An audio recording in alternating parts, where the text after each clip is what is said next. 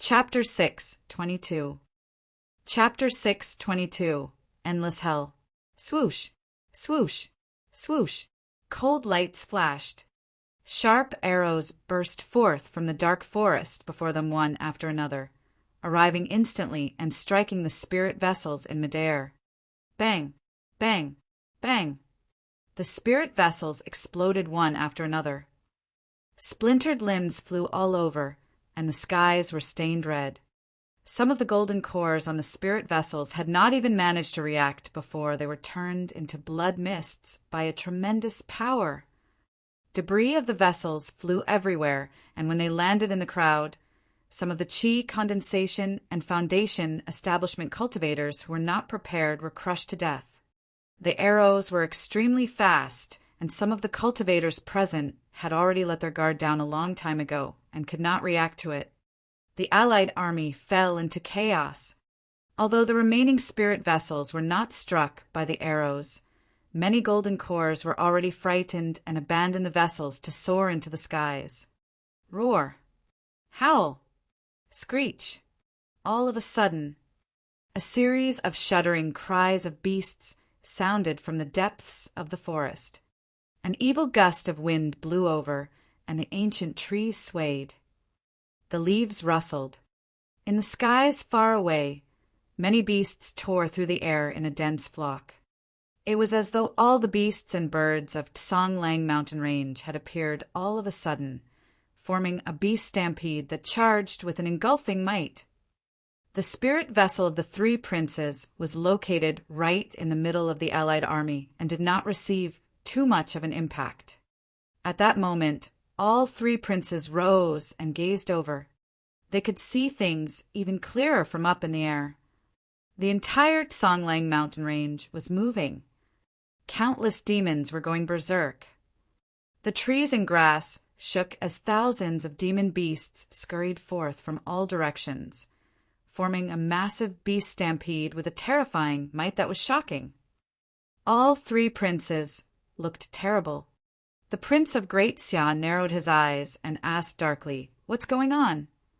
Compared to the true massive forests, major regions of demons, or even the realms of the 8 demon races in Tianhuang mainland, Tsang mountain range was nothing much.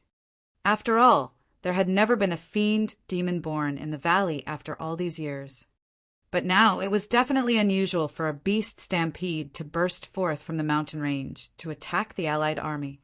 The skinny old man was a nascent soul and was the personal guard of the Prince of Great Xia. At that moment, he knitted his brows and gazed at the dark forest before them in silence. Not far away, the personal guards of the princes of the Great Shang and Yu dynasties, 2 other nascent souls, rose as well. One of them was a bald, burly man in heavy armor. He strode over in huge steps and said darkly, "A new demon king must have been born in this mountain range." "That's right. The demon beasts of the mountain range will only gather under the command of a demon king to form a beast stampede of such a scale." The other nascent soul was a white-bloused woman. "Princes, don't worry. We have 100 nascent souls accompanying this army. Even if this demon king is a pure-blooded, ferocious beast, it will have to die," the bald, burly man said.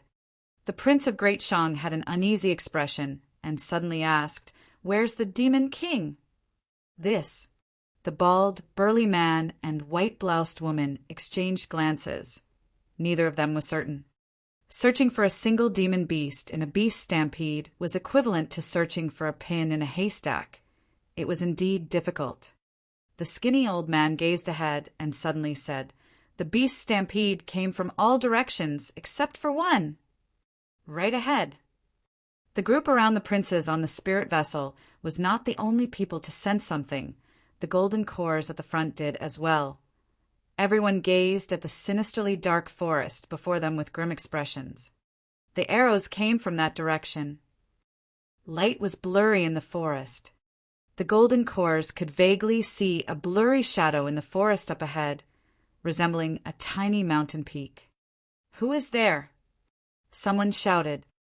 The moment, he said, that the mountain peak moved, it grew endlessly. The ancient trees around them shook. In the blink of an eye, that mountain peak had already exceeded the height of the ancient trees and was more than 100 feet tall. Everyone in the Allied army turned their heads over instinctively. A gigantic shadow covered them from above the skies. That was no mountain peak. It was clearly a humanoid, ferocious beast that had just risen. Standing at the front with its majestic body, it was like an unshakable tower. Instantly, the entire Songlang mountain range seemed like it was part of the backdrop. The massive, ferocious beast's black hair danced wildly, and it was surrounded by demonic chi, resembling a fiend celestial.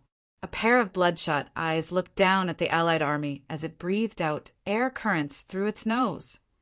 It was as though those bloodshot eyes could spew flames. Pissed. Many cultivators were scared out of their wits and gasped. Countless horses neighed in fright and fell to the ground, peeing and shitting themselves helplessly. Even beasts had to bow down to this humanoid, ferocious beast, let alone mere horses. Countless Foundation establishment cultivators fell from their mounts, and the army was in chaos.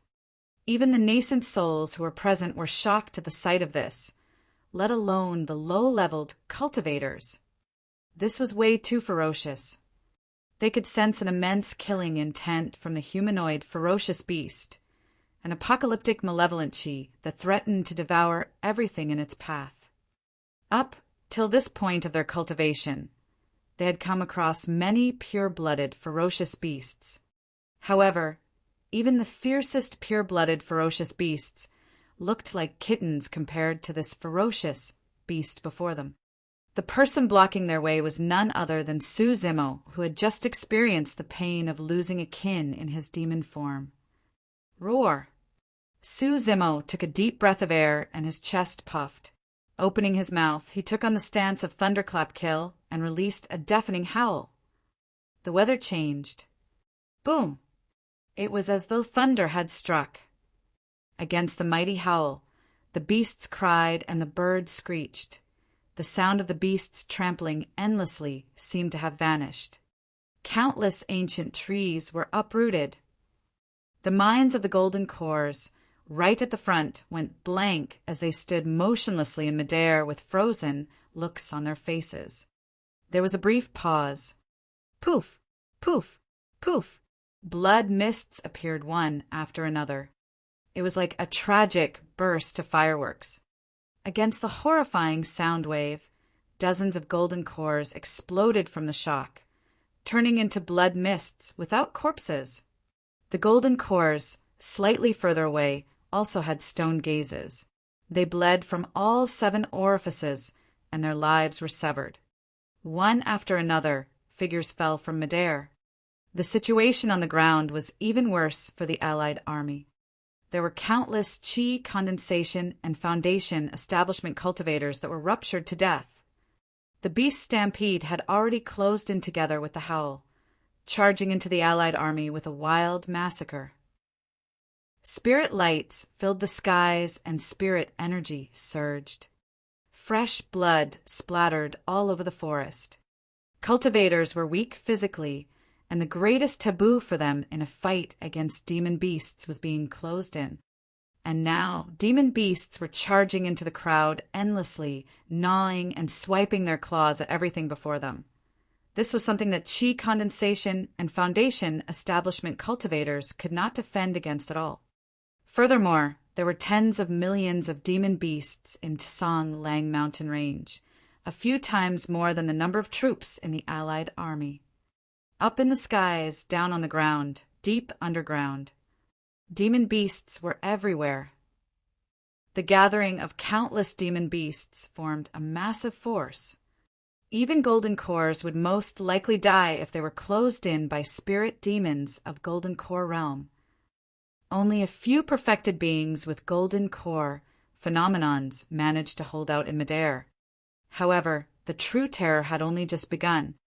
The moment Su Zimo returned from the bottom of the Dragon Burial Valley and decided to attack, it was already decided that Songlang mountain range would turn into an endless hell for the Allied army. Chapter 6:23 Vanish. Chapter 6:23 Vanish. Su-Zimo moved his mighty body and took a step forward, like a towering fiend celestial. Bang! Boom! Boom! A massive blood-colored ravine was carved out on the ground. Many Qi condensation and foundation establishment cultivators could not dodge in time and were trampled into meat sludge by Su-Zimo's gigantic feet, mixing into the ground. A single step from him caused the entire mountain range to quake. How dare you behave so insolently, beast? Kill him. Swoosh, swoosh, swoosh. Spirit lights flashed. Flying swords streaked everywhere. Many golden cores attacked and released their flying swords, sending forth a series of white beams towards Su-Zimo's body like a heavy downpour. Although there were many golden cores in the allied army, their strength were far too weak compared to the paragons of the North region 20 years ago. The flying swords they used were also superior-grade flying swords. Even supreme-grade spirit weapons were rare, let alone perfect or connate spirit weapons. Su-Zimo did not dodge or avoid. In fact, he did not even blink as he allowed those white beams to pierce his body. Clang, clang, clang. The sound of metal clashing echoed. Countless flying swords were repelled. They could not pierce Su-Zimo's body at all. Bang, bang, bang. Su-Zimo took 3 consecutive strides forward and rammed domineeringly. Countless ancient trees were uprooted and snapped on the stop, and many cultivators were trampled to death. Each time his gigantic feet stomped down on the crowd and left, a red, bloody region would appear. There were initially millions of cultivators in the allied army, but now they were mostly defeated and split up by Su-Zimo to fight in small groups. With the swarm of the beast stampede, although they had only fought for a brief moment, the allied army received a tremendous blow and suffered heavy losses. This was the core of Songlang mountain range. Even if they wanted to retreat, there was nowhere out for them. Demon beasts were cruel and bloodthirsty by nature. Now that there was a massive massacre, the demons were even more excited and their eyes were bloodshot. On the spirit vessel, the princes of the 3 dynasties frowned. The bald, burly man said darkly, "Don't worry, princes. That's only a golden core realm spirit demon. Although it's slightly larger in size, there's nothing to worry about." That's right. The white-bloused woman nodded in agreement. We just need a few top-tier golden cores in the battlefield to release their golden core phenomenons, and it would be enough to kill that demon. Before her sentence was complete, a few golden cores that killed a few demon beasts in succession had already released their movement techniques to charge toward Su-Zimo. "Beast, catch my river crossing chains." The person hollered, and a gigantic river surged behind him, crashing on the shores. An extremely thick chain crossed the river and whipped Su-Zimo ruthlessly. Bang, bang. Another few golden cores charged forward and released their phenomenons that surged with a burst power as well. Scram! Su-Zimo hollered and waved his gigantic fist against the few golden core phenomenons with such vigor which seemed like he could devour rivers and mountains with his roar alone. You're asking for death. At the end of the day, he's nothing but a beast. To think that he would try to take on golden core phenomenons head-on with his body. Splash! Su-Zimo's tsunami blood, tendons, and bones sounded together. That single punch from him instantly released a tragic aura of blood stench. Boom! There was a deafening sound. The void seemed to be frozen. Immediately after, the golden core phenomenons in midair shattered entirely. A few golden cores were severely impacted, and they fell from midair with pale faces while puking blood. They were most likely doomed. The expressions of everyone on the spirit vessel changed. The strength of that demon beast had exceeded their expectations. A metallic strong body that was invulnerable against weapons, fire, and water. Even the combined attack of a few golden cores with their phenomenons could not injure him at all. Instead, they were killed from a single punch by him. What sort of terrifying power did that body of his possess? Something isn't right. The Prince of Great Shang frowned with a grim expression.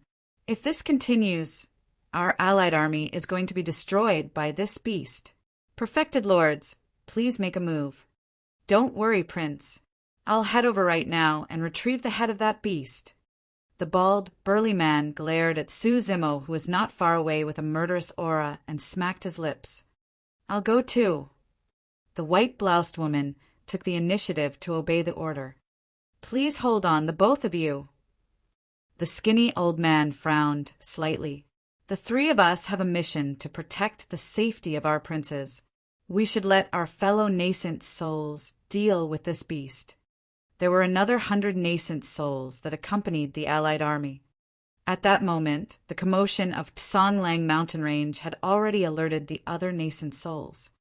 One after another, figures soared into the air from the back of the army with terrifying auras that were much more frightening than golden cores. They sped to the front with sharp gazes.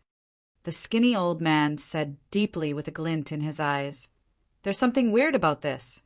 It's better for us to be careful." Foo-foo. The bald, burly man's eyes flashed with mockery as he chuckled. "Fellow Taoist, aren't you being overly cautious? Surely a golden core spirit demon can't cause any huge troubles? There's no need to argue." The Prince of Great Shang said calmly, "The combined attack of 100 nascent souls will fill the entire place with dermic powers. There's no need to fear these beasts. All we have to do is sit back and wait." "Where's the beast?" the white-bloused woman exclaimed softly and suddenly asked. "What beast?" Everyone froze for a moment. Thereafter, they came to a gradual realization. Just as they conversed, the towering, humanoid ancient beast had vanished. Everyone looked down in a hurry. The battlefield was intense and chaotic, but there were no traces of the humanoid beast. How was that possible? It was extremely difficult for that massive body to remain hidden. How could it have vanished? The three princes had uncertain expressions. The bald, burly man frowned. "Don't worry, princes. I'll check it out with my spirit consciousness." His glabella shone as he spread out his spirit consciousness that extended continuously. Sight was one of the 5 senses and was limited in use. The moment one's eyes were covered, they wouldn't be able to see anything. Their vision would also be obstructed by any objects blocking their view ahead. This was the logic behind the saying of how one wouldn't recognize something great in front of them if their eyes were covered even by a piece of leaf.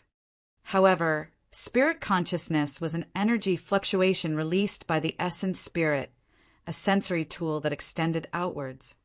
Even with closed eyes, if the spirit consciousness met with any obstructions, it would just wrap around them like water. It could permeate every single pore, and it was omnipresent, reflecting images in the mind clear as day. There were no secrets that could be hidden. It was simple if a demon beast wanted to hide itself in this forest. However, it would be more difficult than ascending the mountains if it wanted to avoid detection from spirit consciousness. The bald, burly man retracted his spirit consciousness a while later with a terrible expression. There was nothing. The search radius of his spirit consciousness extended for a full 5 kilometers. However, there was no trace of the humanoid ferocious beast at all. The bald, burly man was a little confused. It was practically impossible to escape more than 5 kilometers within such a short period of time. Even nascent souls and void reversions won't be able to do it, let alone a spirit demon at Golden Core Realm. It was as though the humanoid ferocious beast had disappeared into thin air. In reality, the bald, burly man was not the only one. The 100 nascent souls in midair, as well as the white-bloused woman and skinny old man, had released their spirit consciousnesses instantly to track down Su Zimo. However, none of them sensed anything. all of a sudden, a change occurred on the battlefield. Chapter 6:24 Night Assault. Chapter 6:24 Night Assault. The 100 nascent souls in Midair were descending onto the battlefield, releasing their spirit consciousnesses to check. A nascent soul had just passed by an ancient tree when, unexpectedly, a thick arm reached out from the darkness. The arm was thick like an anaconda and wrapped itself around the nascent soul, pulling him behind the ancient tree. The person only managed to let out a brief, tragic cry before silence ensued. Bang! A disfigured body was tossed out from behind the ancient tree. Its head was smashed to a pulp. Although its appearance was completely destroyed, it could be seen from the corpse's attire that this was the nascent soul who was attacked earlier on. Who's there? Kill! A group of nascent souls roared and released their dermic arts that surged towards the ancient tree like a tidal wave. Boom! The ancient tree exploded into dust. In the darkness, a figure could be seen sliding off the ancient tree long ago. With nimble moves, it tunneled into the forest in a flash and disappeared. It's him. That's the humanoid beast. Although they could not catch sight of the figure's face, everyone could clearly tell that the aura it emanated was exactly the same as the humanoid beast. Where can you run to? Many nascent souls hollered and gave chase. However, limited vision was already an issue to begin with in the forest. Coupled with the dark night skies, the group of them lost sight of the humanoid ferocious beast once again after a short chase. What is that demon beast? I've got no idea. I tried using my spirit consciousness to check it out earlier, but I couldn't see its true form, as though something was blocking me. How could this be? A few nascent souls frowned and discussed in hushed voices. If a demon took on human form, its true form could be revealed easily with the use of spirit consciousness as long as the difference between their cultivation realms wasn't too great. For example, if an anaconda took on human form, the image that appeared in the cultivator's mind after a check with spirit consciousness would be an anaconda. The effect was even more obvious with the use of the demon revealing mirror. After forming a core, demons could take on human form and speak in human tongue. If they advanced further and cultivated an essence spirit, they could even hide their demonic chi, and at that point, even cultivators would be hard-pressed to differentiate them. Because of that, in the ancient era, an emperor created a weapon targeted at demons called the Demon Revealing Mirror. Later on, it became common and widespread in the cultivation world. High-grade demon revealing mirrors could even revert the demon beasts to their true forms with the release of dermic powers. Even if they couldn't, the mirrors would reflect the demon beasts' true forms so that everyone could see. How strange! A black-robed, nascent soul mumbled. Suddenly, a purple-winged eagle flew towards them with a vicious gaze. It reached out with its pair of sharp talons and grabbed the black-robed cultivator. You have a death wish, beast. The black-robed cultivator harumphed coldly and tapped his glabella to pull out a flying sword. Dermic powers surged as he waved his robes, sending the flying sword forward. Poof! The speed of that sword was way too fast. The purple-winged eagle tried its best to dodge, but it still failed and was pierced by the sword, dying on the spot. The carcass of the purple-winged eagle fell from midair and passed by the black-robed cultivator. The black-robed cultivator did not pay any attention after slaying a golden core realm spirit demon. During his absence of mind, he felt a figure flash past the corner of his eyes. A chilling, killing intent surfaced. Instantly, the black-robed cultivator felt as though he had fallen into a pit of ice water. It was the humanoid ferocious beast. The ferocious beast had been hiding on the purple-winged eagle and only struck after the carcass of the eagle passed by the cultivator. The black-robed cultivator's flying sword was not by his side, and he panicked. In his fluster, he conjured hand seals to release dermic arts to repel the intruder. However, they were too close together, and the figure had already leaped towards him in the blink of an eye. The intruder reached out with both arms and clutched the black-robed cultivator's shoulder blades, exerting strength in his fingers. Fingernails that were as sharp as daggers pierced the bones and flesh of the black-robed cultivator instantly. Ah! The black-robed cultivator howled in pain, and cold sweat ran down his face immediately. Before he could react, the intruder's knees were already rammed forward like a sprinting stallion. Bang! The black-robed cultivator's chest caved him and his eyes bulged. With a ripping sound, his arms were torn right off him.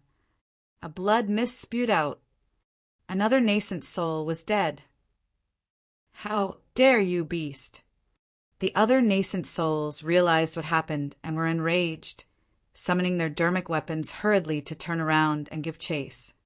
Under the guise of the night, the figure did not pause at all after killing the black-robed cultivator, turning into a streak of light before bolting into another part of the forest. After turns and twists, it rushed into the beast's stampede and disappeared before long again. All the nascent souls had grim expressions on their faces after chasing all the way without gaining anything in return. In their wrath, the nascent souls attacked one after another, summoning their dermic weapons and releasing dermic arts, almost flattening the entire forest. Countless demon beasts in the vicinity died. On the spirit vessel, the Prince of Great Xia could not help but ask uneasily, "Where has that beast gone to? We can't let him escape just like this." The white-bloused woman raised her brow and remarked in confusion, "For some unknown reason, my spirit consciousness can't lock onto that person. The moment my spirit consciousness spreads out, it's blocked." "I get the same feeling as well." The bald, burly man nodded. Everyone turned towards the skinny old man by instinct. Among the three of them, the skinny old man was the most experienced with the highest cultivation realm. "There's only two possibilities," the skinny old man said. "First, the demon beast cultivated some sort of a demonic secret skill that can block away spirit consciousnesses. Second, it's carrying some sort of a treasure that can block out spirit consciousnesses." The white-bloused woman and bald, burly man nodded with pensive expressions. The gaze of the skinny old man shone coldly. "This demon beast's cultivation realm isn't high, so it's unrealistic for it to cultivate such a demonic cultivation. I'm guessing that it should be in possession of a treasure." The hearts of the white-bloused woman and bald, burly man skipped a beat as their eyes flashed with a brief hint of greed. A treasure as such was also valuable to them. The skinny old man was not wrong. The humanoid ferocious beast that killed two nascent souls in succession was Su Zimo. The treasure that the skinny old man was referring to were the Mingwang prayer beads. Although Su Zimo underwent both demonic and immortality cultivation, he had not cultivated an essence spirit for either Daos. As such, his true strength was definitely not a match for nascent souls. Furthermore, he was up against 100 nascent souls. A head-on fight would be courting death. His advantage was in melee combat. Su Zimo only managed to kill the two nascent souls after making use of the complex environment of Songlang mountain range, the dark night, the Mingwang prayer beads alongside a change of his body and appearance. Although the processes were simple, the difference between life and death was merely a single breath. However, Su Zimo was the only one who knew how dangerous it was. If he was slower by a single step or committed a single mistake, he would be locked down by the 100 nascent souls and killed on the spot. Furthermore, after killing two nascent souls in succession, the remaining cultivators were now extremely guarded. Any activity at this point would lead to a thunderous retaliation. The dark night had already passed. The skies were turning brighter. It was no longer possible for a sneak attack. Su Zimo hid in the depths of the forest as one with his surroundings and glared at the largest spirit vessel in midair with a cold, silent expression. Chapter 6:25. Send you to your grave. Chapter 6:25. Send you to your grave. After the deaths of 2 nascent souls in successions, the remaining nascent souls had grim expressions as they stood tensely in midair. Any hint of danger or activity would alert everyone to attack preemptively. No matter the demon beast, anything that tried getting close would be slain mercilessly. Where's that beast? The Prince of Great, you asked loudly. It had been quite some time after the 2 nascent souls were killed and Su Zimo never appeared again, as though he had already left the place. This beast is extremely crafty.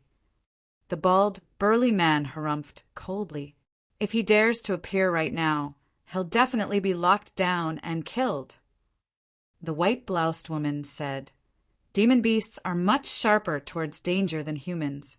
I'm guessing that it has already escaped. After the both of them spoke, they turned and looked at the skinny old man automatically. The skinny old man shook his head. I don't know. I'm just curious as to why that demon beast would gather a beast stampede to stand in the way of our allied army. Right then, a golden core sped towards them, drenched in blood. The armor on his body was almost torn apart completely by the demon beasts. The person descended on the deck of the spirit vessel and walked towards the 3 princes, saying hoarsely, Princes, the beast stampede is way too ferocious, and we can't defend against it. Please release the order for us to retreat. Princes! Bullshit! The Prince of Great, you slapped the table and stood up, berating, We've got 100 nascent souls accompanying our allied army. If they attack, we can suppress the beast stampede at any time. Humph! The Prince of Great Xia narrowed his gaze and said coldly, Although you're a general of the army, the way you're dropping our morale is punishable by death. That's enough. The Prince of Great Shang waved it off. General Sun, head on down first and kill the enemies as best as you can. Victory is already decided with the nascent soul seniors around. General Sun was someone from the Great Shang dynasty after all, and could not be killed with such a reason. The Prince of Great Shang had to protect him no matter what. Furthermore, the situation on the battlefield was indeed as he had described. Many nascent souls had already attacked and released dermic arts to suppress the beast stampede. Although the beast stampede was ferocious, they were inferior in terms of cultivation realm at the end of the day and could not withstand the killing might of nascent souls. The force of the beast stampede was already showing signs of weakness. In that short period of time, General Sun did not stop in his tracks on the spirit vessel and approached the 3 princes. When the battle broke out, the skinny old man and the other 2 nascent souls had already closed in to the 3 princes to prevent accidents from happening. The first to notice something unusual was the bald, burly man. Looking at General Sun, who was walking over, the bald, burly man frowned and barked. Don't you know the rules? How dare you not kneel down in front of the princes? At the same time, the skinny old man frowned and released his spirit consciousness across General Sunday. The skinny old man's expression changed. His spirit consciousness was blocked by a mysterious energy. It was a familiar feeling as though... Not good. The skinny old man gasped and his heart nearly stopped. At the same time, a voice sounded coldly, I'm not kneeling because... I'm here to send you to your graves. At that moment, General Sun had already arrived before the 3 nascent souls. Right in front of everyone, General Sun's facial muscles twitched sinisterly, and he transformed into another person in the blink of an eye. It was a refined-looking scholar whose eyes were cold and murderous. The intruder was not General Sun, but a transformed Su Zimo. Almost everyone was focused on what was happening outside. Nobody thought that Su Zimo would dare to approach them personally. The white-bloused woman, was stunned. That single lapse was the difference between life and death. In Su Zimo's eyes, an opening as such was death in melee combat. Reaching out, Su Zimo slapped the white-bloused woman on the head. There was a loud thud on the ground. The white-bloused woman's head exploded with brain juices splattering everywhere. Even her essence spirit was destroyed on the spot. The skinny old man and bald, burly man reacted right away. The bald, burly man was a body-tempered warrior, and he was delighted to see Su Zimo close in. His bloodline surged. The bald, burly man punched at Su Zimo's head fiercely. His fist was like a meteor that arrived with an unparalleled force instantly. However, the skinny old man was more experienced and retreated immediately. He would gain the advantage as long as he could increase the distance between them. At the same time, he conjured hand seals to release a dermic art. Dermic power churned.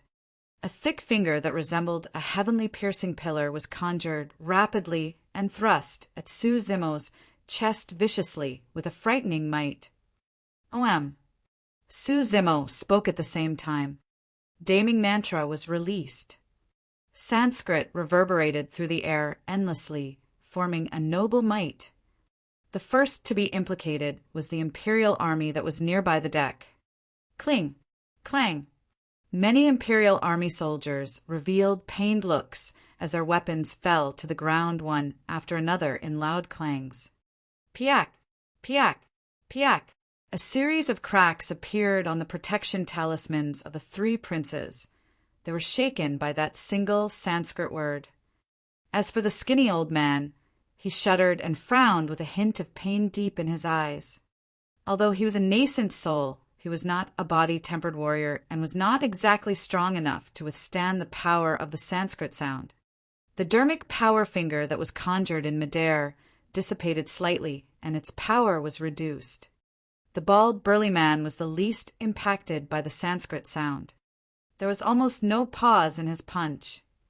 Ma. Su Zimo's expression was unchanged as he spoke once more. The second Sanskrit had arrived. Bang! Bang! Bang! Most of the imperial army soldiers on the deck collapsed stiffly, with blood oozing from all orifices. They suffered miserable deaths, and their brains were mostly rattled into sludge. The three princes slumped to the ground with terrible expressions on their faces as well. The dermic power finger arriving from midair trembled, and its strength was greatly diminished. The skinny old man staggered as well. However, he was fearless. He had already increased the distance between them. Moreover, Su Zimo had to deal with his dermic art and the bald, burly man's melee combat. There was no chance for him to get close to the skinny old man. All of a sudden, the skinny old man caught a glimpse of light from the corner of his eyes. Instinctively, he turned over. Not far away, Su Zimo's right eye released a dazzling brilliance that resembled a blazing sun, illuminating the entire world like daylight. Illumination eye. Boom! A blinding light column surged forth through the void and delved right into the skinny old man's face. Instantly the world went still. A radiance illuminated. The next moment the light beam dispersed. Night returned. On the spirit vessel, the skinny old man's body convulsed helplessly. A hollow hole appeared on his face. His features were gone, and everywhere around the hole was burned. His head was penetrated by that white column of light. His essence spirit was annihilated before it even had the chance to escape. In the blink of an eye, 2 nascent souls on the spirit vessel were dead. Chapter 6:26 Color Change. Chapter 6:26 Color Change.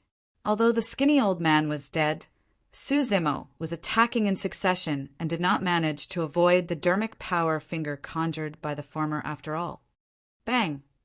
Su Zimo shuddered and his organs shook. A stream of blood surged upwards and choked at his throat. Since he wanted to kill nascent souls as a golden core, he had to undertake an immense risk. Thankfully, Su Zimo had released the damning mantra in succession that reduced the impact of the skinny old man's dermic art. Otherwise, he would have been severely injured with that attack. Dermic power was the energy of the universe and contained its might as well.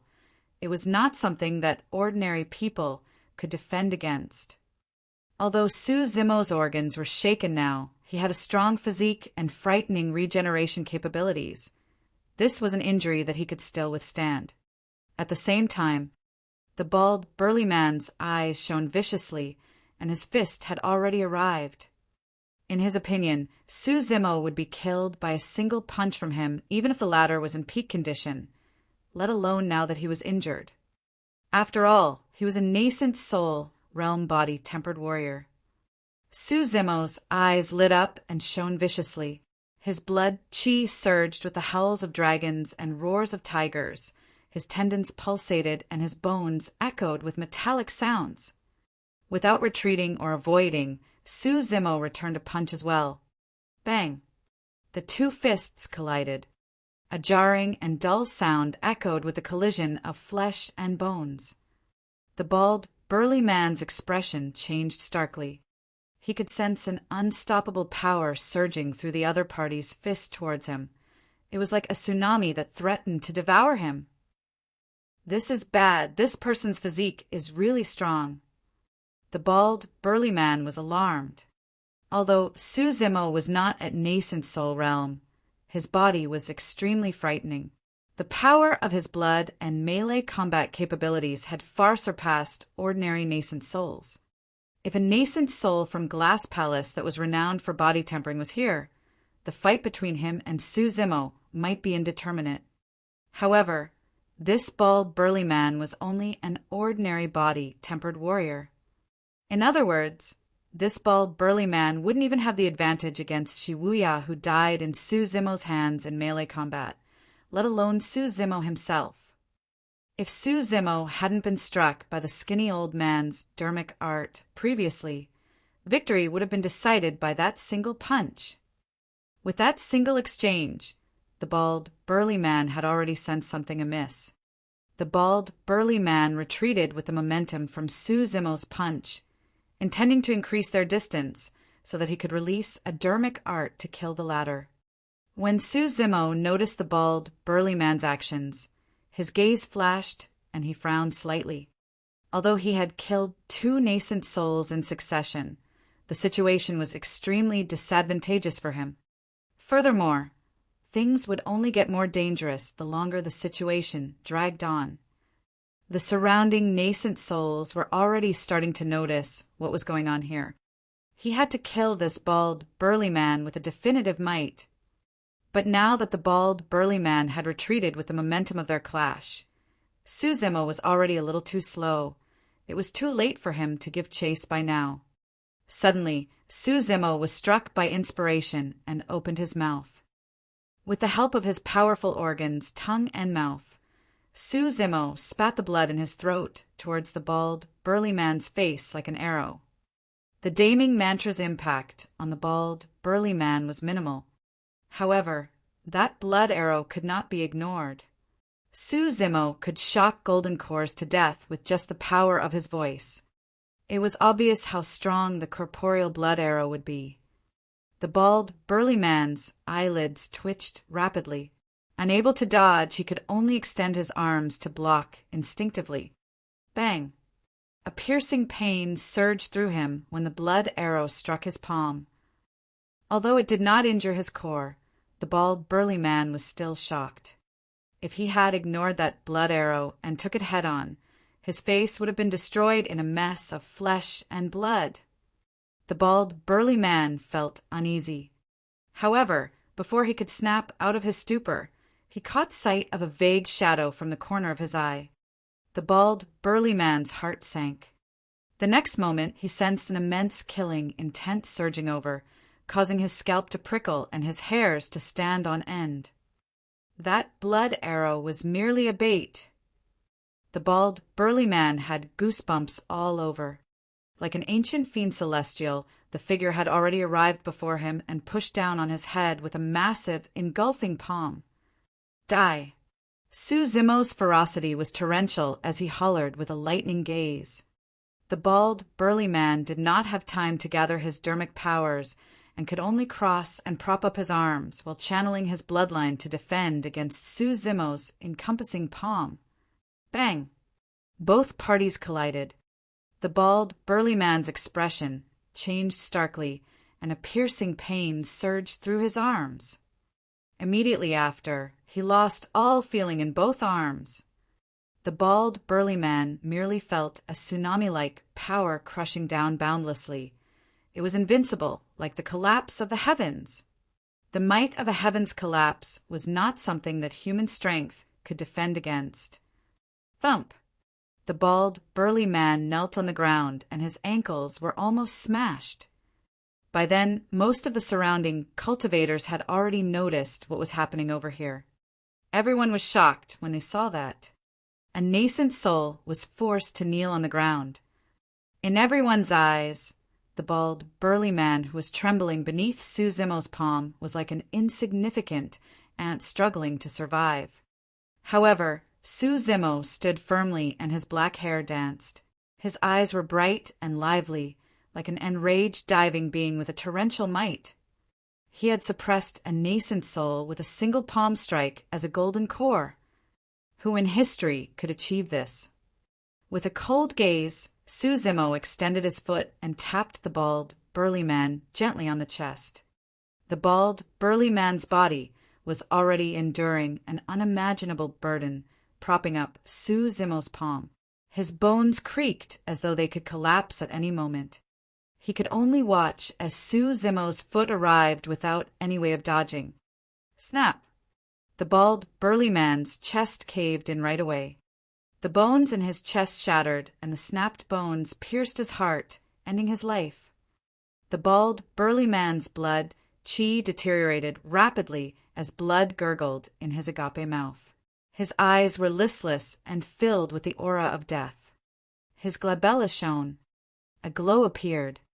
The bald, burly man's essence, spirit, left his body and was trying to escape. Ma! He chanted in Sanskrit. The damning mantra descended once more. The bald, burly man's essence, spirit shuddered, and its glow dimmed. The essence spirits of nascent souls were filled with impurities and extremely weak. After leaving their physical bodies, the essence spirits couldn't even withstand the heat of the sun or the coldness of rain. At the very least, the essence spirits would already be severely injured, if not dead. Essence spirits were only free to leave at will, without fear of the blazing suns, and roam the world once one cultivates to the void reversion realm. Although the bald, burly man's body could withstand the might of the damning mantra, his essence spirit could not. That single Sanskrit sound annihilated his essence spirit. Su Zimo continued pushing down with his palm. Boom! The bald, burly man's body was squashed onto the deck of the spirit vessel, turning into a meat sludge with its tendons and bones crushed completely along with a destroyed essence spirit. A clear, blood-colored imprint appeared on the deck, etched deeply. The spirit vessel was made of superior-grade metal and was even tougher than superior-grade spirit weapons. But now, a mark was etched onto it by Su Zimo's palm. Roar! Su Zimo stood up, his palm still stained with the blood of the nascent soul as he let out a shuddering aura. With a frightening gaze, he surveyed the surroundings before releasing a reverberating roar. Roar! Roar! Roar! Immediately after, the beasts howled in unison, and all demons went wild. Instantly, demonic chi filled the air and the color of the mountains and rivers changed. Chapter 6:27. Buried along with him. Chapter 6:27. Buried along with him. Initially, the beast stampede was already showing signs of defeat after the onslaught of the nascent souls. But now, after Su Zimo's appearance to murder 3 nascent souls on the spirit vessel with a thunderous might, blood stained the skies. The torrential ferocity brought forth a massive boost to the morale of the demons. Countless demons howled within the endless valley. The nearly defeated beast stampede gathered once again into a series of currents that charged towards the allied army. fresh blood, and massacres filled the entire place. The reason why the demon beasts of Songlang mountain range were so united wasn't merely out of fear towards Su Zimo's strength. More than that, it was because the flesh of cultivators was a great tonic for them. There were millions of cultivators in the Allied army. By now, corpses were strewn all over the place, and there were rivers of blood. With that massive amount of life force essence, there was bound to be a biological change. There was a high chance that a fiend demon could be born in Songlang mountain range after this battle. Demon beasts were also sentient, and all of them wanted to become fiend demons. Prior to this, the 100 nascent souls traveled far away from the spirit vessel as they expanded their search radius for Su Zimo. Although they noticed what was happening on the spirit vessel, it was already too late for them to return. The 3 nascent souls had died way too quickly. The entire process took less than 5 breaths. Why you are? The Prince of Great Xia seemed to have recognized something as he pointed at Su Zimo, shivering with fear in his eyes. You look like Su Zimo. You are Su Zimo. The Prince of Great Xia shrieked, and the fat on his face shook. Back then, the 3 dynasties sent their armies to the Great Qian ruins, and the Prince of Great Xia was one of those lucky enough to witness that earth-shaking battle. Although that strongest monster incarnate in history leaped down into the Dragon Burial Valley and died, the memory of his face was everlasting like a nightmare. Su Zimo. The moment that name was spoken, there was an uproar. How is that possible? Didn't he leap down Dragon Burial Valley right in front of everyone? Wasn't his golden core destroyed and his inner core torn? Hasn't he already died? It really looks like him. Back then, I saw him from afar as well. That monster incarnate is not dead. The 100 nascent souls revealed uneasy looks of shock. Golden cores were not the only ones who died in the Paragon battle 20 years ago. At that time, even nascent souls that appeared were annihilated, burned to death without any corpses remaining by a blaze of flames. Even their essence spirits were destroyed. It was a tragic battle that was rare in history. Nobody expected that this man who was thought to be dead would stand before them alive and well. All the nascent souls looked at Su Zimo, and none of them could sense any spirit energy fluctuation. Someone said coldly with an icy glare, Well, it seems like you've turned into a demon completely. Since you're not a human, you're our common enemy." Against the threat of the nascent soul, Su Zimo was fearless as he turned to look at the 3 princes shivering on the deck. The 3 princes shuddered. The Prince of Great Xia was in an even more pathetic state as his pants were wet with a stench. His pee and shit had already flowed uncontrollably. "Su Zimo, you will definitely die today if you dare to hurt the princes." A nascent soul hollered. The nascent souls sped over in an encirclement. However, the 3 princes were on the spirit vessel, and nobody dared to attack recklessly. The Prince of Great You was no longer as intimidating as before. He was extremely frightful as he asked with a quivering voice, "Su Zimo, we've got no grudge with you. Why are you doing this?" "No grudge." Su Zimo laughed and pointed to the land beneath him, asking, "Do you know where this is?" This is the Songlang mountain range." The Prince of Great Xia replied hurriedly, afraid that he would die if he took his time. "Wrong." Su Zimo shook his head. "This is the Yen country." The allied army of the 3 dynasties sent forth millions of troops to invade the territory of the Yen country while massacring countless of our citizens. Yet you say that you have no grudge with me? If you spare us, we'll withdraw our troops right away. The Prince of Great Shang was the only one who could maintain his composure right now among the 3 princes, as he said, with a dark voice, "Withdraw? Huh." Su Zimo laughed. "Nothing in the world is that easy." The Prince of Great Shang snarled, "What do you want?" Su Zimo gazed at Jianan City that was still billowing with smoke in the distance and said, How many people in these lands have died to the merciless iron hooves of your army? How many people have died in this chaotic era of war? He retracted his gaze and turned to the three princes, asking coldly, "Who is going to atone for their lives?" Su Zimo's tone was extremely calm. However, the more that was the case, the more afraid the three princes felt. Beneath that refined exterior was a fiend demon that could devour anyone at any moment. Fellow Taoist, you're a cultivator. The Prince of Great Shang was smart and did not point out Su Zimo's identity as a demon right now, afraid of triggering the latter. Gulping to compose himself, he continued, "Since you're a cultivator, you've already let go of your mortal self and severed your ties with mortality. Why does the lives of the living beings in the world matter to you, fellow Taoist? In other words, how many people can survive from the flames of war in the North region? Are you going to interfere in everything, fellow Taoist? Are you going to save everyone? You're not wrong." Su Zimo nodded. When he heard that, the Prince of Great Shang felt relieved. The princes of Great Xia and Great Yu were so emotional that they nearly cried.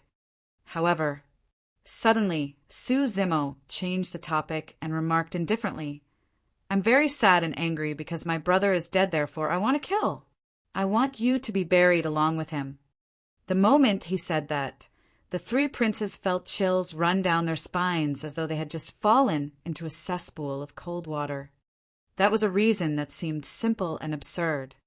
Yet no one could refute it. Su Zimo. The Prince of Great Shang felt an immense threat and could not help but shout, "There are 100 nascent souls here, and your presence has already been exposed. If you hurt us, you won't be able to escape as well."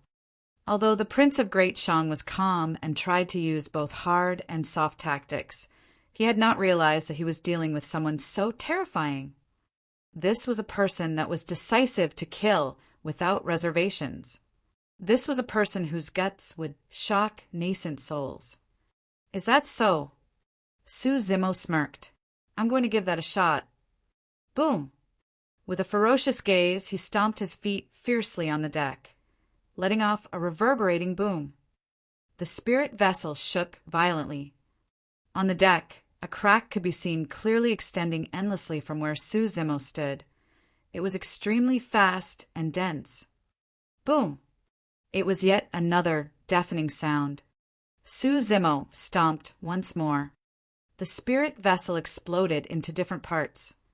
The massive spirit vessel was stomped apart by Su Zimo's foot. Su Zimo fell rapidly and waved his sleeves, causing countless debris before him to shoot towards the three princes in a flurry. Poof! Poof! Poof! Blood mist spewed from the three princes, riddling them with holes and ending their lives. They were already dead before they landed on the ground. "The princes of the three dynasties are dead, and this place shall be your resting ground." Su Zimo's voice spread through the entire forest in a chilling manner. Chapter 628. Escape. Chapter 628. Escape. "Bastard, you're courting death." Many nascent souls shouted at the same time and attacked one after another. Dermic power filled the skies as multiple dermic arts collided to create a deafening bang. Dermic weapons descended. The might of the universe enveloped Song Lang mountain range, and the entire valley quaked violently. Mountain peaks collapsed, gravel rolled. Ancient trees fell over, and dust billowed. It was like an apocalypse. The nascent souls present were truly enraged. Su Zimo had murdered the three princes right in front of them. That was equivalent to a complete disregard for them. Furthermore, with the three princes dead and a heavy loss for the allied army, they could only retreat even if they survived. This conquest could only be considered as a failure. After killing the three princes, Su Zimo did not linger at all and escaped right away. His inner core churned fanatically and his blood chi surged. Descending rapidly, he stuck close to the ground like an anaconda and slithered towards the depths of the forest with extremely nimble movement techniques. His frightening spirit perception was released. He was escaping with all his might. Bang! Bang! Bang! Swoosh! Swoosh! Swoosh! The sound of Dermic arts bombarded his ears constantly. Dermic weapons tore through the air with cold gleams. Against the hunt of 100 nascent souls, a single mistake would result in instant death. A Dermic art descended. Su Zimo's tendons and bones rang at the same time, and his body contorted to a degree beyond the limits of an ordinary person. By a hair's breadth, he evaded the Dermic art again. Bang! The Dermic art ruptured a mountain rock that smashed down heavily on Su Zimo's back. He coughed out a mouthful of blood, but he did not stop at all. At that moment, a single moment of sluggishness in his movement would result in instant death. A flying sword streaked by. A bloody gash appeared on Su Zimo's thighs. However, there was no fluctuation in his eyes, as though he could feel no pain at all. As Su Zimo escaped, he coordinated his muscles to allow the flesh on both sides of the wound to close and stop the blood flow momentarily. He continued sprinting, and his speed had already reached its limits. To be fair, this was also because it was dark in Tsanglang mountain range at the moment, and he had the advantage of the complicated terrain. Mountain peaks, forests, trees, and holes. There were way too many places for him to hide. Su Zimo had cultivated the mystic classic of the 12 demon kings of the great wilderness, and had spent a year living in Tsanglang mountain range many years ago. As such, he knew this place like the back of his hand. That was the reason why he was able to maneuver his way around for such a long time against the pursuit of 100 nascent souls. In fact, there were a few times when he nearly shrugged them off his tail. However, as time passed by, Su Zimo's situation became increasingly dangerous. He was injured. The frantic escape took a huge toll on him, and he had no time to recuperate at all. His speed was bound to drop after an extended period of time. Furthermore, it was no longer late at night. As the day turned brighter, the vision range of the nascent souls would increase as well. Once they formed an encirclement, it would be difficult for him to escape, even if he had wings. Beast, you're bound to die today. The 100 nascent souls had cultivated for several hundred years, and with their experience, they could naturally read the current situation. I think we should capture this beast alive. That's right. I'm sure that there are countless factions and sects in the North region who are interested in this lad. The 100 nascent souls were confident of their victory and began discussions. After all, there were way too many secrets on Su Zimo. He had entered the Human Emperor's palace and was the second person in history after the Human Emperor to cultivate to the extreme foundation establishment realm. He was the only one who knew the secrets behind the extreme foundation establishment realm. Furthermore, he was in possession of the legendary treasure, the divine phoenix bone. The eyes of the 100 nascent souls shone with excitement. In reality, at their cultivation realm, they were no longer really attracted towards the strife of dynasties. Although this conquest was a failure, if they could capture Su Zimo alive and obtain a treasure such as the divine phoenix bone, the trip would definitely not be wasted. I'm extremely curious how someone in this world can fuse the cultivation techniques of demons and immortals. A nascent soul mulled deeply. The other perfected lords looked on keenly in silence. In reality, everyone had the same idea. Although Su Zimo had many treasures and secrets on him, what was truly valuable was that unknown demonic cultivation technique. Everyone witnessed how Su Zimo was able to kill 5 nascent souls above his level after cultivating the technique. Although they were sneak attacks that preyed on one's carelessness, it was still frightening. Furthermore, Su Zimo's movement speed was not weaker than nascent souls. The strength of his body and intensity of his blood chi was shocking as well. Both sides continued with the chase and escape. A group of nascent souls discovered to their shock that the forest before them was gradually thinning. Everyone gazed into the distance. The path ahead was clear. Haha, that lad chose a wrong path in his panic and escaped out of the mountain range. The perfected lords roared in laughter and chased endlessly. If they left the forest, it would mean that Su Zimo's final hope at escaping would be gone. The perfected lords witnessed Su Zimo sprint furiously into a small town closest to Songlang mountain range before entering a room in a mansion and never appearing again. Everyone hold on. Let's not get careless. There might be some reason why that lad escaped here. Someone stopped the group with a doubtful expression. Brotherly, you're giving too much credit to this lad. Someone at the side chuckled softly. Take a look at what's in that mansion. A corpse. Someone came to a realization. I've got it. That must be his brother's corpse. That's right. After knowing that he has nowhere to run, the lad has most likely returned to this place so that he can die with his brother. A nascent soul declared confidently, this is what it means by returning to one's roots. If I'm not mistaken, this small town should be where the lad was born. It's highly possible. Let's go. The nascent souls emanated with sharp auras as they barged into the small town. With the huge commotion, the citizens that chose to remain in the town were long awakened. Everyone had frightful expressions, hiding in their houses, not daring to make any sound. Granny, what are you afraid of? In a dilapidated house, a naive sound of a child echoed. Although the voice was weak, the nascent souls in midair heard everything loud and clear. Sure. The old lady raised her finger and whispered in a hushed tone, Child, don't speak. You will die if the immortals are offended. Why? The child asked with widened eyes of curiosity. Why would the immortals be offended? What did I do? Sigh, there's no need for any reason for immortals to be offended. The old lady sighed.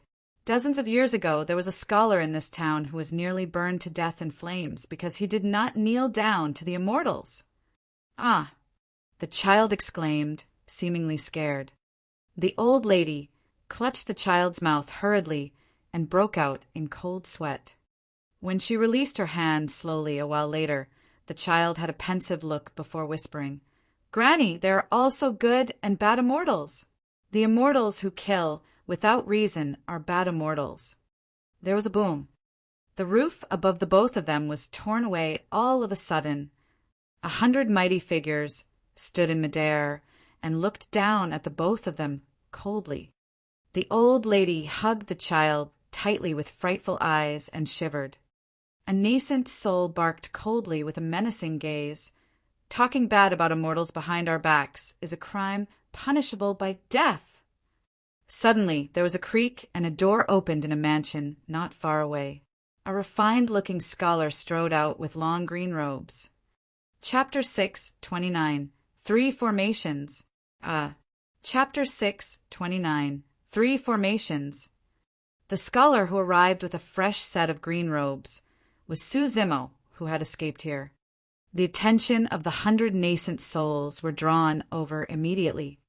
The old lady could not see what was going on outside and merely hugged the child tightly in her embrace. You're finally willing to show yourself, little beast. Many nascent souls stood in midair and looked down at the mansion not far away, sneering in mockery. Su Zimo had an indifferent expression and walked down the stone steps into the courtyard.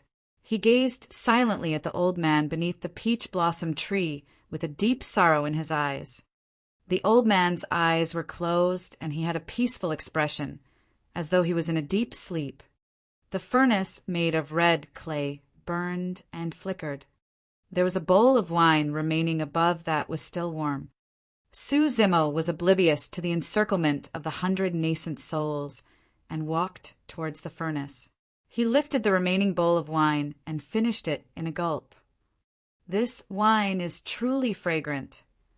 Su Zimo muttered softly. Those were Su Hong's last words. Every living being lived for worldly desires to chase profits and gains. Even cultivators could not escape from secular desires and sought power or immortality. How many people could be like Su Hong and leave with acceptance and grace?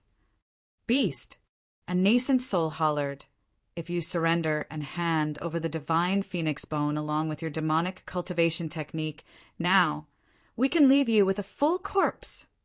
Otherwise, I'm going to burn your brother's corpse into ashes. Su Zimo remained silent as he looked at the 100 nascent souls in midair with a hint of mockery. Another nascent soul laughed sinisterly.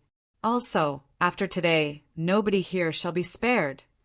His voice spread through the entire Pingyang town. Exclamations sounded one after another in the houses. In fact, the faint sound of women and children sobbing and yelling could be heard in some of the mansions as a fear slowly grew in the hearts of everyone in Pingyang town. In the dilapidated house, the old lady rubbed the child's back and consoled him in a hushed voice. However, there were 2 streams of warm tears running down her face. In the face of cultivators, the lives of mortals were like grass, and they were completely helpless. This was their lives. They could do nothing. An old man clutched his walking stick and wobbled out of his room. He kowtowed towards the mighty figures in midair and said in a tragic voice, "Exalted immortals, please take pity on us. I'm an old man who doesn't have long to live. I can die without regrets, no matter how you want to punish me. However, there are more than 3,000 women and children in Pingyang town. Please take pity on us and give them a chance to live." The old man had a heart-wrenching expression as he sobbed in misery. However, the 100 nascent souls in midair had cold expressions. Some of them ignored him. Some of them looked at him with mockery, and there were even some that laughed coldly. How irritating! A nascent soul hollered loudly with a look of impatience. The old man heard a boom in his ears and felt dizzy, falling head first to the ground. Ha ha ha! The nascent soul roared in laughter. You guys can only blame this town for giving birth to a monster incarnate, a beast. He's the one that implicated all of you. Heis! Right then, a cold sigh sounded from the courtyard. Since you're all here, don't leave. Su Zimo said indifferently, activate. Buzz. Whoosh. Thud. Thud. Thud. Instantly heaven and earth shook. An evil gust of wind surged above the firmaments and lightning flashed. The shine of the moon and stars was bedazzling as a frightening and sinister energy descended all of a sudden to envelope Pingyang town. Ah! To the horror of the 100 nascent souls in midair, they discovered that they could not use their essence spirits. An extremely beguiling energy had restricted their essence spirits firmly. The reason why nascent souls were strong was because they could manipulate the energy of the universe after cultivating their essence spirits. In other words, that was the legendary dermic power. The crux to using dermic weapons and arts was their essence spirit. Once their essence spirits were locked, the nascent souls had practically lost their strongest means. It's a formation. A formation. A nascent soul exclaimed loudly in a flustered manner. Shut up! Someone else berated. Everyone can tell that it's a formation. But what formation is it exactly? Given their experience, all of them naturally knew that they had fallen into an ambush given the situation. A nascent soul took a deep breath and tried his best to compose himself. I've dabbled a little into formation techniques before. If I'm not wrong, this should be the ancient essence lock formation of the ancient era. However, this ancient formation has been lost for a long time. How is it? All of a sudden, a mist shrouded the surroundings of the small town. Those that were standing in Pingyang town could no longer see what was going on outside. The small town had been isolated completely. Another formation. This should be a trap formation to prevent us from escaping. What? The gall of him. What is he trying to do? Even with our essence spirits locked, we can still make use of spirit energy. Our combined force isn't something he can deal with single-handedly. Before his words were finished, a a bedazzling glow burst forth from Pingyang Town, and a series of light barriers shone with mysterious emblems etched on them. Ah, a third formation. This is bad. Even my spirit energy has been locked. It's the ancient spirit lock formation. The expressions of the nascent souls changed, and they could no longer control their bodies as they fell from a dare one after another. This time round, everyone truly panicked. There was an ancient spirit lock formation and an ancient essence lock formation. They were almost entirely crippled. Coupled with a trap formation, Pingyang Town was now a cage. Among the three formations, the trap formation and ancient spirit lock formation were laid down by Su Zimo during his free time while accompanying Su Hong. Given his cultivation realm, he could not comprehend the ancient essence lock formation, nor could he set it up yet. The reason why he could activate the ancient formation was because of the 49 formation flags that he had obtained from the old temple at the bottom of the Dragon Burial Valley. The set of formation flags was from the Great Qian Empire's palace and was later kept in the old temple after the empire was destroyed. On the surface, they seemed like unassuming flags. However, in reality, a lot of work was put into the production of each flag. The flagpoles were made from the bones of fiend demons, and the flag banners were made from the skin of fiend demons with additional reinforcement. The hair of the fiend demons were used as the thread to secure and tie the flagpole and the banner. The blood of fiend demons was used as ink to draw the patterns on the flag using a brush made of dermic power. With the 49 flagpoles, all Su Zimo had to do was draft out the radius of the ancient essence lock formation and calculate where to place the formation eyes. Thereafter, he could activate the formation after plotting the formation flags. Formations had many requirements, took a long time to set up, and were passive.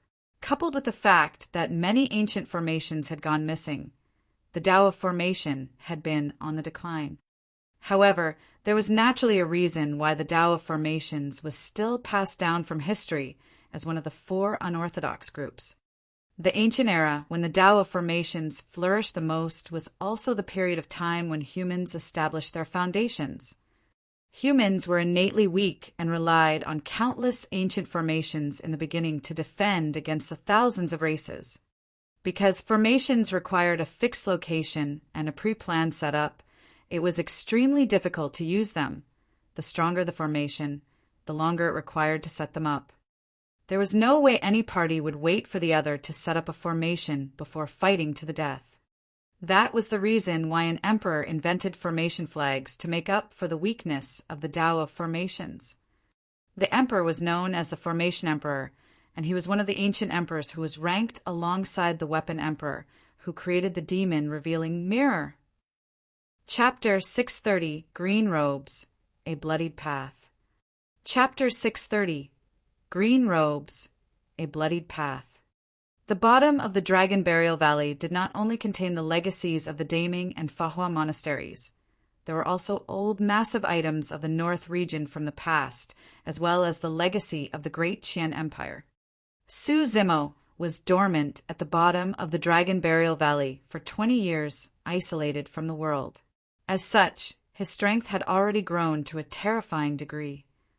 His growth was not merely in terms of his comprehension of Buddhism. His understanding of formations deepened as time went by as well. The 3 formations were interlinked, and it would be difficult to achieve the current effect if even one of them was missing. To the many mortals, something seemed to have happened to the high and mighty immortals up in the skies as they fell one after another. How could this be? Could the heavens be serving justice?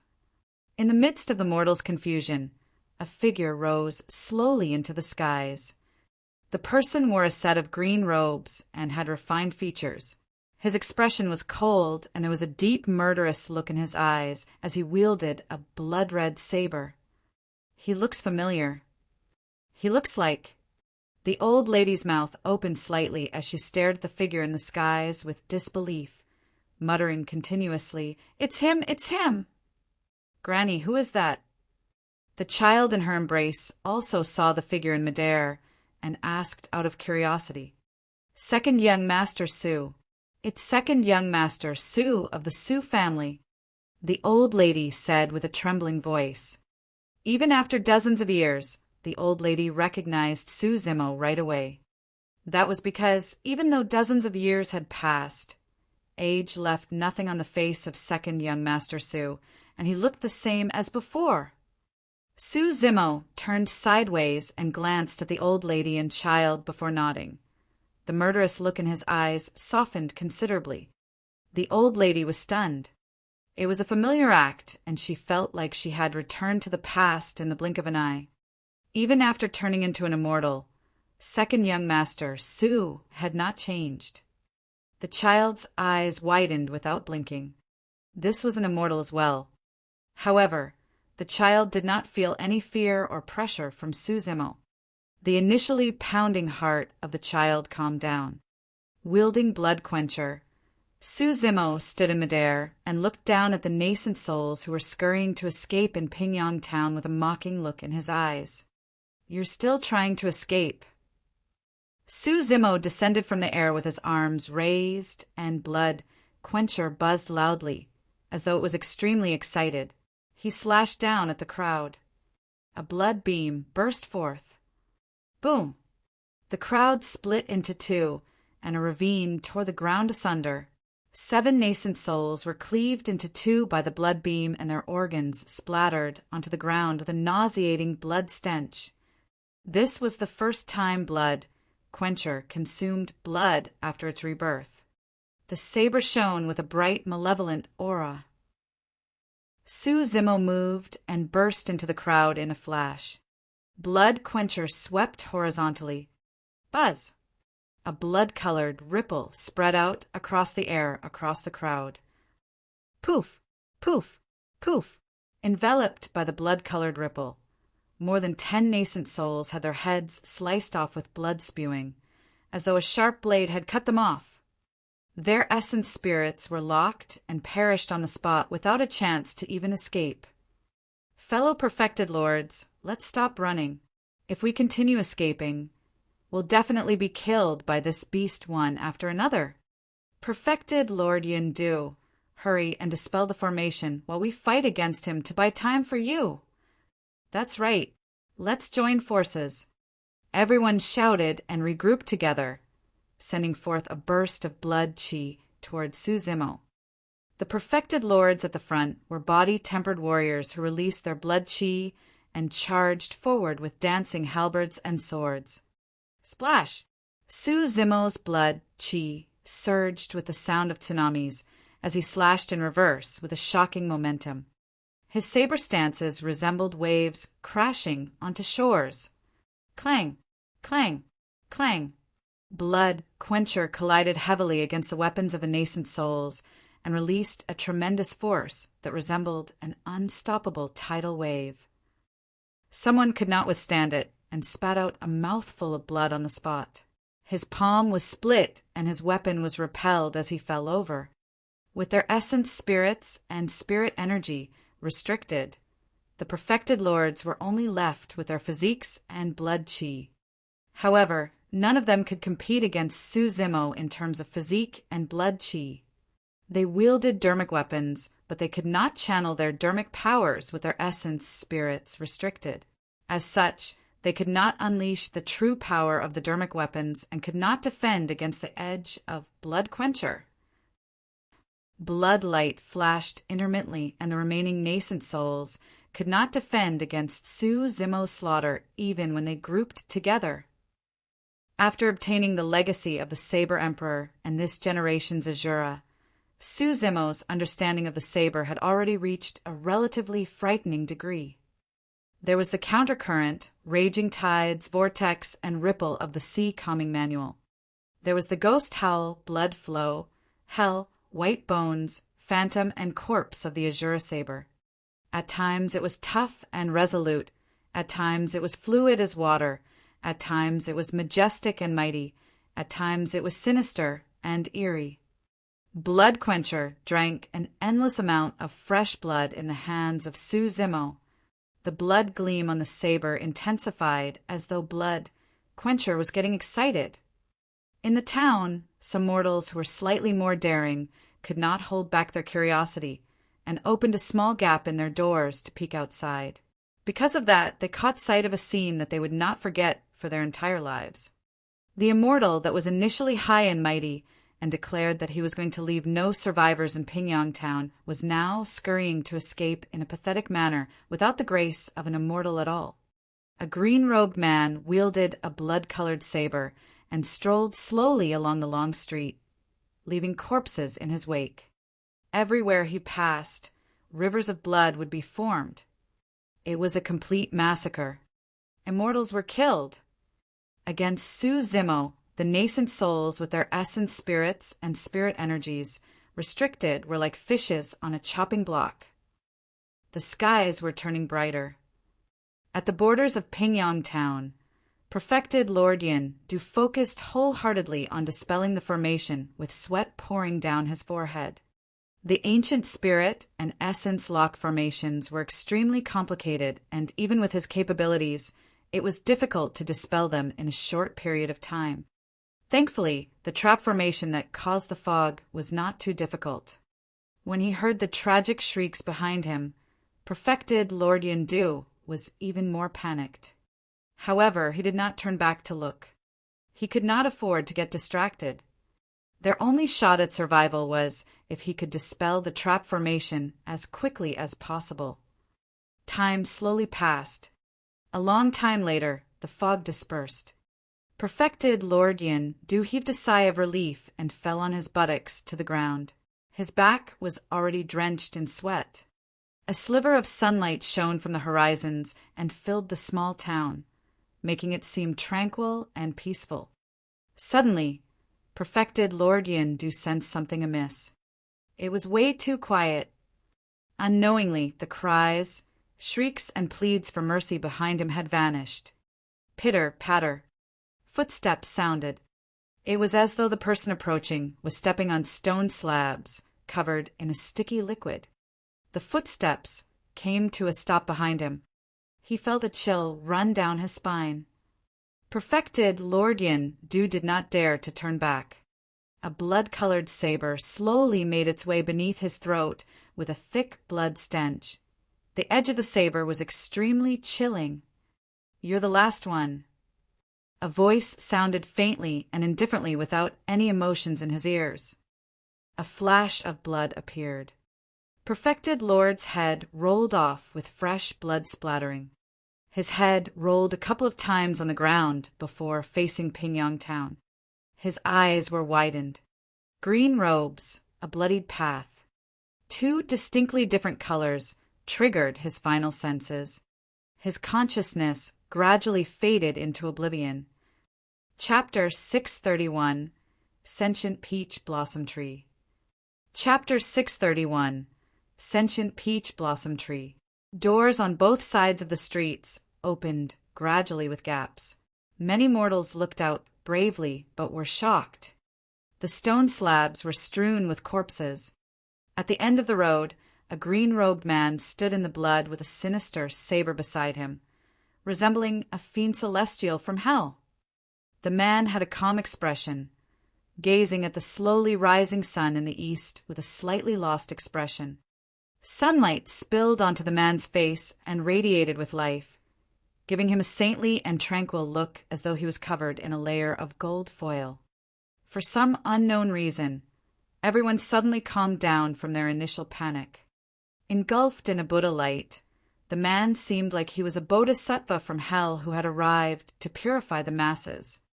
Although the man had two completely different auras around him, there was no conflict at all. Turning around, the man waved his sleeves and wrapped up the corpses on both sides of the road before returning to his mansion and vanishing within it. Granny, who is second young Master Su? In the dilapidated house, a naive child asked with curiosity. Second young Master Su. The old lady murmured with a dazed expression, as though she was immersed in her memories. Everyone else in Pingyang Town had conflicted emotions when they heard that name as well. The old lady said, "Do you remember how I mentioned that there was someone who was almost burned to death because he refused to kneel down to an immortal?" He's the one. The child's face was filled with surprise. He's the one. The old lady nodded and lamented. That should have been around 30 years ago. Second young master, Su, was bullied by the immortal and his scholarly honors were removed. He was then reduced to an inferior commoner, but now, in the mansion, Su Zimo took away the storage bags of the 100 nascent souls and cast their corpses casually at a corner. He headed to the backyard and chopped a few trees to build a wooden coffin before returning to the peach blossom tree. Gazing at the old man who seemed like he was asleep beneath the tree, Su Zimo's eyes were filled with emotions and reluctance. A long time later, he took a deep breath and headed forward, carrying the old man gently. After placing the latter inside the wooden coffin, he buried the coffin beneath the tree and covered it with mud. Su Zimo gazed at the newly built tomb in silence, feeling a stuffy emotion in his chest that was uncomfortable. All of a sudden, the peach blossom tree beside him swayed, and sprouts grew from the initially barren trunk. In the blink of an eye, they bloomed into flowers one after another. A hint of green life was actually born in the courtyard in the start of winter. Petals descended gently and covered the tomb. The peach blossom tree swayed gently, letting out an emotion as though it was comforting Su Zimo. It's turned sentient. Su Zimo fondled the tree's trunk and smiled. I'm fine. Upon hearing that, the peach blossom tree was delighted and its branches curved slightly and brushed Su Zimo gently on the cheek. It was no coincidence that the peach blossom tree turned sentient. All lives in the universe were spiritual. Even a rock without any life could turn sentient, let alone a peach blossom tree. Legend has it that in the past, a mighty figure with powerful dermic powers cultivated constantly on a rock. Many years later, a life was born from that rock. In the past, Dayu had imparted her Tao beneath this tree. Apart from Su Zimo, who gained the true Tao, the peach blossom tree benefited as well and became sentient. Later on, Su Zimo formed his core beneath this tree and comprehended two golden core phenomenons. As such, the peach blossom tree's sentience was fully gained and it began cultivating as well. It's good that you're now sentient. Su Zimo said, with you in this town from now on, the citizens can be protected. All the branches on the tree shook, as though it was nodding its head in agreement. Because Dayu was the origin of the peach blossom tree sentience, its potential was unpredictable. When the blood of those nascent souls seeped underground, they would become the energy source of the peach blossom tree's cultivation. Above the ground, the peach blossom tree was beautiful and emitted an alluring fragrance. However, Su Zimo could clearly sense that there were extremely thick roots underground that were extending everywhere. The roots were strong and frightening, extending furiously to devour all the life force essence underground and absorbing the fresh blood that seeped beneath. No one in Pingyang Town could vie against it. Although the peach blossom tree was not huge and looked unassuming, its roots were extremely thick underground and had covered the entire Pingyang Town. If its roots could even extend to the Tsonglang mountain range. After pondering for a moment, Su Zimo said, there's still an ancient essence lock formation in Pingyang Town made up of 49 flags. I'm going to leave it here. The cultivation path of the sentient peach blossom tree was a type of demonic cultivation. Although the presence of the ancient spirit and essence lock formations reduced the strength of cultivators significantly, the impact towards demons was not great. With that, it would become much easier for the peach blossom tree to protect Pingyang Town. The massacre of Tsonglang mountain range had come to an end. A thick blood stench filled the skies of the mountain valley. From afar, the long valley was dyed red with blood and looked extremely shocking. The 3 dynasties had been completely defeated this time round. Without the help of the nascent souls, the Allied army could not defend against the swarm of the beast stampede. It was already fortunate if a fraction of the army with several million troops could escape alive. With that, the external troubles of the great Zhou dynasty were most likely resolved. The prince of Great Shang questioned Su Zimo why he wanted to attack. Su Zimo replied that he wanted to kill people and have everyone buried together with his kin who died. However, in reality, his true aim was to protect everyone from Pingyang town and resolve the external troubles of the great Zhou dynasty. "It's time for me to go." After standing in silence for a long time, Su Zimo murmured. The peach blossom tree swayed and let out a hint of reluctance. "I don't know when I'll ever come back after leaving this time round. Cultivate well." Su Zimo made up his mind and headed outside without lingering. Not long after, Su Zimo suddenly paused in his tracks and looked down at a small valley at the bottom that resembled paradise on earth. He had buried someone personally in that valley. Shifting his gaze, Su Zimo caught sight of a man in tattered clothes beside the tomb. He was covered with mud all over, and his hair was disheveled, covering his face. Su Zimo descended beside the tomb and headed over. His footsteps alerted that person. The person stood up furiously and snarled at Su Zimo, shouting, "Get lost! Scram! My sister doesn't want to undertake immortality cultivation, no." Both of them exchanged glances and were stunned. It was Shen Nan. Su Zimo almost could not recognize him. He had already turned old. Wrinkles filled his face, his hair had turned white, and most of his teeth had fallen. It had been almost 30 years. In Su Zimo's cultivation, he could not feel the passing of time. However, a conflicted emotion surged into his heart at the sight of Shen Nan. He still looked the way he did when he was 18 years old. However, Shen Nan had already turned into an old man in his twilight years. "Get lost! Go away!" Shen Nan's lost gaze froze for a moment, and he lost his sanity once more. Leaping before the tomb, he yelled in shock and fear, "We don't want any immortal fate! Neither me nor my sister want to be immortals." Shen Nan had already gone insane. Although they had their grudges in the past, none of it mattered now. Su Zimo felt a sense of sadness. After cultivating for dozens of years, his acquaintances of the past had left one after another. Shen Nan could be considered as the last acquaintance he had in the mortal world. Even then, this acquaintance was about to die of old age. Su Zimo sighed deeply and waved his sleeves to leave. He no longer had any attachments and severed his mortal ties, proceeding alone towards the great Tao. Chapter 632, Abdication. Chapter 632, Abdication. Songlang City. There were hundreds of thousands of great Zhou cultivators gathered. For the past 2 years, the Empress of Great Zhou led the army to defend the borders and did not retreat. However, a month ago, she was injured and fainted, losing them territory in a radius of 5 kilometers.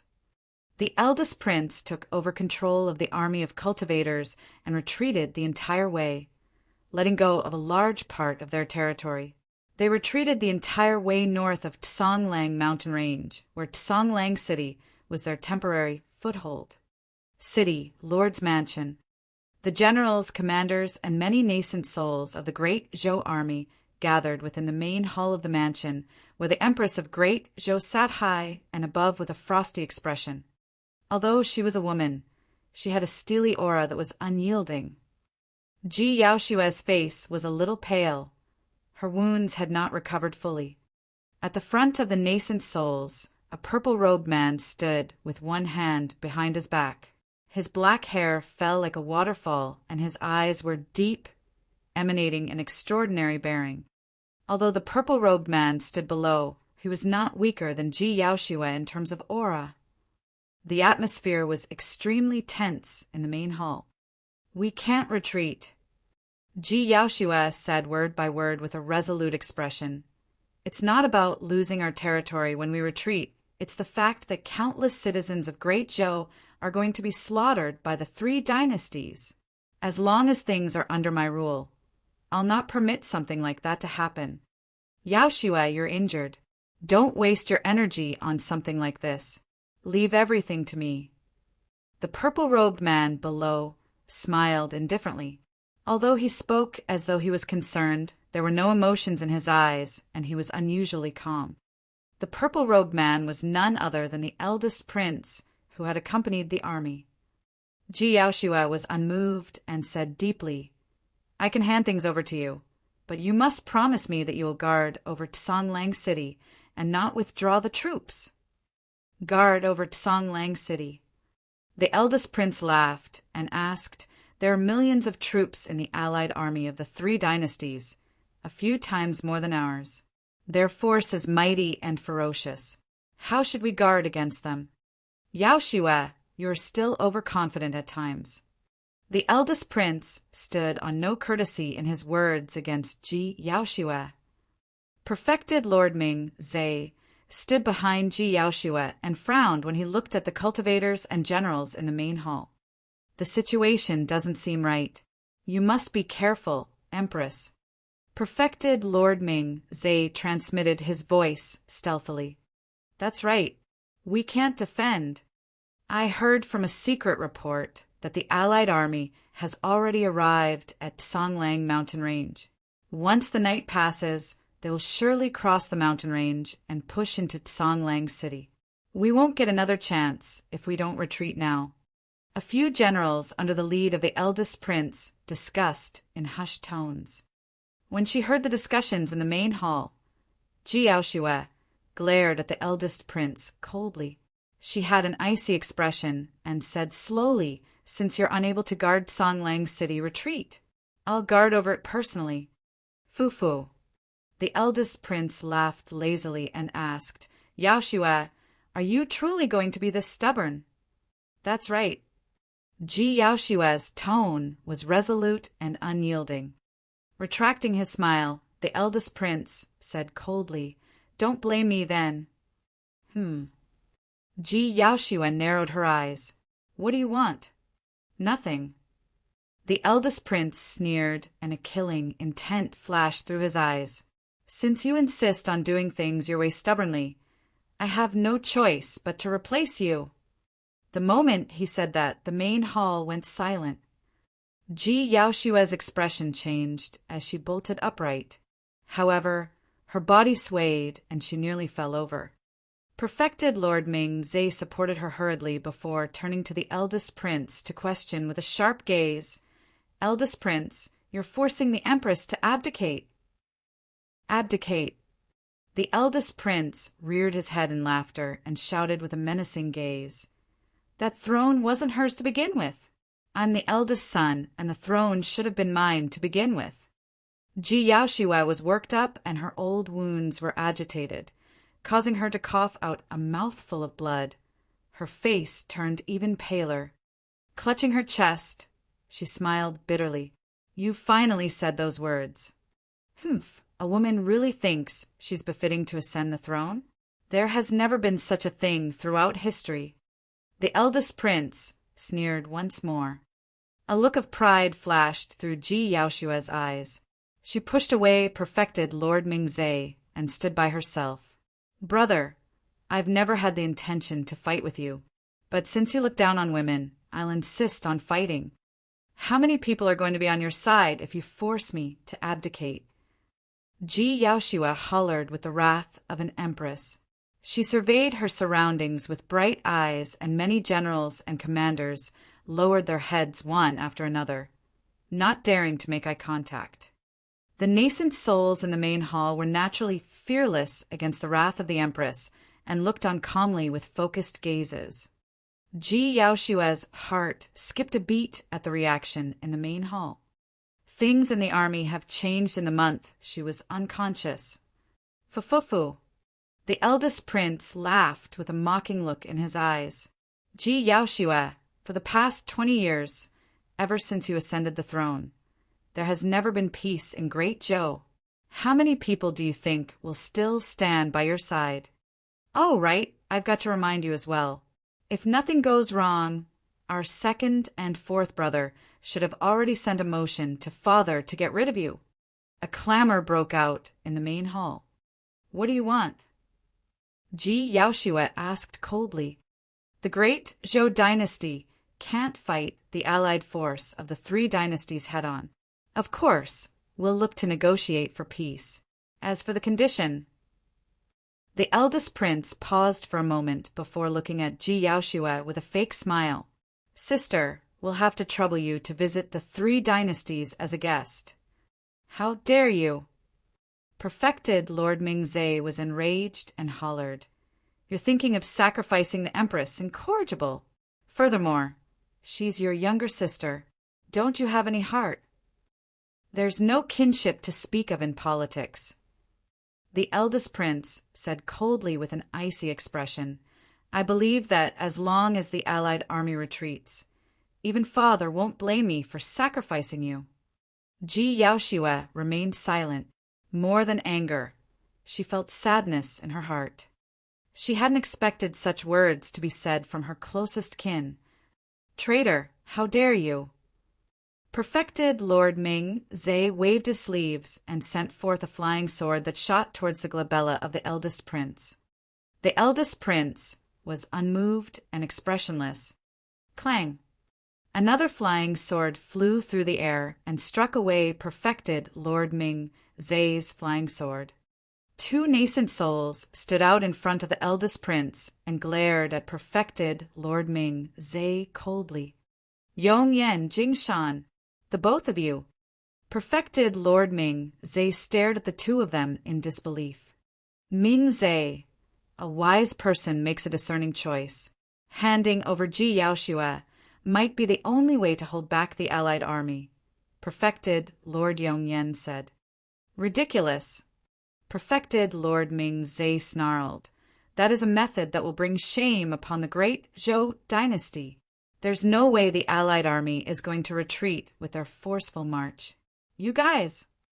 Perfected Lord Jingshan interrupted him. The wise recognized their circumstances. Ming-Zhe, we don't wish to fight against you. You won't stand a chance. Step back. Are you guys going to stand by idly when the Empress is in a plight? Perfected Lord Ming-Zhe turned to look at the other nascent souls in the main hall.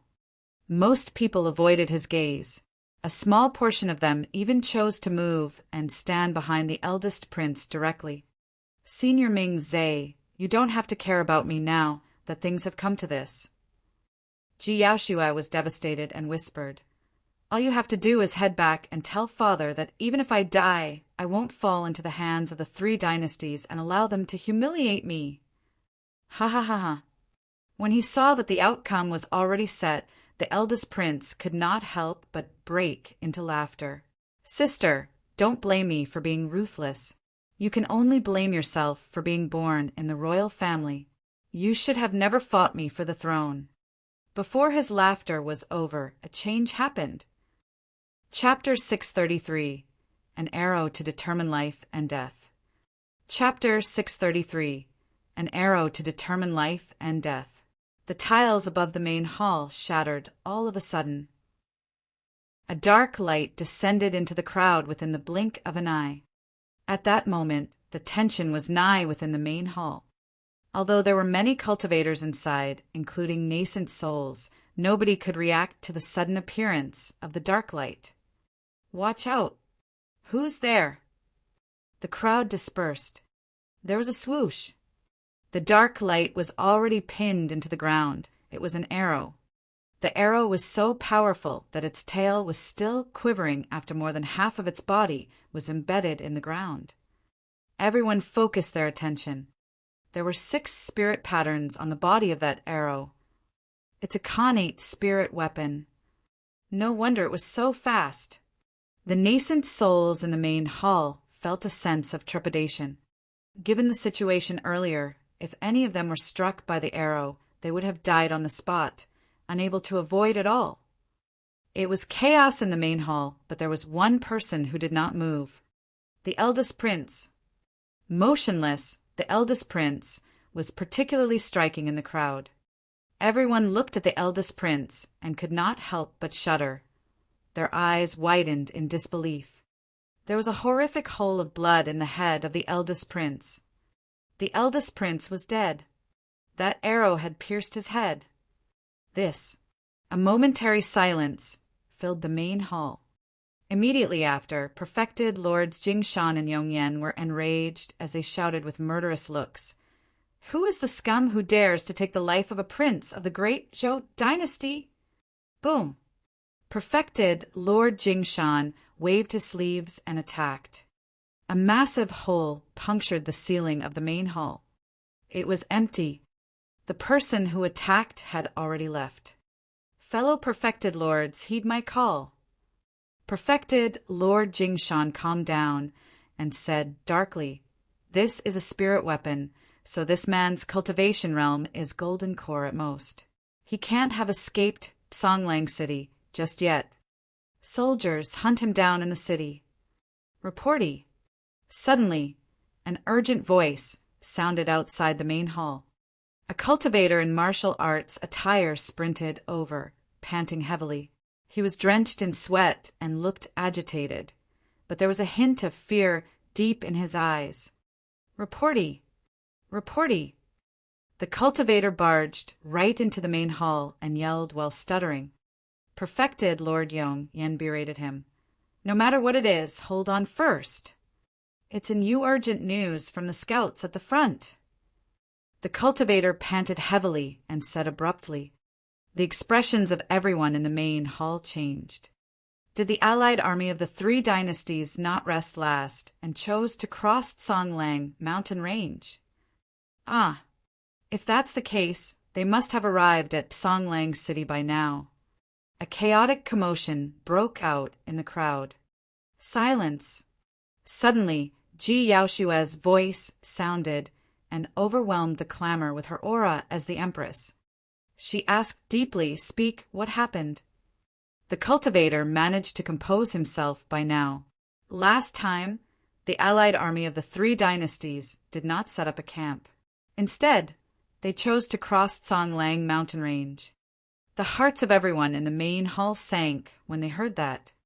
After a pause, the cultivator continued, "However, a beast stampede broke out in Songlang mountain range." "What? Beast stampede? How is that possible?" A series of exclamations broke out from the crowd.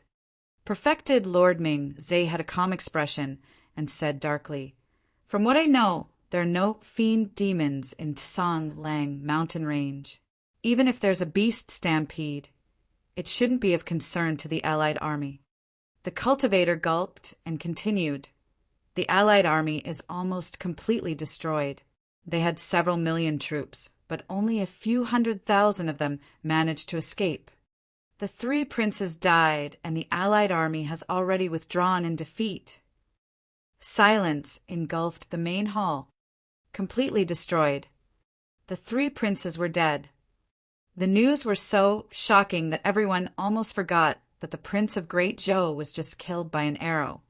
The heavens are watching over the great Zhou dynasty. Many generals and commanders knelt on the ground and exclaimed emotionally. Ji Yaoshue frowned with a pensive expression. The cultivator's mouth twitched, as though he wanted to say something, but stopped himself. Perfected Lord Ming Zhe frowned. Although this was a joyous piece of news, there were way too many questions left. 100 nascent souls accompanied the allied army. Where are they? Perfected Lord Ming Zhe asked again. The cultivator replied with a trembling voice and a fearful expression. They're all dead. They're all dead. Perfected Lord Ming Zhe shuddered and pressed on. The fiend demon of Songlang mountain range is so powerful. There's no fiend demon. The cultivator shook his head. Someone triggered the beast stampede in Songlang mountain range. Later on, the 100 nascent souls chased that person into a small town. A thick fog shrouded the small town, and by the time it dispersed, all the nascent souls were dead with no survivors. The main hall went silent once more. Everyone had puzzled and shocked expressions. There was a person who could command thousands of demons and trigger such a terrifying beast stampede to devour the Allied army. Or could that have been a humanoid ferocious beast?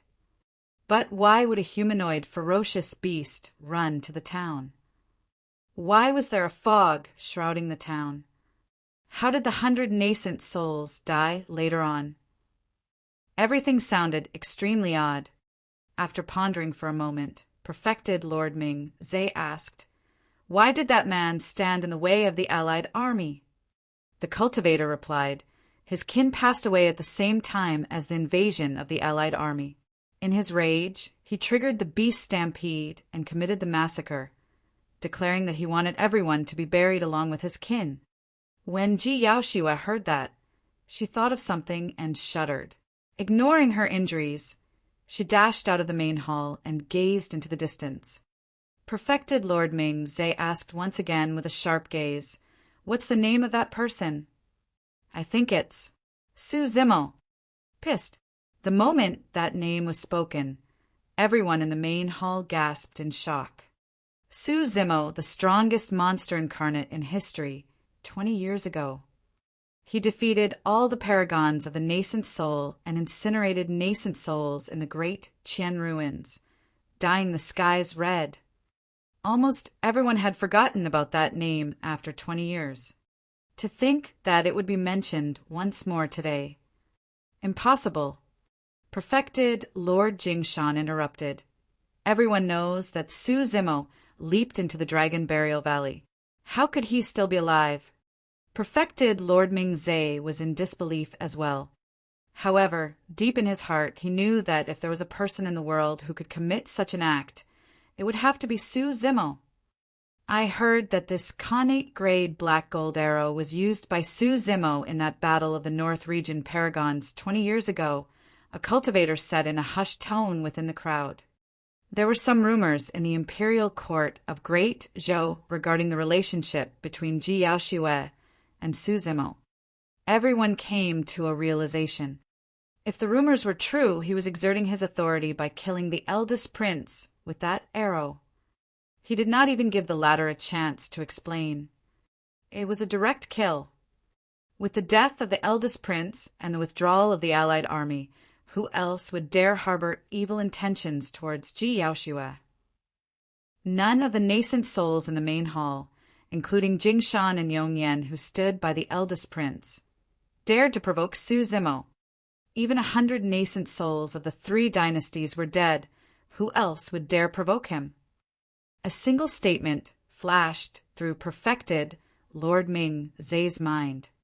An arrow to determine life and death. To think that the means of that young man had turned even more frightening 20 years later. Chapter 634. War Declaration. Chapter 634. War Declaration. Outside the main hall, Ji Yaoshue gazed into the distance with a dejected look in her eyes. There was nothing over there, and the person from earlier on had already left. Perfected Lord Ming Zhe arrived beside Ji Yaoshue and asked curiously, "You knew that he wasn't dead a long time ago, Empress?" "That's right, I knew it 15 years ago. 15 years ago." Perfected Lord Ming Zhe frowned with a pensive expression. A moment later, he shuddered and blurted, "That middle-aged monk at Dragon Burial Valley!" Ji Yaoshua nodded. "That explains why the monk wanted to save you despite the tremendous risk, and even escorted you all the way out." Perfected Lord Ming Zhe lamented. That monk was decisive to kill, and his attacks were sharp. Not only that, his thought process was frighteningly detailed, and he did not seem like someone from the Buddhist sections. At that time, I had a fleeting thought that the means of the monk resembled someone, to think that it was really him. When Perfected Lord Ming Zhe saw Ji Yaoshua remain in silence, he knew that everything that happened today had quite a huge blow for the child. The betrayal of a kin was not something that everyone could deal with. The sudden appearance and disappearance of that man also dealt a huge blow to her. Perfected Lord Ming Zhe did not know how to console her, and merely asked, Why did he choose to avoid meeting you? He's afraid of implicating me as well as the great Zhou dynasty. Ji Yaoshua said softly, Senior Ming Zhe, do you really think that he triggered a beast stampede and committed a massacre just because he wanted to vent his frustrations over the death of his kin? Was it not? Perfected Lord Ming Zhe froze for a moment. Of course not. Ji Yaoshua shook her head. Frowning, Perfected Lord Ming Zhe asked, if that's the case, why would he say that?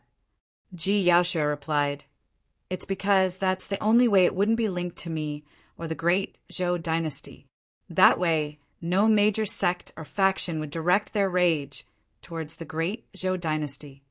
Perfected Lord Ming Zhe was enlightened. Su Zimo's identity was truly way too sensitive. He had offended way too many factions 20 years ago. There was nowhere for him left in the North region. Given the circumstances back then, even anyone who sheltered Su Zimo's brother would bring upon great troubles for themselves, let alone Su Zimo himself. It would have been fine if Su Zimo had died at the bottom of the Dragon Burial Valley. But now that he was alive, he had to deal with the pursuit of the 10 upper sects for gentry clans and major factions such as Glass Palace. That was why he chose to sever all ties with the great Zhou dynasty so as to not implicate the latter. It wouldn't be long before the battle at San Lang mountain range was made known to the entire North region. At that time, countless sects, factions, and cultivators would partake in the hunt for Su Zimo, whether or not they had any grudges with him. That was because Su Zimo possessed the divine phoenix bone and many secret skills. Anyone who could obtain Su Zimo's possessions would take over him to become the new, strongest monster incarnate in history. Everyone was hunting down a prey, and Su Zimo was none other than the prey. Perfected Lord Ming Zhe sighed gently. It's tough on him. He knew clearly well that from this day forth, Su Zimo would have to bear the infamy of being called a violent and bloodthirsty demon, etc. Nobody would express any gratitude to him. That was because everyone would deem Su Zimo as a violent and cruel demon whose hands were tainted with the blood of countless humans, just because he wanted to vent his frustrations. Since he was not a human, he was a common enemy for everyone. Ji Yaoshua vaguely realized that the two of them may never meet again after this departure. Empress, let's head back. Perfected Lord Ming Zhe said softly, the great Zhou has no more worries now that the allied army of the 3 dynasties have withdrawn. I believe that from today on, nobody in the entire great Zhou will dare to question you. Ji Yaoshua sighed and turned to leave. Because of the passing of his kin, Su Zimo appeared and triggered a beast stampede to murder millions of cultivators and 100 nascent souls in a town. The piece of news rippled through the entire North region like a whirlwind. A shocking wave was stirred in the cultivation world of the North region once again. How can that be? Everyone witnessed him leaping down the Dragon Burial Valley 20 years ago. How is he still alive? Millions of cultivators. How strong? I heard that he hasn't managed to cultivate to become a fiend demon. If so, how did he manage to kill 100 nascent souls? Could his strength have grown to such a terrifying degree?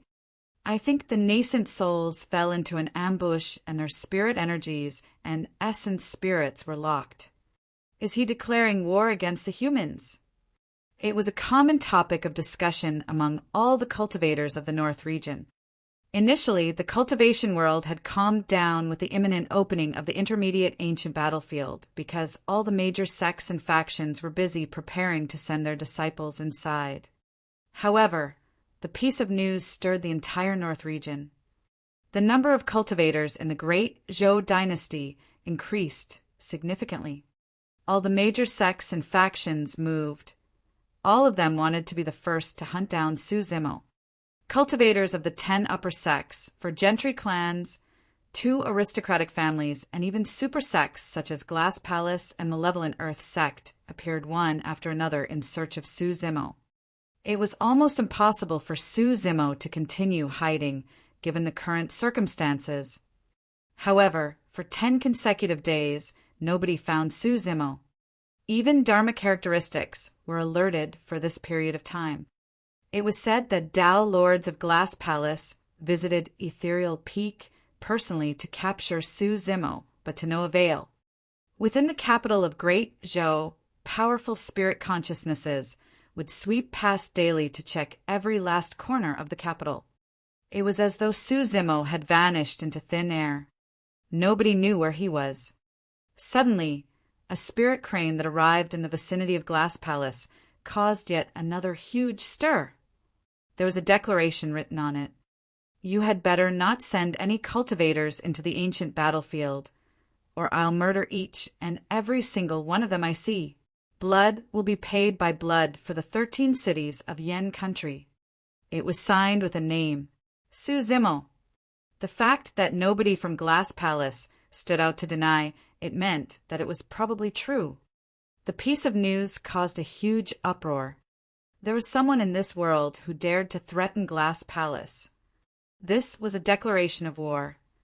A golden core was declaring war against a massive titan of history in Tianhuang mainland. That was courage that no one could match. There were no scheming or conniving plots. It was a declaration of war in bright daylight. He threatened Glass Palace under the watch of the entire cultivation world. If they dared to send anyone into the ancient battlefield, everyone would be murdered by Su Zimo. Blood will be paid by blood for the 13 cities of Yen country. A full 20 years had passed. Nobody expected Su Zimo to survive. Less than that, nobody expected this monster incarnate to reappear with such a domineering stance that he would dare to trample on the dignity of Glass Palace and declare war against them. The entire cultivation world was in a full uproar and discussions were strife. Steel is easily snapped if it's too rigid. That lad is way too ballsy to dare to provoke Glass Palace as a Golden Core Realm spirit demon. I think he has a death wish. I don't think so. In my opinion, I think he's very smart. Huh? Why do you say that? If he charges at Glass Palace directly, that would be having a death wish. However, he's very smart to shift the fight onto the ancient battlefield. So what? That lad murdered Shibuya 20 years ago and can be considered as the true #1 perfected being of the North region. With the restriction of the ancient battlefield at the Golden Core Realm, he would be equivalent to a god within. How could anyone from Glass Palace be a match for him? That might not be true. Don't forget that a void reversion crushed his golden core entirely. That's undeniable. Furthermore, that lad had no spirit energy in the battle at Songlang mountain range. In my opinion, his strength has dropped instead. Chapter 635. 3 Enigma Rankings. Chapter 635. 3 Enigma Rankings. Su Zimo declared war to Glass Palace. Regarding that, the major sects, factions, and individual cultivators had varying opinions. Some of them felt that the momentum was with Su Zimo now that he managed to survive and kill millions of cultivators now that he had returned. Some felt that Su Zimo was arrogant, overconfident, and did not know his limits. What he did was equivalent to an ant trying to move a tree. He had a strong physique, shocking bloodline, and frightening melee combat strength. However, what was undeniable was the fact that his golden core was crippled. 20 years ago, there was no way a direct attack from a void reversion could have missed. There was no way of recovering a destroyed golden core as well. Furthermore, in the battle at Songlang mountain range, none of the surviving cultivators felt any spirit energy fluctuation from Su Zimo. The destruction of his golden core meant that he had no golden core phenomenon to rely on. For some people, the outcome of a fight between Su Zimo, who had lost his golden core, and the peerless paragons of Glass Palace's golden core realm was indeterminate. Furthermore, there would be sealers in the intermediate ancient battlefield. Glass Palace had a long history, solid foundation, and they were one of the immortal sects. How could they be threatened by a single spirit crane from Suzimo? A massive battle was bound to break out in the ancient battlefield. Glass Palace prepared for the battle while searching for Suzimo, even offering a hefty reward for his capture. Unfortunately, another 20 days passed without any news of Suzimo. The date to the opening of the ancient battlefield approached. A tranquil old temple at the bottom of Dragon Burial Valley. In the courtyard, there were 2 people and a fox. A little monk sat in a lotus position, facing the sun with his head lowered. Bathed in sunlight, he recited his Buddhist sutras and seemed like he was shrouded by a Buddha glow. On the other side, a green-robed scholar sat on a stone bench, casually with his hands behind his back. He seemed like he was resting with his eyes closed in an extremely relaxed manner. A fiery red little fox hopped around on the green-robed scholar's body in joy. Old temple, monk, scholar, fox, Sanskrit. Everything seemed like a scene from a painting. The monk was Ming Zhen. The scholar was naturally Suzimo, who had just caused a huge stir in the north region. An old monk walked out from the grand hall. Ming Xin, Ming Zhen, prepare yourselves. The ancient battlefield is about to open up. Let me explain to you guys about the origin of the phenomenon ranking. Suzimo and Ming Zhen bolted upright and sat at attention. In the ancient era, humans rose and fought against the primordial 9 races. In order to ensure that the legacy of the human race continued, an expert of the ancient era, Fairy Linglong, set up the ranking to select those with the strongest potential in the younger generation to groom intensively and retain our heritage. Therefore, there's a strict rule in the ranking for age. Anyone that's above 200 years old is not allowed to be included into the ranking. Suzimo nodded in agreement. The ranking was meant to gather the paragons of the human race and strong monster incarnates. Naturally, there had to be a strong limitation to age. Compared to golden cores who had a lifespan of 500 years, anyone who was 200 years old was considered young. Suzimo could not help but think about someone. The number 1 of the previous phenomenon ranking, Dean. Back when he was in his 30s 100 years ago, he had already attained the number 1 spot of the phenomenon ranking. The reason why he wanted to enter the ancient battlefield again was so that he could achieve the number 1 position twice in succession. Fairy Linglong had long ascended after tiding through the tribulation. Now, the release of each Golden Core phenomenon ranking is done by Enigma Palace, which he founded. At that point, the old monk paused for a moment. 9 immortal sects, 8 demon races, 7 fiend sects, 6 Buddhist monasteries, 5 heretical doctrines for unorthodox groups, 3 aristocratic families, 2 islands, and 1 palace. Those were the strongest factions on Tianhuang mainland as of now. If Enigma Palace was qualified to publish the Golden Core phenomenon ranking in the ancient battlefield, it should be the 1 palace in the top factions. Enigma Palace.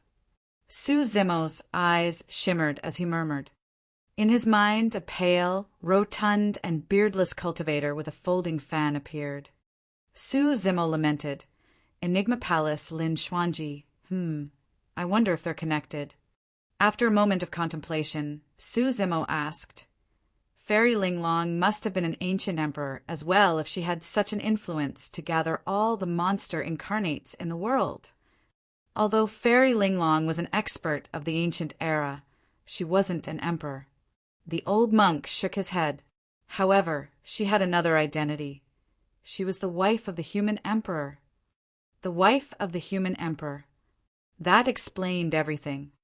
Furthermore, the fact that Fairy Linglong was able to set up Enigma Palace and pass down her legacy was proof that she was no weakling in the past. The old monk continued, That's also part of the reason why Enigma Palace has a unique status in the cultivation world and is ranked alongside the immortal, Buddhist, and fiend sections.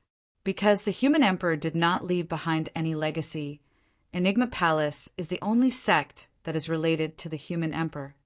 Apart from the phenomenon ranking, Enigma Palace has two other rankings, the Dharma characteristic and divine power ranking, respectively. Those are the famous 3 Enigma rankings in the cultivation world.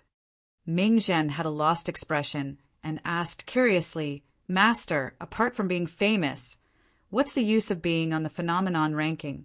If it's just for fame, I'm not going to fight them for it."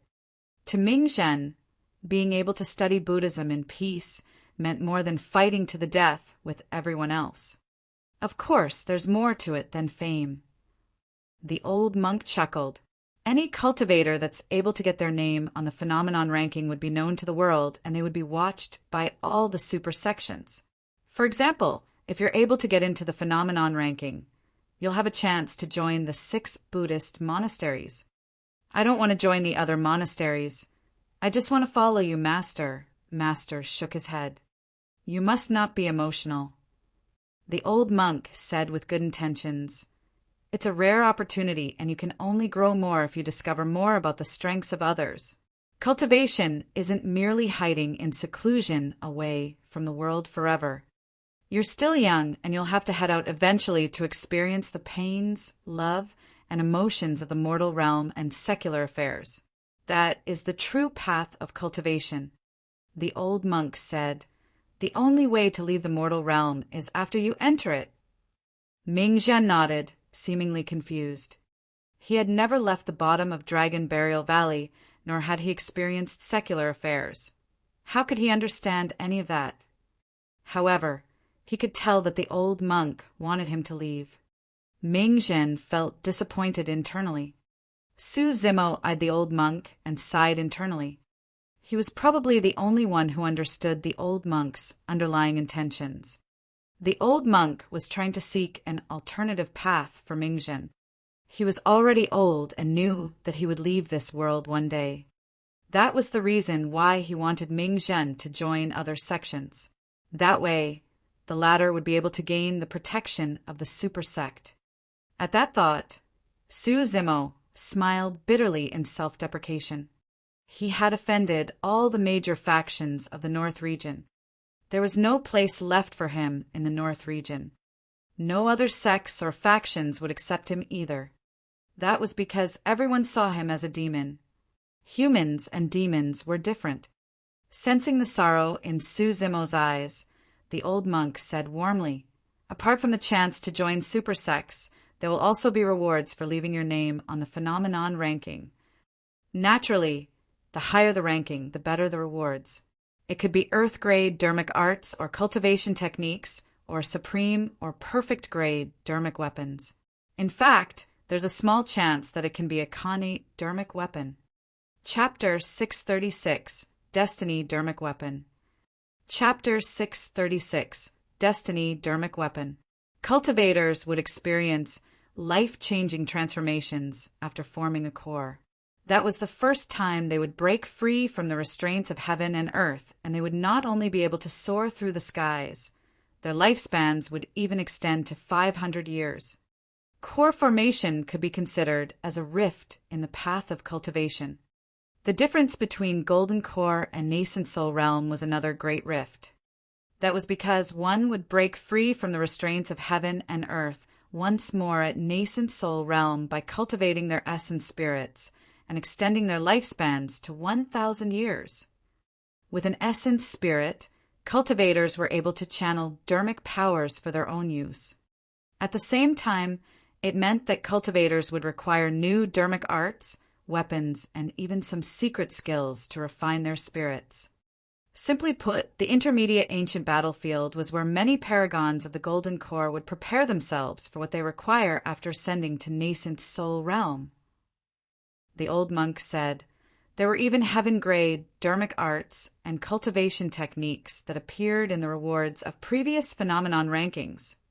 When he heard that, Su Zimo's heart skipped a beat and he was secretly speechless. After advancing to Nascent Soul Realm, one would enter a new world and reach a new level. Dermic powers were the powers of the universe. Dermic arts and cultivation techniques were differentiated by grades. The the 4 grades in the cultivation world for dharmic arts and cultivation worlds were heaven, earth, dark, and light.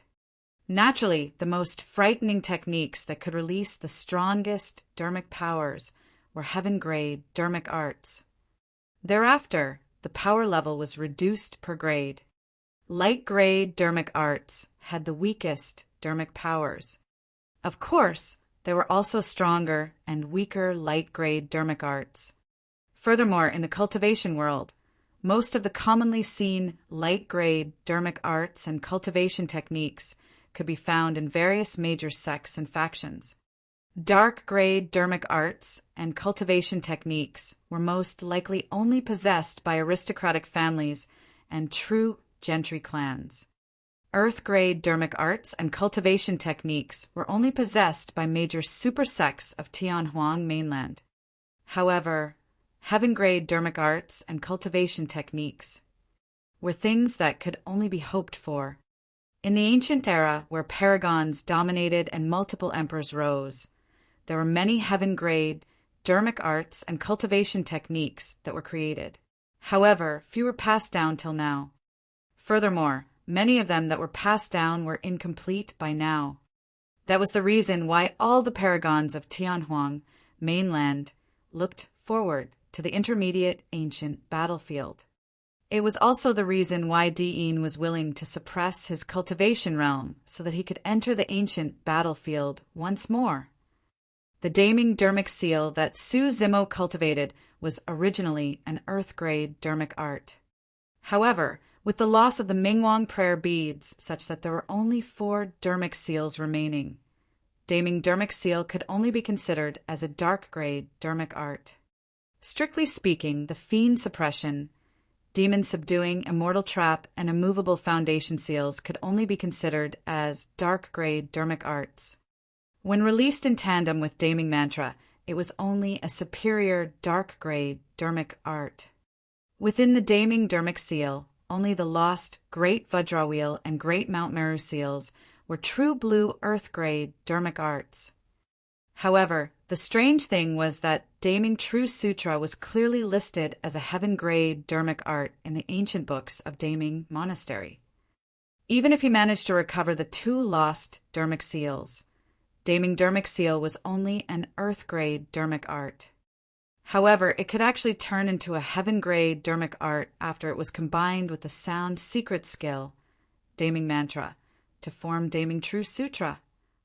That was something that Su Zimo could not figure out. Of course, nascent souls would not be able to release heaven-grade dharmic arts, even if they obtained it.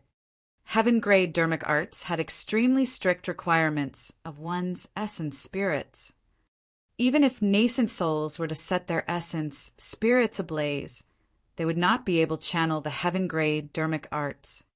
Theoretically, heaven-grade cultivation techniques could be cultivated the moment one entered nascent soul realm.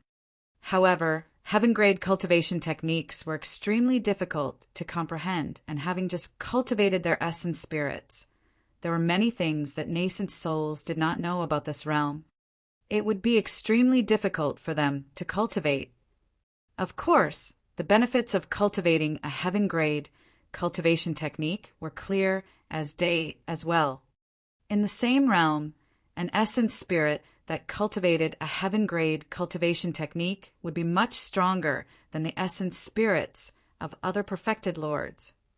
The old monk continued, after advancing to nascent soul realm, you will have to change all your weapons. Even if you're wielding a connate spirit weapon, it won't be able to release the might of dharmic arts. In terms of toughness, even ordinary dharmic weapons would not be able to shatter connate spirit weapons with ease. However, at the end of the day, connate spirit weapons were still only on the level of spirit energy. Dharmic weapons are classified into 4 types for the 4 different realms, and it's extremely simple. Weapons used by nascent souls were called perfected Lord Dharmic weapons, and weapons used by void reversions were Tao being Dharmic weapons. Following that, Dharma characteristics used Tao, Lord Dharmic weapons, and conjoint bodies used mighty figure Dharmic weapons. At that point, Su Zimo's heart stirred and he asked automatically, there's also the Mahayana realm above conjoint body. In that case, do those patriarchs use patriarch dharmic weapons? Wrong. The old monk smiled. Mahayana patriarchs use dharma treasures. Dharma treasure. Su Zimo and Ming Zhen were stunned. That was a term that was foreign to them. The old monk replied, the logic is simple. Dharmic powers are above spirit energy, and divine powers are above dharmic powers. With that, dharmic arts are above spirit arts, and divine arts are above dharmic arts. With the same comparison, dharmic weapons are above spirit weapons, and dharmic treasures are above dharmic weapons. The reason why one has to change weapons at a new cultivation realm is because their strength would also transform in terms of quality as their cultivation advances. Spirit weapons will explode if they are injected with dharmic powers. Similarly, dharmic weapons aren't able to withstand divine powers, and those that undergo the baptism of divine powers are known as dharmic treasures. Su Zimo was enlightened. Be it perfected Lord or Tao being dharmic weapons, the difference in grade is similar to spirit weapons. The old monk continued, a single dharmic pattern makes an inferior grade, perfected Lord dharmic weapon. 2 dharmic patterns, middle grade, perfected Lord dharmic weapon.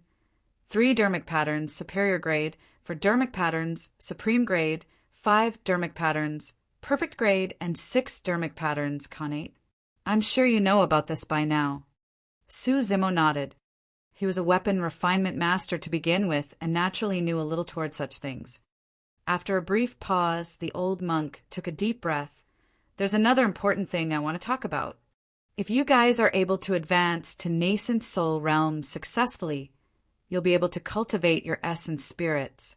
Every single nascent soul has a chance to refine a destiny dharmic weapon that belongs to themselves.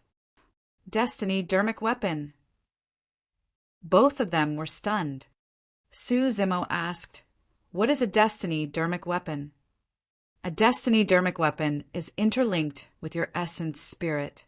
By refining it day and night with your essence spirit, a tight connection will be made between you and your dharmic weapon over time. It will be like a part of your body. The old monk explained, you will be able to release your greatest strength with a destiny dharmic weapon. Upon hearing this, Su Zimo frowned. Even with that explanation, there was nothing special about destiny dharmic weapons. However, the old monk continued, the true strength of a destiny dharmic weapon lies in the fact that it will become stronger as your cultivation advances. Su Zimo's eyes shone brightly, seemingly realizing something. The old monk revealed a look of admiration and nodded. If the dharmic weapon you choose at the start is a superior grade perfected Lord dharmic weapon, by the time you cultivate to void reversion realm, your destiny dharmic weapon will also grow into a Tao being dharmic weapon after the refinement of your essence spirit. Furthermore, it will still be at 3 dharmic patterns, superior grade. Indeed. Su Zimo nodded and lamented. That will be incredible. This meant that the grade of a destiny dharmic weapon will not change even as it grows. In other words, if Su Zimo chose a Khanate perfected Lord dharmic weapon as his destiny dharmic weapon, by the time he reaches void reversion realm, his destiny dharmic weapon would transform into a Tao being dharmic weapon. However, its grade will still be at Khanate. Chapter 637, Entering the Battlefield. Chapter 637, Entering the Battlefield. The old monk said, of course, it will be best if you can get a Khanate dharmic weapon as a destiny dharmic weapon. However, perfect or supreme grade dharmic weapons are also acceptable. Su Zimo nodded. Of course, Khanate dharmic weapons were way too rare and could only be chanced upon. The old monk continued, other than its rich spirit chi, the intermediate ancient battlefield also contains 2 spirit herbs that have gone extinct in Tianhuang mainland. The spirit gathering fruit and soul nourishing blood ginseng. Golden cores face extreme danger, while attempting a breakthrough to the nascent soul realm. There's the risk of crippling their cultivation or even dying on the spot without any corpse remaining. The spirit gathering fruit is meant to help golden cores gather their essence spirit while attempting the breakthrough. Only one spirit gathering fruit is required, and it's useless to consume more than that. After advancing to nascent soul realm, cultivators will be able to enhance their cultivation speed by consuming the soul-nourishing blood ginseng to nourish their essence spirit and strengthen it. It's a rare spirit material. Naturally, for the soul-nourishing blood ginseng, the more the better. Su Zimo had a rough understanding. Apart from countless opportunities, the intermediate ancient battlefield also had an unimaginable amount of cultivation resources. If he could obtain sufficient benefits from within, his cultivation path in the future would be much smoother. Of course, there's also countless threats in the intermediate ancient battlefield. It's 10 times more dangerous than everything you've experienced in the elementary ancient battlefield. The old monk said sternly, "You've made too many enemies, so you must be extremely careful." Additionally, demons of Tianhuang mainland will also be in the intermediate ancient battlefield. Demons. Su Zimo froze for a moment. The old monk nodded. After forming their cores, demons will also go on to form their essence spirits. Therefore, they will also enter to fight with you guys for the soul, nourishing blood ginseng, and spirit gathering fruits. At that point, Su Zimo came to a realization. The Yin Spirit section came after the core formation section in the mystic classic of the 12 demon kings of the great wilderness. In reality, Yin Spirit and the essence spirit of nascent souls were similar. After cultivating their Yin spirits, demons become fiend demons and can take on human form and speak in human tongue. In fact, they can even hide their demonic chi such that cultivators won't be able to tell them apart. After cultivating Yin spirit, demons were able to control dermic powers as well. Once released, they would become the legendary demonic techniques. The old monk said, "Ordinary demons are of no threat to you. However, there are vast lands in Tianhuang mainland where the 8 major demon races reside, known as the 8 demon regions.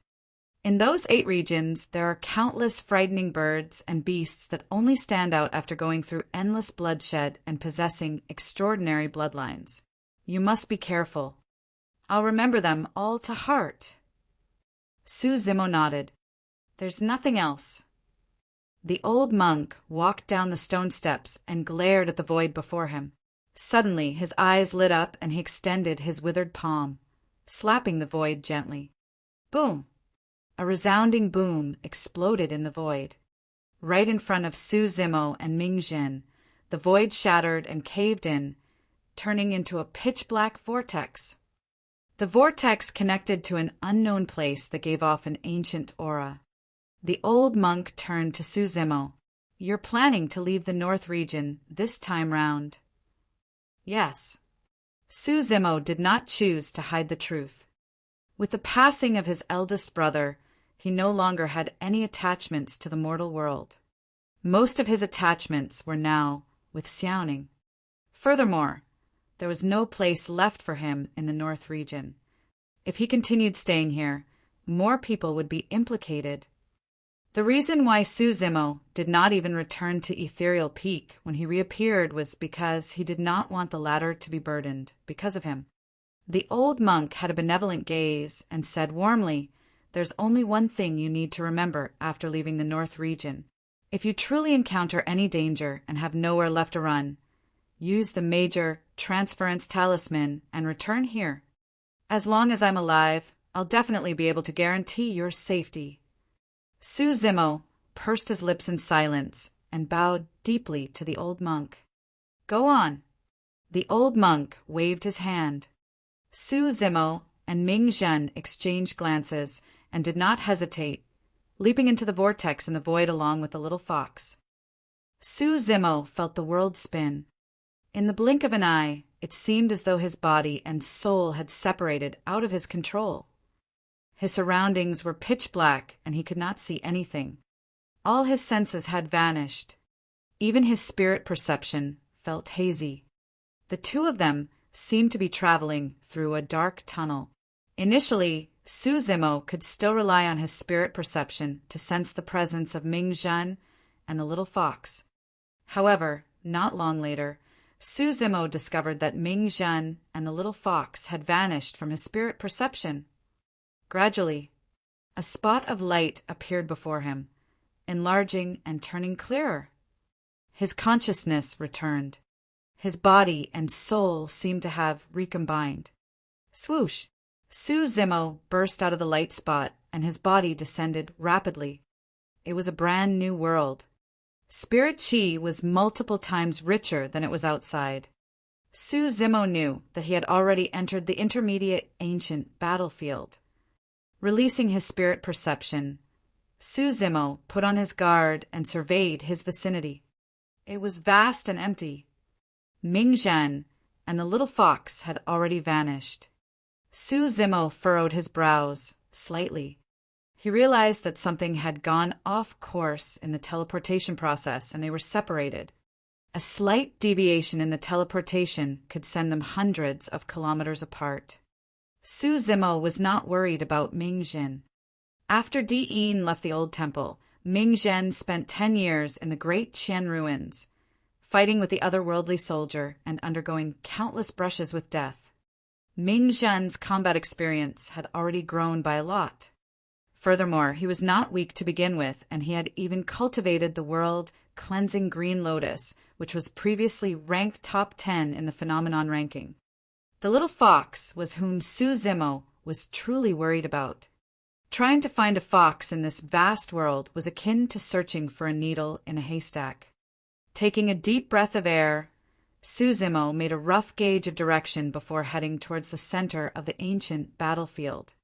The spirit chi here was way too rich, and spirit herbs and materials could be found everywhere. There were some places where lakes were even conjured out of spirit chi.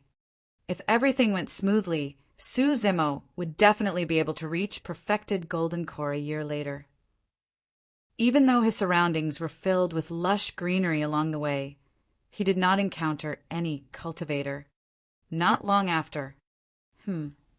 Su Zimo sensed something. In the nearby grass that was taller than a human's height, a demon beast sprawled and glared at him with green, frightening eyes. Su Zimo was not bothered and continued advancing. When he passed by the demon beast, the grass moved and the demon beast leaped into the air, lunging towards Su Zimo with a berserk, killing intent. Roar!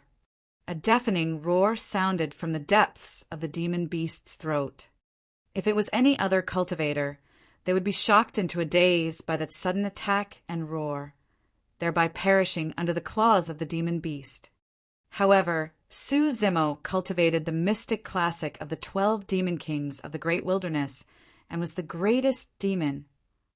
That roar had no effect on him at all. Turning slightly, he looked at the incoming demon beast and suddenly spoke with a fake smile.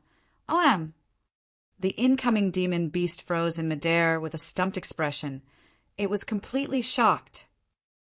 Chapter 638, Born as a Slave. Chapter 638, Born as a Slave. It was a heaven-bane wolf, a type of ancient remnant beast. Their bodies spanned several dozen feet, and they had blood red fur all over their bodies. Bloodthirsty, most of them traveled solo, and they were extremely strong and violent. But now the eyes of this ancient remnant beast were dazed. It was shocked unconscious. In truth, such a frightening effect couldn't be achieved if it was the damning mantra alone. More than that, it was because Su Zimo cultivated the mystic classic of the 12 demon kings of the great wilderness and had extremely strong lungs. With a rich stamina and cleared mouth orifice, his burst power was shocking. No ordinary beast would be able to take a simple roar from him, let alone the burst of damning mantra. Weaker cultivators would die on the spot from the shock. Su Zimo reached out with extended fingers and pushed down on the head of the heaven-bane wolf. The man and wolf's figures descended rapidly. Boom! The head of the Heavenbane wolf was crushed into the mud by Su Zimo, creating a huge pit almost instantly. Clack, clack. The Heavenbane wolf woke up and struggled endlessly. Its sharp claws dug on the ground like daggers, causing mud to splash as it roared threateningly. All its fur stood on end. However, no matter how it struggled, it could not break free from Su Zimo's palm.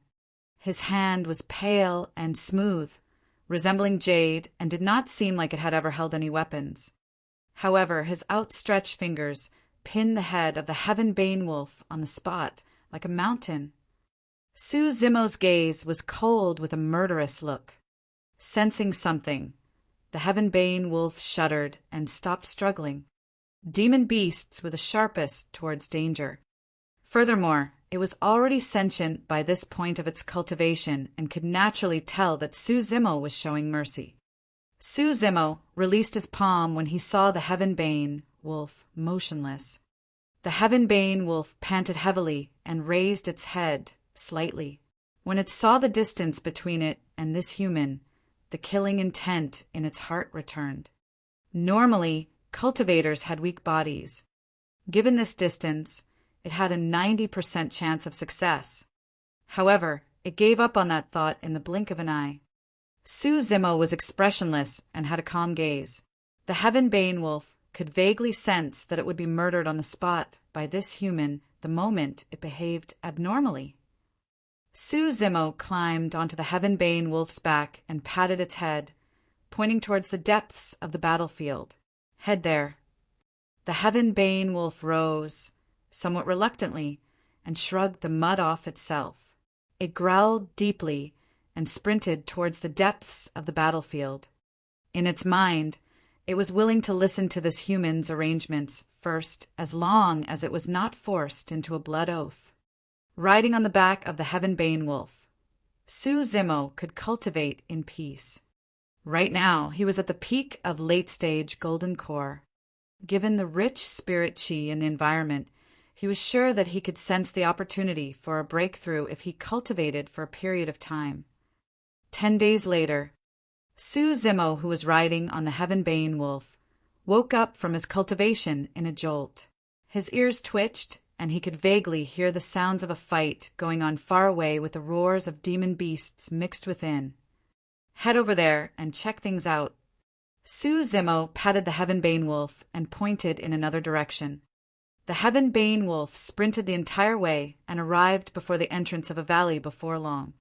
There were at least 1,000 demon beasts in the valley surrounding a group of cultivators. The scary thing was that almost all of them were ancient remnant beasts. On a mountain peak near the valley stood a mighty lion filled with golden fur. It possessed a divine might and looked down at the valley with eyes that were as large as bells. Golden lion. That was a true blue, pure-blooded, ferocious beast. Furthermore, Su Zimo could sense that this golden lion was extremely strong and had already cultivated to the peak of its inner core. All it needed was one more step for it to become a fiend demon. The Heavenbane wolf looked evidently fearful and wanted to retreat and escape. However, Su Zimo's body turned increasingly heavier, as though he was about to force the Heavenbane wolf to sprawl on the ground, and it could only whine in misery internally. With a calm expression, Su Zimo swept his gaze across the valley. A green-colored flower bloomed on a cliff in the valley. The flower had a green fruit that was around the size of an infant's fist. It was filled with white dots and carried a faint fragrance. Spirit-gathering fruit. The reason for this conflict should be the spirit-gathering fruit. The old monk had mentioned previously that cultivators were not the only ones who required spirit items, such as the spirit-gathering fruit and soul-nourishing blood ginseng. Even demon beasts coveted them. There were males and females on the side of the surrounded party, with dozens of corpses beneath their feet. All of the corpses were trampled and had mangled faces. There were more than 10 of them remaining, and all of them were injured. However, they huddled into a group and defended in a structured manner with extraordinary methods to try their best and survive, it was clear that they came from a major sect. The golden lion turned and swept its gaze across Suzimo, seemingly sensing no threat as a look of mockery flashed through its eyes. Roar! The golden lion roared and stomped heavily on the mountain peak. The mountain peak crumbled instantly. Countless rocks tumbled down in a terrifying manner. This was truly earth-shaking. The heaven-baying wolf shuddered and turned even more fearful. As though there was an order, the 1,000 remnant beasts slowed down and came to a gradual stop in their attacks. However, those ancient remnant beasts surrounded the remaining cultivators with ferocious gazes and devoured the flesh of the corpses beneath their feet in an incomparably cruel manner, with drool all over. The only 2 remaining female cultivators in the group vomited at the sight of that. Those were the corpses of their sect mates. One of them broke down on the spot and held in tears. The remaining men were equally frightened, trembling with pale faces. Puny humans, do you still want to resist? I'm going to give you a chance. Sign a blood oath with me and turn into my slave. The golden lion spoke in human tongue with a ferocious gaze. When he heard that, Suzimo frowned. In order to control demon beasts and prevent betrayals, cultivators signed blood oaths with them. Suzimo had not expected that demons would make similar blood oaths. These demons wanted to keep humans as slaves instead. The golden lion roared, "It's your honor to become my slaves." In the primordial era, humans were enslaved by the thousands of races. The bloodlines of humans are weak and you're cheap right down to the bones. Your lives are equivalent to grass. All of you are born to be slaves. Born to be slaves. Those words were extremely piercing to Suzimo. It was true that he undertook demonic cultivation. However, he was a human after all. There was contempt in the tone of the golden lion, making Suzimo feel as though he had been teleported back in time to the period where humans were disgraced in the primordial era. The remaining cultivators looked horrified. That was the final warning from the golden lion. If they rejected it, they would be torn into pieces by the 1,000 ancient remnant beasts surrounding them. Although their leader was indignant, he could only sigh. How cocky. Before his words could be said, a mocking voice sounded from outside the valley, interrupting him. Swoosh, swoosh, swoosh. Countless gazes turned to the entrance of the valley. A green-robed cultivator riding on a heaven-baying wolf entered slowly with an indifferent expression and a calm gaze. Chapter 639, Blanketing Sword Formation. Chapter 639, Blanketing Sword Formation. The legs of the heaven-baying wolf shivered against the gazes of 1,000 ancient remnant beasts. At that moment, it could only force itself to head inside reluctantly. Here comes another puny ant. The golden lion sneered coldly when it could not sense any threat from Suzimo. The surviving cultivators that were surrounded looked at Suzimo expectantly. However, they could not help but feel disappointed when they could not sense any spirit energy, fluctuation from the green-robed cultivator. Suzimo carried the Mingwang prayer beads and had remained dormant at the bottom of Dragon Burial Valley for 20 years, reciting sutras and studying Buddhism daily. Right now, his bearing was extraordinary, and ordinary people were unable to see through him. I'm going to take these humans in as my slaves because their strengths are acceptable. But you're a worthless ant that isn't even qualified to be my mount. The golden lion gazed down with an icy stare at Suzimo before commanding indifferently, "Kill him!" Howl! 2 demon beasts that were closest to the entrance of the valley turned around with ferocious gazes. Their inner cores circulated, and they lunged toward Suzimo with surging demonic chi. Suzimo slapped his storage bag with a calm expression. Swoosh, swoosh, swoosh. 2 flying swords appeared in midair. The swords buzzed continuously with bright spirit lights. 4 spirit patterns, they were supreme-grade spirit weapons. If this was in the cultivation world, it would be rather remarkable for him to release 2 supreme-grade spirit weapons right away. However, this was the ancient battlefield. Everyone who was qualified and had the capabilities to enter were the paragons and elites of major sects and factions. It was considered normal for them to have a couple of supreme-grade spirit weapons with them. The surviving cultivators exchanged glances and shook their heads disappointedly. He truly has a death wish. If he wants to fight these demon beasts with just those 2 supreme-grade flying swords, it'll be equivalent to an ant trying to shake a massive tree. He looks young. I think he must have gotten famous in his teenage years and is inexperienced and cocky without having experienced setbacks before, sigh.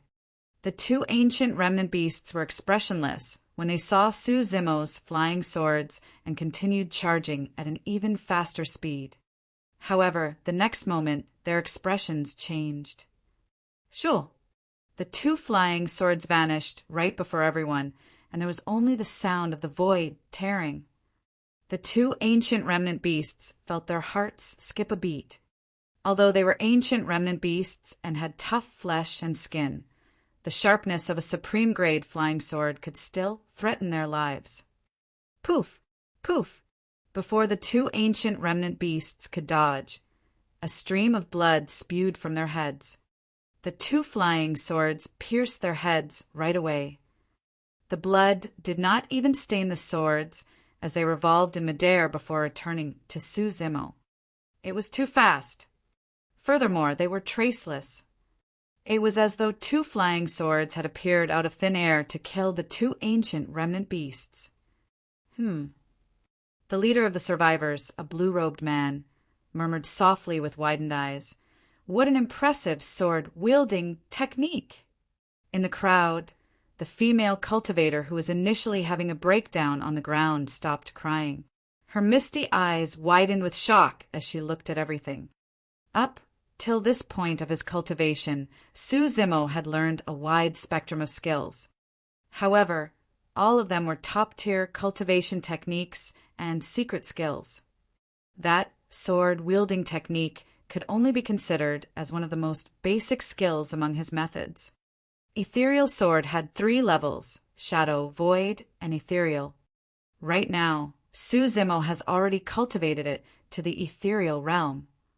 The speed of the flying swords was extremely fast, erratic, and untraceable. Only cultivators with extremely sharp senses would be able to defend against level 3 of Ethereal Sword. Against these ancient remnant beasts, Su Zimo had way too many means of dealing with them. The most simple and crude way was to barge right in with his frightening bloodline and body. No ancient remnant beast could stand in his way at all. However, Su Zimo did not do that. When he heard the Golden Lion's mockery and ridicule, he was insistent on using the methods of immortal cultivators to kill the ancient remnant beasts and suppress that Golden Lion. With the death of the 2 ancient remnant beasts, dozens more charged over without the need for the Golden Lion to make any orders. This is bad. The blue-robed man shook his head.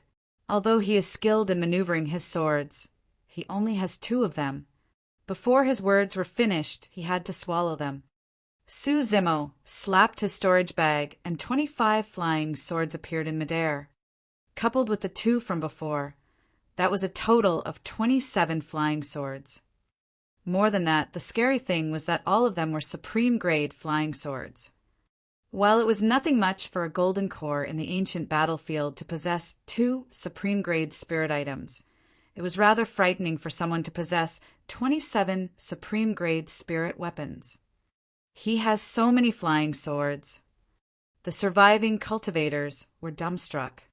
None of them had ever seen anyone summon that many flying swords at one go.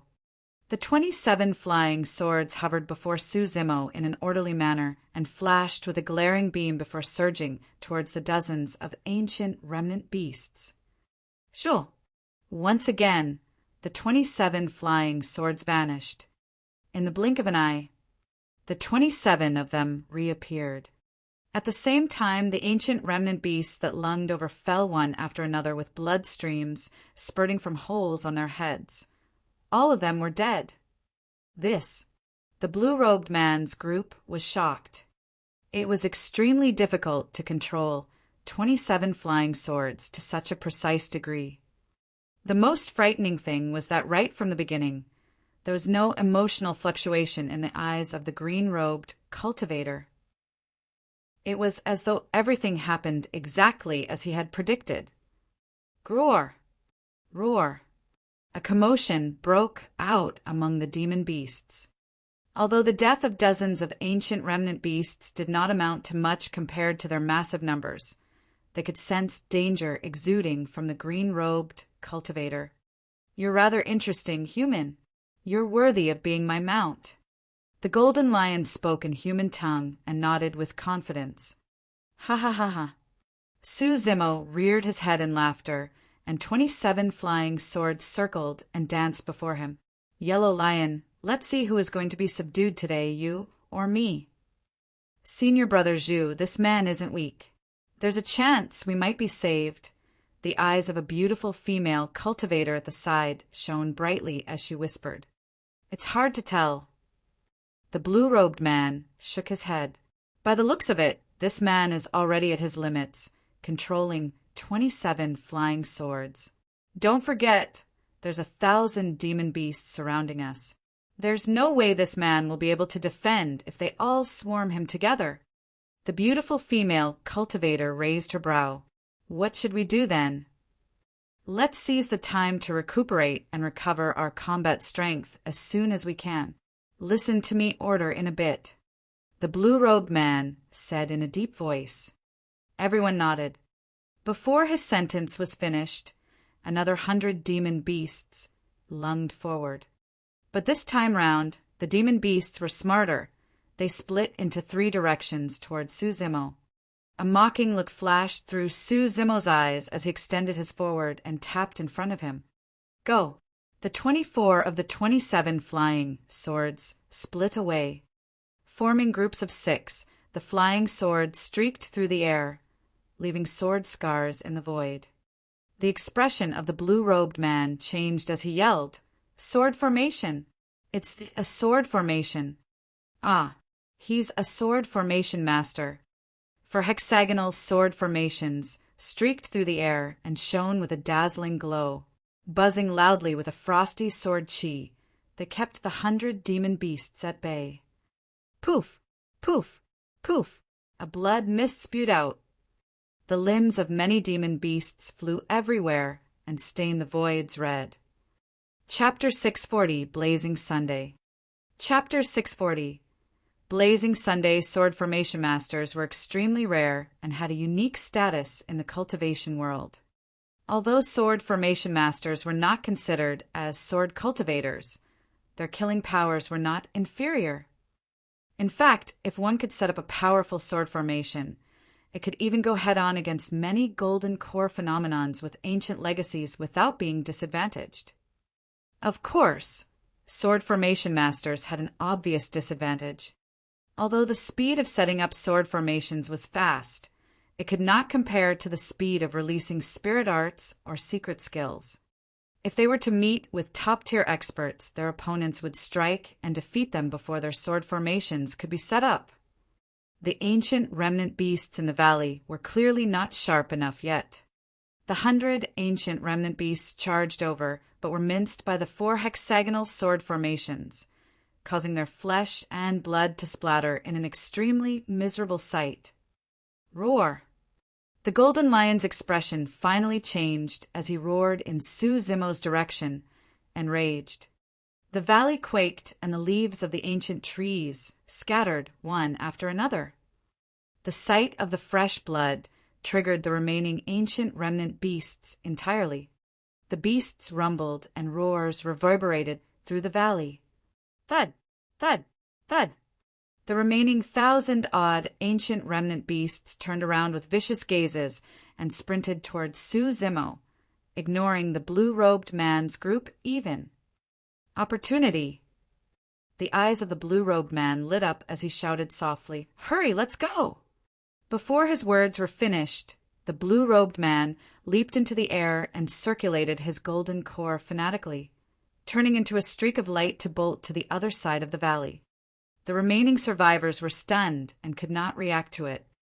The beautiful female cultivator was even looking at the blue-robed man with a slightly agape mouth in disbelief. She had not imagined that he would do something so lowly. No matter what, the green-robed cultivator was here to help them. However, the blue-robed man took advantage of the moment when the green-robed cultivator was surrounded by the ancient remnant beasts to escape himself. How was that different from a lowly ingrate? What are you guys waiting for? The blue-robed man, who was sprinting in midair, turned around. When he saw the beautiful female cultivator and the others still standing on the spot, he sneered, "That man's about to be devoured by the group of demons soon. If you miss this chance, all of you can wait to die." A few cultivators who were initially hesitant were evidently moved. Everyone could tell that although the green-robed cultivators' four sword formations were extraordinarily strong, they were definitely not enough to deal with the rush of the 1,000-odd ancient remnant beasts. By the time the green-robed cultivator was ripped into pieces, they would be next in line. Not everyone could be so noble and daring in the face of death. Furthermore, the reason why everyone cultivated was due to the pursuit of longevity. If they were to really die here, they would be left with nothing. A conflicted look flashed through the beautiful female cultivator's eyes, but she still made up her mind and chose not to leave.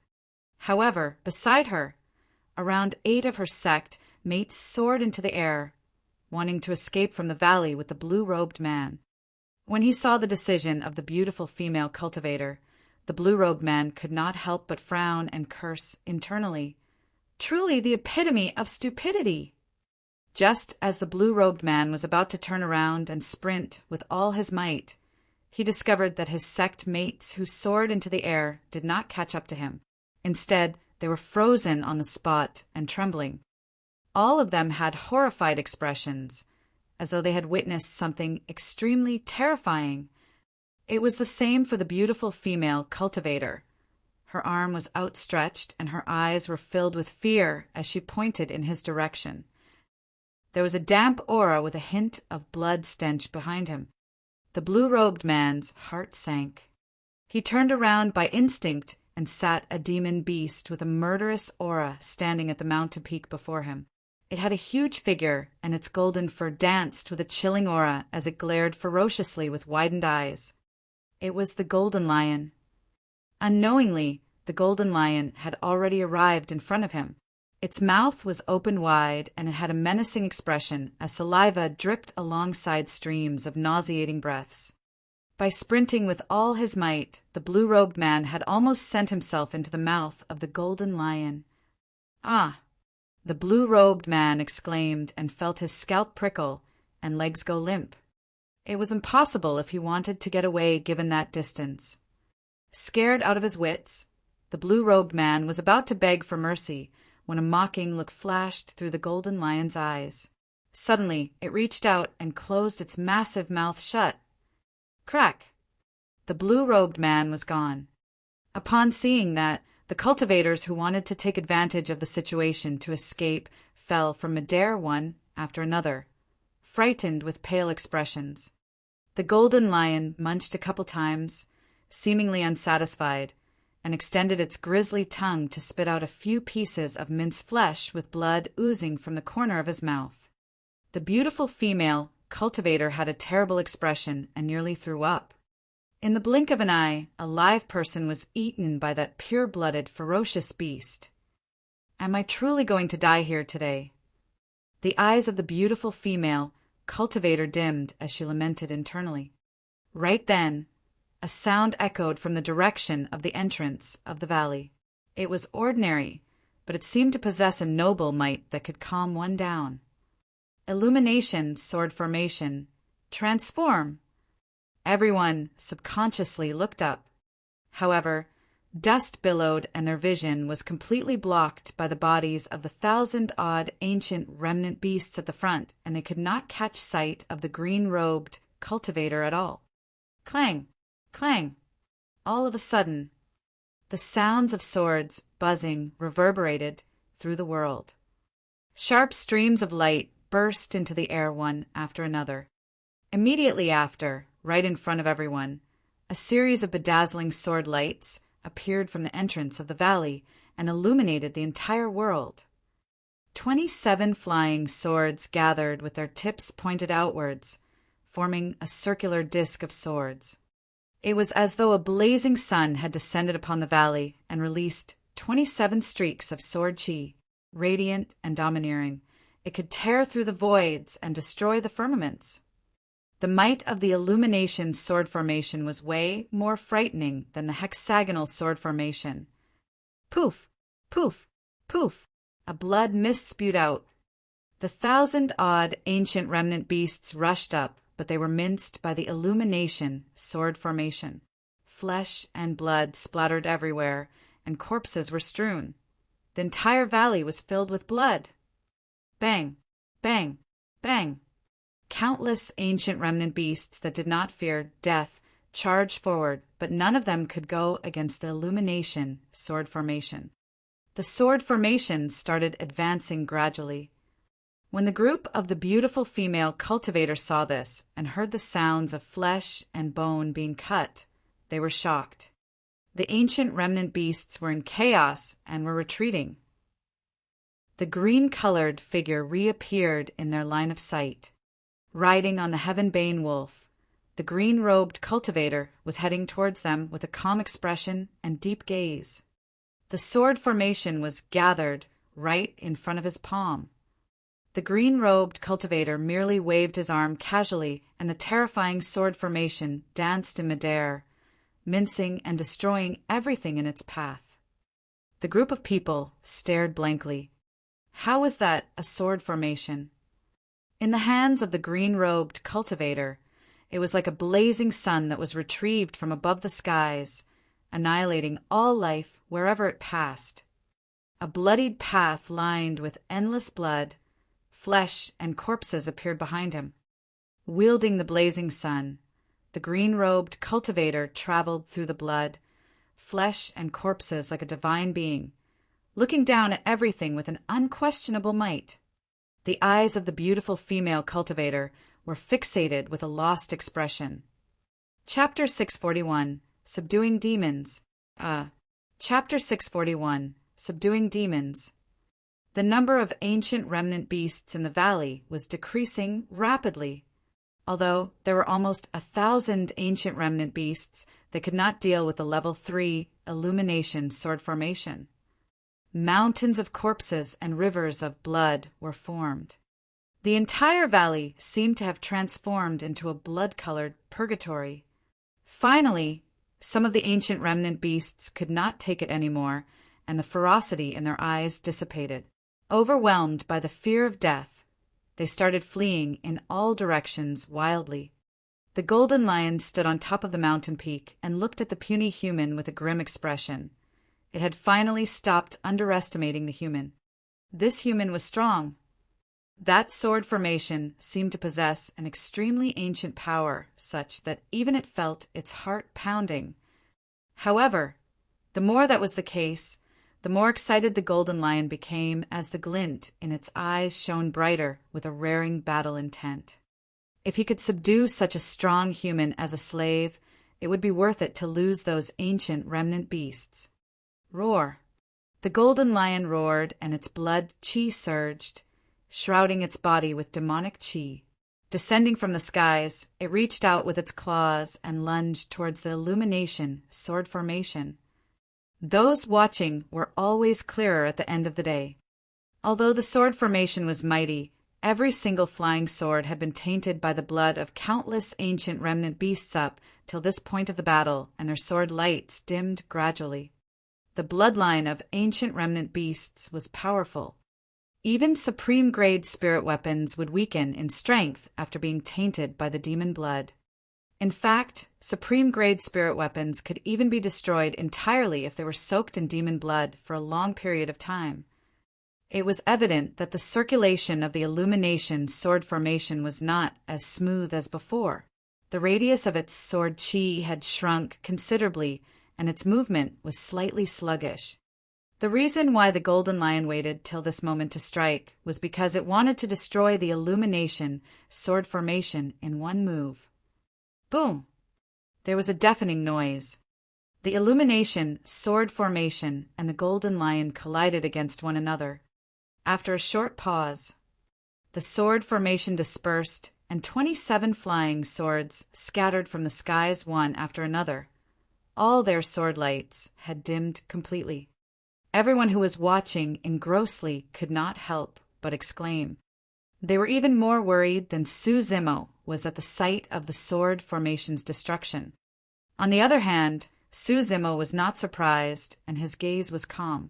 He put away the 27 flying swords into his storage bag expressionlessly. Once this battle was over, the flying swords could be returned to their original states after wiping away the demon blood on them. The golden lion was sent flying and rolled on the ground before getting up once more. Its claws trembled slightly with an intense pain. Even so, the golden lion's eyes could not conceal their excitement. It had finally managed to destroy that scary sword formation with a full-powered attack. The golden lion reared its head in laughter and shouted, "Useless one, your strongest technique has already been destroyed by me, ha ha ha ha." Strongest technique? Suzimo had an odd expression. The golden lion looked down at Suzimo in the valley with glowing eyes. "If you give up obediently now and sign a blood oath with me, you can suffer less. Otherwise, foo-foo." It sneered menacingly and threatened Suzimo directly. "Let me return that statement right at you." Suzimo gave a fake smile and jumped down from the heaven-bane wolf. "Yellow lion, if you sprawl before me obediently to be my mount right now, you can suffer less." The golden lion was enraged. However, the heaven-bane wolf was delighted and howled in joy as it sprinted towards the entrance of the valley. "Useless one, you've made me angry." The golden lion ground its teeth and saliva drooled from its fangs slowly as it snarled word by word. "You had better ask for mercy as soon as possible, or I'm going to eat you alive once I change my mind." When he heard that, Suzimo smiled. The golden lion was triggered at the sight of Suzimo smiling and roared. All its fur stood on end and its blood chi surged, causing its body to enlarge completely. "I'm going to eat you up." The golden lion roared. "Humph." Suzimo retracted his smile and extended his palm suddenly, intertwining his fingers to conjure a spirit art before pointing at the golden lion. Swoosh! A wild wind howled and spirit energy surged. The beautiful female cultivators group could clearly feel the spirit chi in the valley converging towards Suzimo's spirit art like a stream of water. It was as though a spirit chi vortex was being formed. What a frightening spirit art! Everyone was shocked. In the blink of an eye, a gigantic palm of spirit energy appeared before Suzimo. Its fingers were outstretched, and its palm prints could be seen clearly. That gigantic palm blanketed the skies and pushed down fiercely towards the golden lion. The golden lion's expression changed. It could sense an extremely terrifying aura from the conjured palm. In fact, the palm was clearly suppressing its blood chi. "What is this?" The golden lion circulated its inner core wildly, and demonic chi rumbled and circled it. "Ma." Suddenly, a Sanskrit sound boomed in an earth-shaking manner. The golden lion shuddered, and its fur fell instantly. Its blood chi dissipated irreversibly, and the speed of its inner core circulation slowed down as well. How could this be? The golden lion was internally shocked. In reality, this was the first time that Suzimo had released the Daming Dharmic Seal together with Daming Mantra after he cultivated Daming True Sutra. At the same time, the reason why this Dharmic Seal had such a clear suppression effect on the golden lion was because it was the demon subduing seal. The demon subduing seal was meant to subdue demons. The ancient remnant beasts at the side who had not managed to escape yet found the blood cheese in their bodies dissipating as they sat on the ground limply with frightened expressions. The reason why the golden lion was able to hold on forcibly was because it was a pure-blooded, ferocious beast. However, the demon-subduing seal was descending right above its head. Bang! Right as the golden lion was about to stand up to go head-on against the spirit energy palm, it was pushed right back down. Against the spirit energy palm, the massive body of the golden lion could only tremble. One had to possess tremendous power if they wanted to subdue demons. The bloodline of the golden lion trickled slowly within its body, unable to flow properly. Thud! The golden lion knelt on the ground with an aggrieved expression. Although it was indignant, its massive head had no other choice than to bow down. Ee! It did not give up, and there was a low growl that came from the depths of its throat. However, no matter how it struggled, it could not do anything to the demon-subduing seal. Crack! Crack! Crack! They were at a stalemate, but the power of the demon-subduing seal was evidently growing stronger. Cracking sounds could be heard coming from the bones in the golden lion's body, and its body was shrinking repeatedly with its blood chi suppressed. The beautiful female cultivators group was dumbstruck. The pure-blooded, ferocious beast with a torrential arrogance moments earlier was now pinned on the ground, unable to budge. The green-robed cultivators' methods were truly frightening. The spirit energy palm was still pushing against the golden lion's body. Su Zimo strode before the golden lion and said indifferently, "I can spare your life if you become my mount for a period of time." The eyes of the golden lion shone with an endless ferocity as it ground its teeth jarringly. Su Zimo's gaze turned cold. Boom! The power of the demon-subduing seal intensified once again. The golden lion gave a dull thud and nearly spat out blood from the pressure. Its organs were being squashed together. It realized that it was going to be killed if it continued to be stubborn. However, the golden lion was aggrieved and indignant. It was a pure-blooded, ferocious beast with a noble bloodline from one of the 8 demon regions, Wild Lion Ridge. How could it become a mount for a lowly human? Chapter 642. Bloody Unlucky. Chapter 642. Bloody Unlucky. The golden lion felt itself suffocating from the mounting pressure on its body. It had to make a decision. The golden lion's gaze fluttered, and finally, it could not take it any longer and snarled, "I can be your mount, but there can't be a blood oath between you and I." That was its bottom line.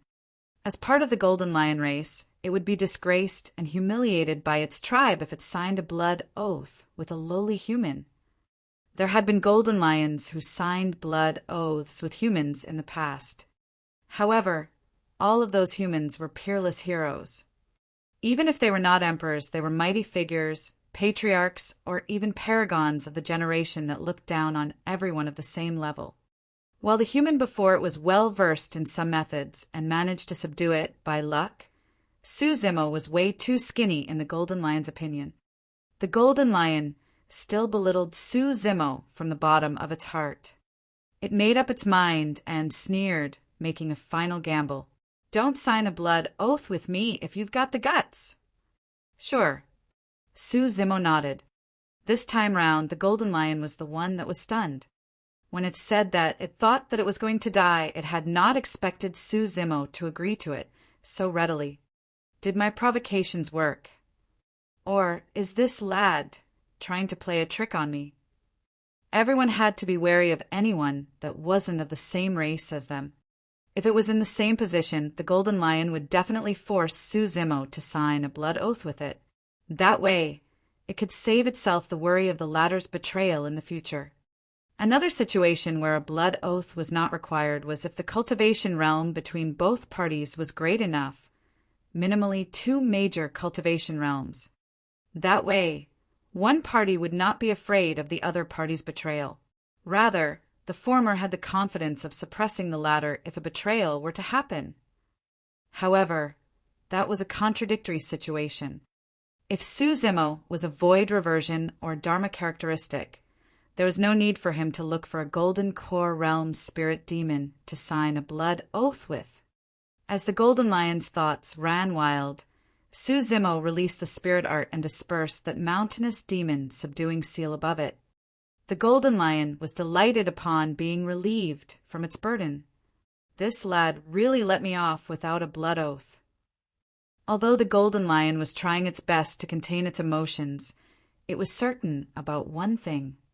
There was something wrong with the brains of this skinny scholar before it. Ha ha ha ha.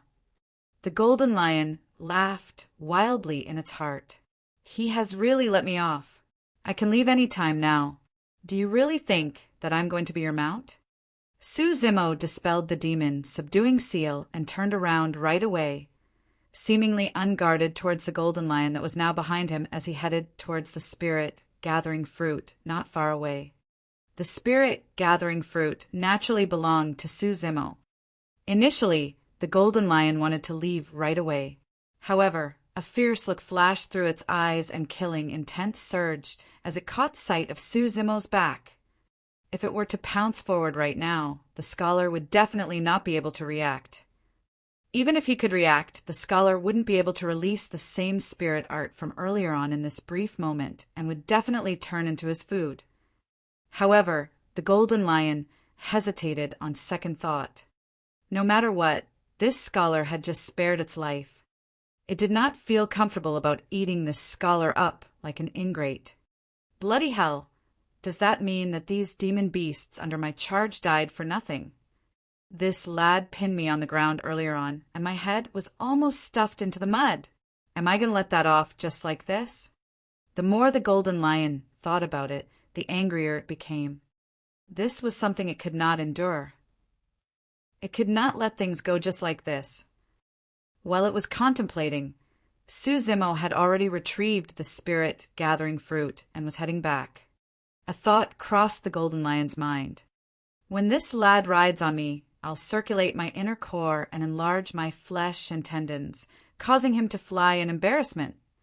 Ha ha ha. That's right. That's the way. The more the Golden Lion thought about it, the more excited it became, and it could not help but smirk. Although Su Zimo had plenty of methods, he had not cultivated the Buddhist divine power of telepathy, and naturally did not know what was on the Golden Lion's mind. However, when he saw how creepy the lion looked with that smile, Su Zimo frowned and threw out a slap. What are you smiling so stupidly for? Time to go. With that, he hopped onto the Golden Lion's back. That single slap stunned the Golden Lion. It stood frozen on the spot, unable to react. Did this person just slap me? He slapped me.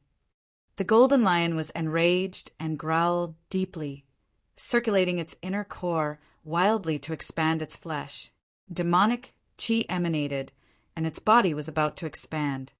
Su Zimo had a calm expression and was sturdy as a mountain as a mocking look flashed through his eyes. Thump!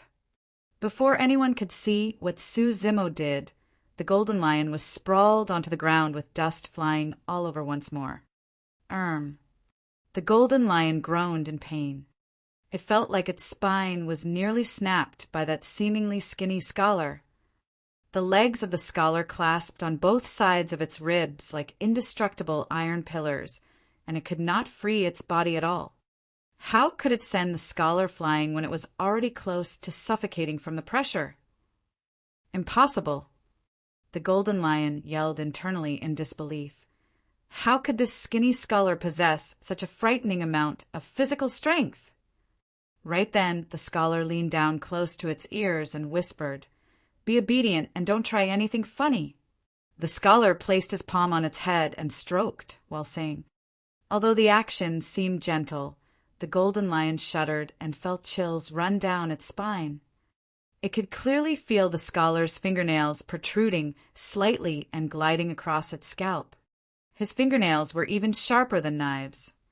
It had no doubt that if the scholar exerted strength, 5 holes would definitely appear on its head. The Golden Lion wanted to cry. It had finally realized that this scholar was not a fool. He was just sufficiently strong. He was so strong that he could suppress it at any moment, even without a blood oath. Let's go! Su Zimo's voice sounded. Suddenly, the golden lion felt its body turn lighter, as though a massive ton of weight had disappeared. However, that scholar was still riding on it. Where did this monster incarnate come from? I'm bloody unlucky. The golden lion sighed internally and realized that it was futile to struggle.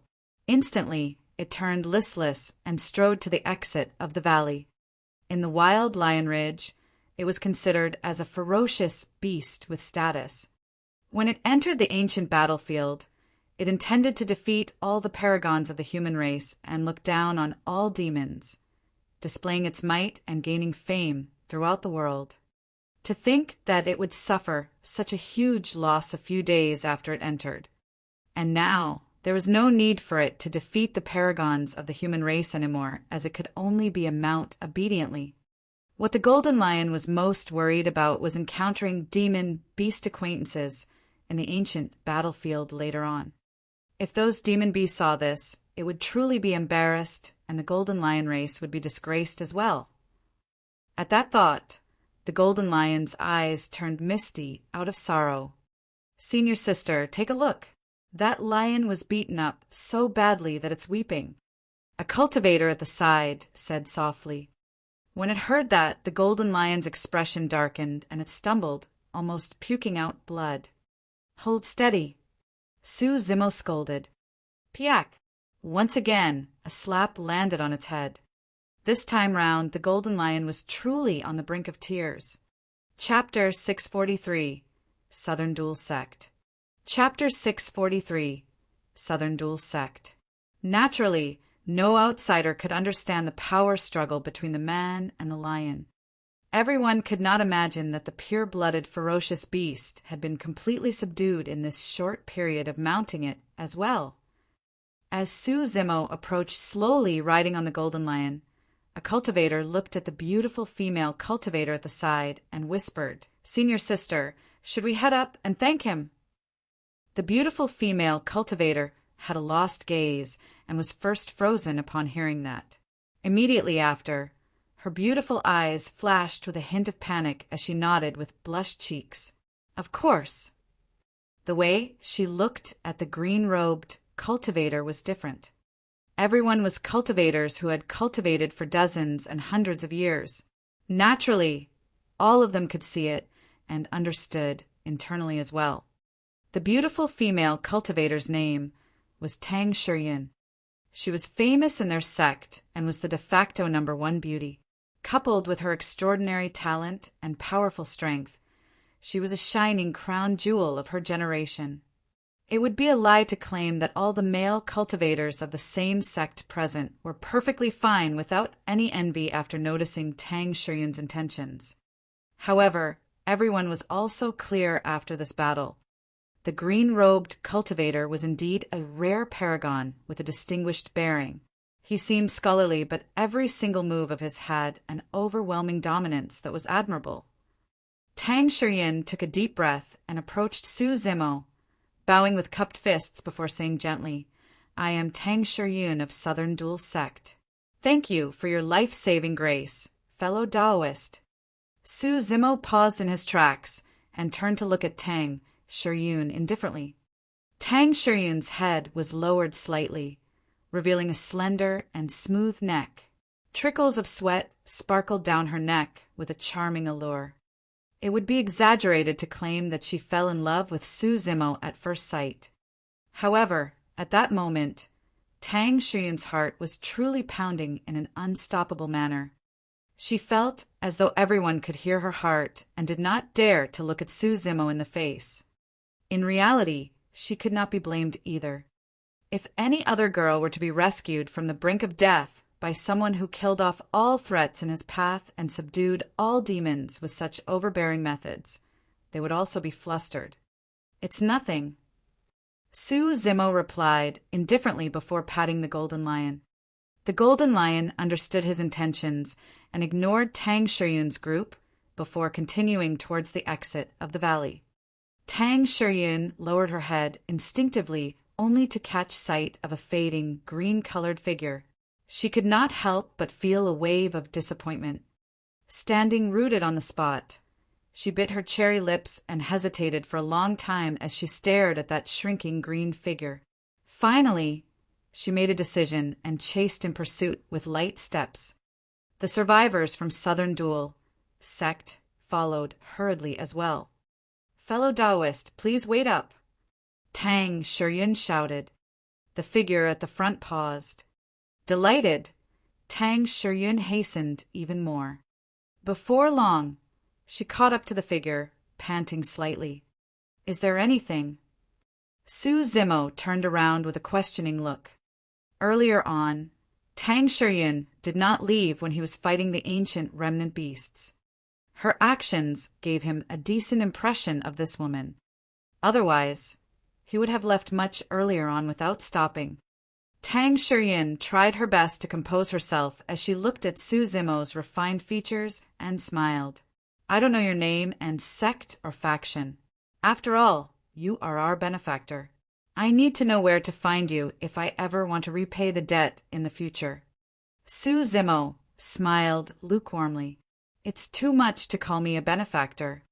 I merely passed by coincidentally and did it for the spirit gathering fruit as well." Tang Shiyun's cheeks flushed, be it because she was rushing earlier on or some other reasons, and asked again, "You haven't said your name, fellow Taoist." "My name—" Su Zimo hesitated for a moment. "I am Su Zimo. I've got no sect or faction." At the same time, he focused his gaze on Tang Shiyun's expression. There were not many changes to her expression. It was the reaction one would expect upon hearing the name of a stranger. Su Zimo nodded silently. It seemed like Southern Dual sect should not be from the North region. There were few cultivators in the North region who had not heard of the name Su Zimo. "Fellow Taoist Su, where are you headed?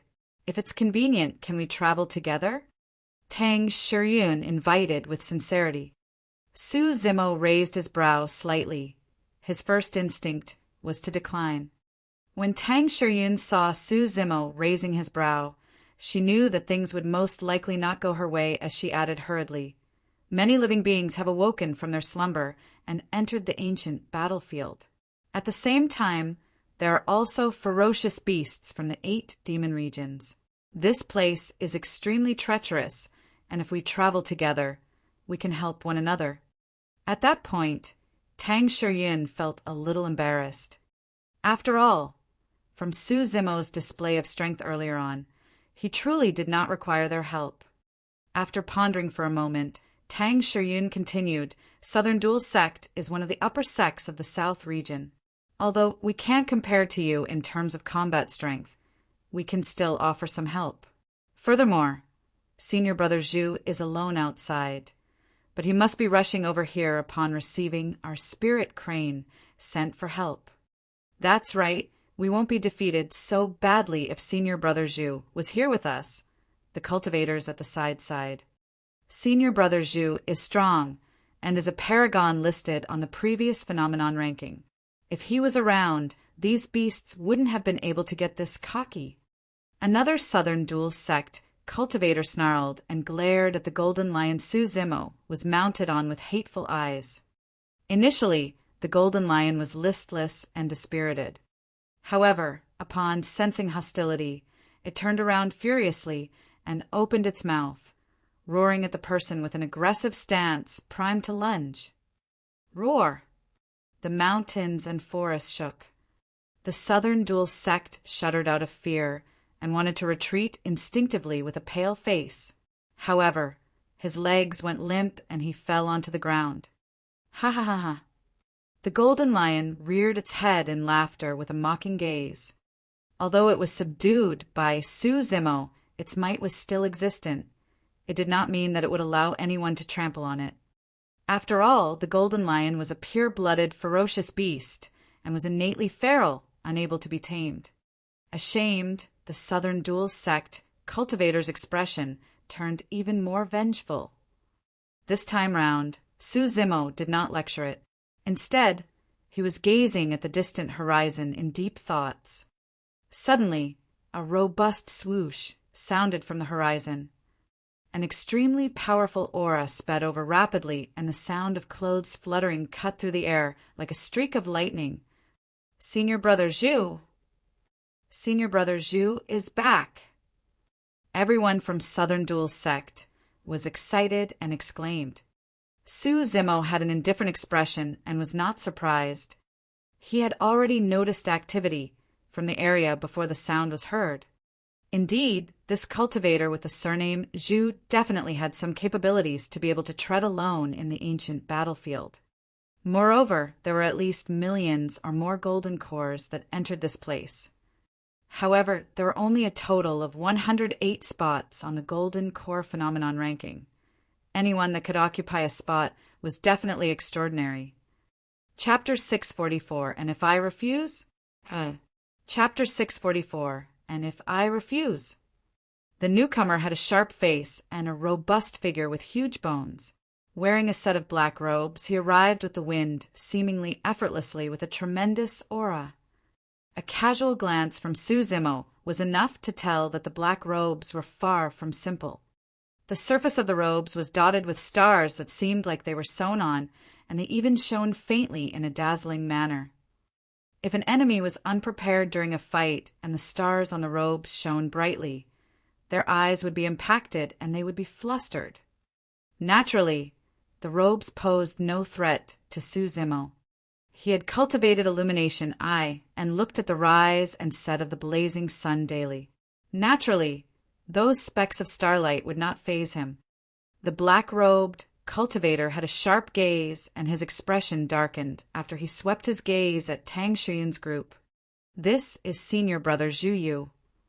Tang Shiyun said to Su Zimo first before declaring, Senior Brother Zhu, this is fellow Taoist Su. It's all thanks to him that we were saved. Zhu Yu's gaze landed on Su Zimo. At first glance, this person seemed way too ordinary. Wearing a common set of green robes, his features were refined and he did not carry any sect badge on his waist. More than a cultivator, the first impression this man gave off was of a weak scholar. Most of the time, the strength of a cultivator would be displayed in their aura. Some people had auras so powerful that they could shock everything without making a move. Some people had fierce gazes that could fill the air with a blood stench at a single glance. However, in Zhu Yu's eyes, Su Zimo was truly ordinary. The only thing that surprised him was the lion beneath Su Zimo. It was golden all over and seemed like it was from the golden lion race. However, golden lions were usually much tougher than this lion. This lion seemed listless and dispirited without the dominance and ferocity of a pure-blooded, ferocious beast. Its bloodline should be mixed with some other trash breed. The thought crossed Zhu Yu's mind, and he did not think too much about it. Zhu Yu glanced once at Su Zimo and asked deeply, without the intention of greeting the latter, what happened? Cultivators of Southern Duel's sect headed up and recounted everything that happened in the valley. Zhu Yu's expression turned increasingly darker. Southern Duel's sect had sent 100 cultivators for this trip, but now there were only less than 20 of them. It was a severe loss. However, the ancient battlefield had only just started. As though he suddenly recalled something, Zhu Yu scanned the group and asked coldly, "Where's my younger brother?" He was eaten by that golden lion. The cultivator that was scared earlier on blurted hurriedly, seizing this rare opportunity as he glared at the golden lion hatefully. The golden lion shrugged its head fearlessly. If Su Zimo was not riding on its back, it would have lunged forward a long time ago to rip this guy called Zhu Yu apart. Su Zimo raised his brow.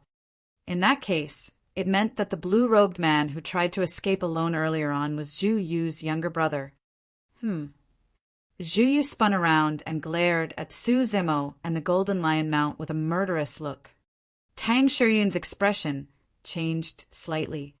The tension in the atmosphere had dipped to a freezing point. Senior Brother Zhu, please calm down.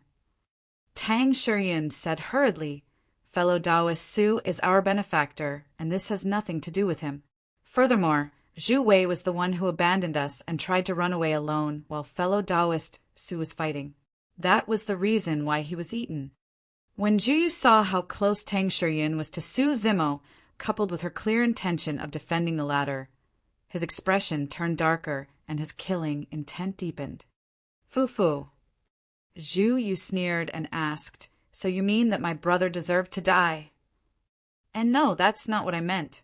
It's just that." Tang Shiyin was anxious and wanted to explain, but she did not know how to start. Instead, she could only turn to Su Zimo in a pleading manner. Su Zimo had a nonchalant expression and said in a leisurely manner, "In my opinion, your brother truly deserved to die." The moment he said that, everything went silent. Complete silence. "What did you say?" Zhu Yu's spirit energy surged, and his eyes shone with a sharp killing intent. "No." Tang Shiyin moved and stood between the two of them, saying nervously on the brink of tears, "Senior brother Zhu, fellow Taoist Su, please don't fight. This is a misunderstanding." "Misunderstanding?" Zhu Yu smiled darkly and said with a chilling tone, "The death of my brother is a misunderstanding? Can I kill him right now and say that it's a misunderstanding too?" "Senior brother Zhu, this had nothing to do with fellow Taoist Su at all. He was the one who stood in to save us." Tang Shiyin tried her best to explain things. "Please calm down, both of you." A cultivator of Southern Dual sect tried persuading as well. "Senior brother Zhu, fellow Taoist Su, a fight between the two of you will only lead to severe losses on both parties. There's no point to that." When it heard the phrase "severe losses on both parties," the Golden Lion could not help but stifle a chuckle. It looked at Zhu Yu like it was looking at a retard. How ignorant! In truth, right from the beginning, Su Zimo had not been agitated at all. He was indifferent, and there were no emotions in his eyes. Fu. Zhu Yu laughed sinisterly with a dark expression before saying coolly, "I can heed the suggestions to not attack, sure. However, who is going to pay for my brother's life?" The Southern Dual Sect cultivator caught sight of the snickering Golden Lion, and a thought crossed his mind as he pointed to it. Senior brother Zhu Wei was eaten by that lion. Let's kill it and have it pay with its life. Tang Shiyin was delighted as well, and looked at Su Zimo instinctively. After all, he was unrelated to that Golden Lion, and it was merely a demon beast that he had just subdued without even a blood oath. This compromise on both parties was the best way to resolve this matter. "All right." Zhu Yu's lips curled as he glared at Su Zimo coldly. "Since my juniors sought mercy for you, I'll spare your life for now and kill that beast beneath you first." Su Zimo smiled and asked indifferently, "And if I refuse?" The situation that had toned down a moment earlier turned intense once more. Both their gazes clashed in midair with sparks flying. In truth, in Su Zimo's heart, that cultivator named Zhu Wei deserved to die. When he appeared to fight the demons, that person chose to take advantage of the situation and escape instead of helping out. There was nothing to pity about the death of someone like that. Even if the Golden Lion did not devour him alive, Su Zimo would have chased after that person and killed him personally. However, given Su Zimo's character, he could not be bothered to explain about such things. If that person was killed, so be it. The reason why he cultivated was to gain clarity of mind and peace in his actions. There was no need for him to have such hesitations. That was the reason why the only reply he had when those thoughts crossed his mind was, "And if I refuse? What can you do to me if I refuse to relent?"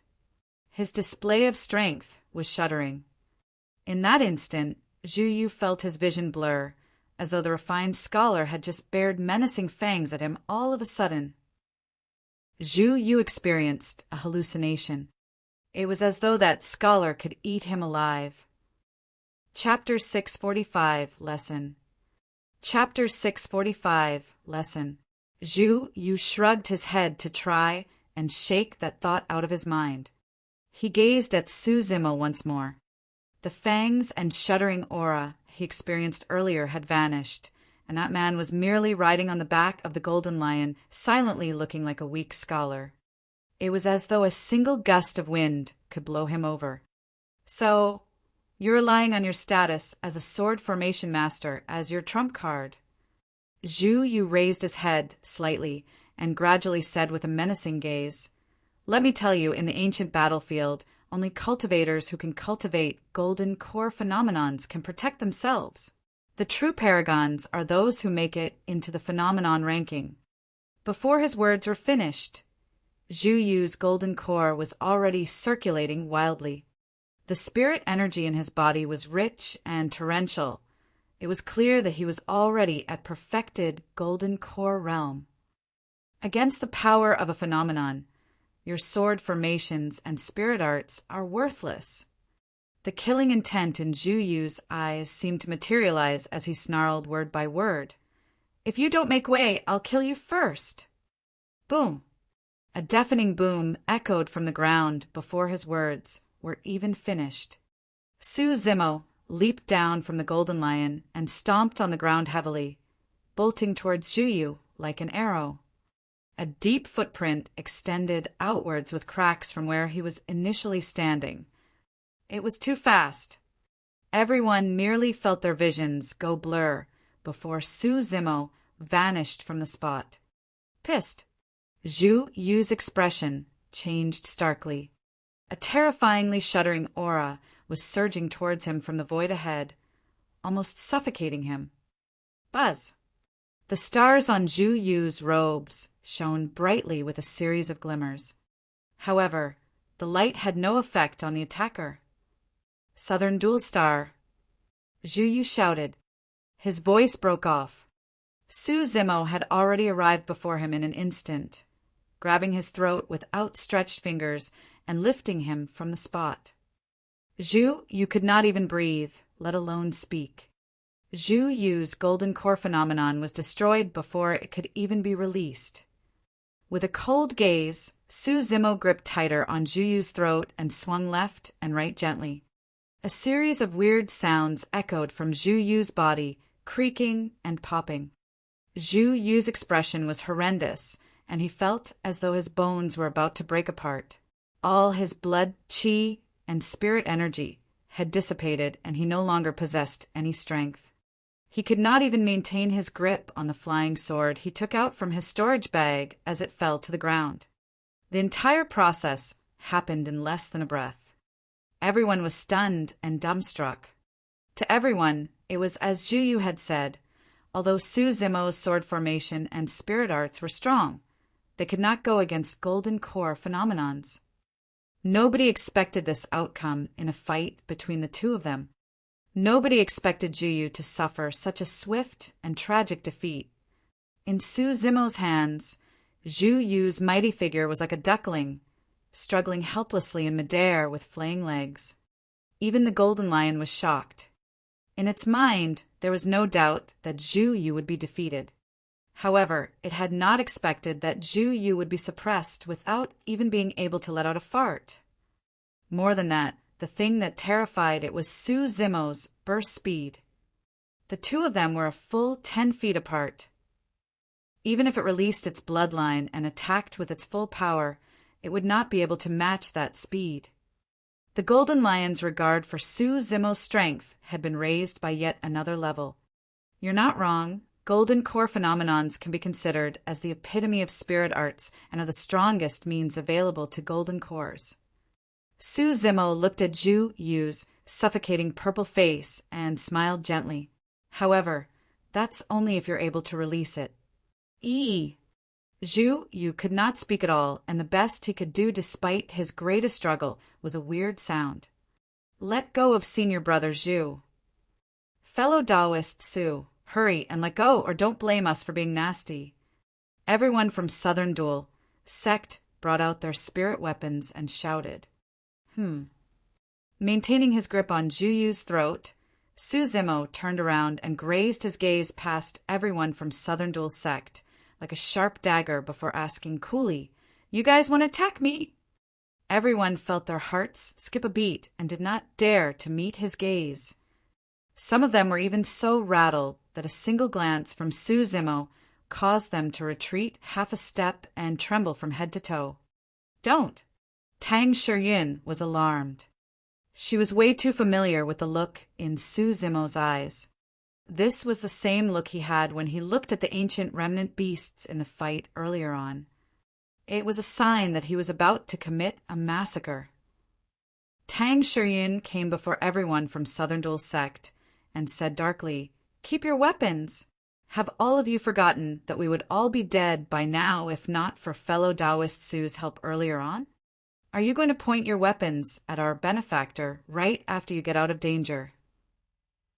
Everyone from Southern Dual Sect exchanged glances embarrassedly and did not dare to reply, putting away their spirit weapons hurriedly.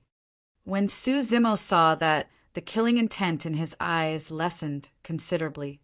His killing intent was truly triggered earlier on. Everyone from Southern Dual Sect had already forgotten that he was the one who saved their lives. "If I can save your lives, I can naturally kill all of you." Tang Shiryun hurried before Su Zimo. "Fellow Taoist Su, they were only reckless out of emotions. Please don't take it to heart." Su Zimo remained silent and did not reply. However, Tang Shiryun could clearly tell that the scary look in Su Zimo's eyes had faded gradually before vanishing.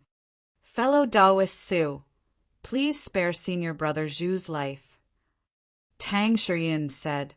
Although senior brother Zhu was in the wrong, it was because he lost control of himself due to the death of a close kin. That was the reason why he attacked you. In truth, that was also the reason why Su Zimo did not kill Zhu Yu immediately. He had just experienced the pain of losing a kin and could naturally empathize with that feeling.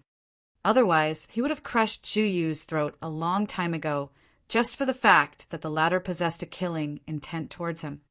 Zhu Yu's face was already purplish with bulging eyes and a tongue that stuck out. His consciousness was hazy by now. "Fellow Taoist Su, thank you for saving the lives of everyone from Southern Dual Sect. But please spare senior brother Zhu's life. Although he was in the wrong, I don't think it was severe enough to render his death." Tang Shiryun was about to kneel down as she spoke. "I guarantee you that from this day forth, no matter what happens in the ancient battlefield, Southern Dual Sect will definitely try our best to assist you. Fellow Taoist Su." Naturally, Su Zimo could sense the sincerity in Tang Shiryun. Furthermore, he had no intention of killing Zhu Yu to begin with. He merely wanted to teach the latter a lesson. "There's no need for that." Su Zimo waved his robes and prevented Tang Shiryun from kneeling. At the same time, he relinquished his grip. Zhu Yu fell to the ground limply and gasped in huge breaths with wheezing sounds, as though he wanted to consume every single bit of air in the universe. Tang Shiryun was overjoyed. Everyone from Southern Dual Sect heaved a breath of relief and swarmed forward as well. Some people took care of Zhu Yu, while some of them bowed deeply to Su Zimo. "Thank you, fellow Taoist Su." Chapter 646. News of Glass Palace. Chapter 646. News of Glass Palace. Su Zimo returned to the back of the Golden Lion, prepared to leave.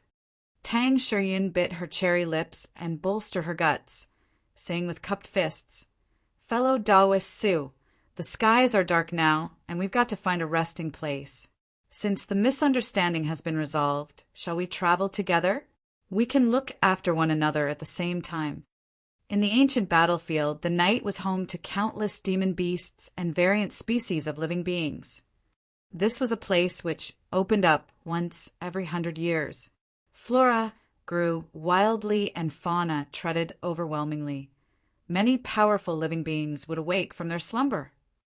For most cultivators, traveling in the ancient battlefield at night was equivalent to having a death wish.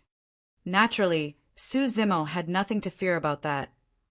He was just about to decline when Tang Shiryun spoke again. "I know that there's an ancient city near here where many cultivators use as a resting place. It takes around a day to get there by foot. In the ancient battlefield, There were many ancient cities left behind from the ancient era and could be used to defend against ferocious beasts. If powerful sects or factions were to guard the ancient cities, they could even defend against the rush of most beast stampedes. Tang Shiryun commented, "Furthermore, I heard that Glass Palace has occupied that ancient city all these years." When he heard that, Su Zimo raised his brow, slightly, seemingly moved. Tang Shiryun was delighted when she noticed that, and said hurriedly, "Glass Palace is one of the immortal sects and is the strongest body tempering super sects in the cultivation world. Their legacy disciples can even take on ferocious beasts barehanded. With that super sect guarding the ancient city, there would definitely not be any danger." Initially, Su Zimo had no interest in the ancient city at all, but he changed his mind upon the mention of Glass Palace.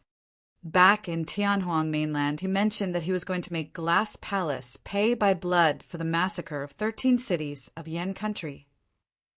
Su Zimo nodded. "All right, I'll have to trouble you to lead the way." "It's fine, there's no trouble," Tang Shiryun replied ecstatically. On the other end, Zhu Yu's panting had already calmed down gradually.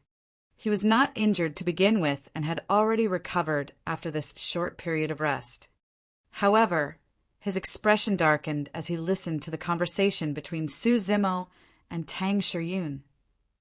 He lowered his head and covered his appearance with his long hair. His eyes shone coldly, and a thought swam through his mind endlessly. Right now he had two choices. The first was to endure everything for the time being and look for another opportunity after understanding more about this person. The second was to strike now and release his golden core phenomenon with his full power without giving this man a chance to get close. After a long hesitation, Zhu Yu chose not to attack in the end. He could not figure out if Su Zimo had any trump card still. If he were to attack now and that man had unrevealed trump cards, more than his face, he would lose his life instead. Su Zimo's gaze had been flickering casually past Zhu Yu from time to time. Zhu Yu did not know at all that he had just barely escaped death's door. He thought that he had concealed himself well. However, what he did not know was that Su Zimo's spirit perception was way too frightening, and the latter had sensed every single bit of his hostility. If he had made any unusual movements, he would have been dead by now. The skies were dark and night had already arrived. "Let's go and find a place to rest for the night." Su Zimo patted the golden lion beneath him. "Go and look for one." "Okay." The golden lion replied listlessly. As a pure-blooded, ferocious beast, it naturally knew best as to where was comparatively safer in the ancient battlefield. Furthermore, it had just been subdued by Su Zimo as a mount and was thoroughly embarrassed. It wanted nothing more than to avoid other demon beasts. Therefore, the golden lion carried Su Zimo and sprinted at the front. Everyone else from Southern Duel sect followed close behind. Not long after, they arrived beneath a mountain peak and located a cave.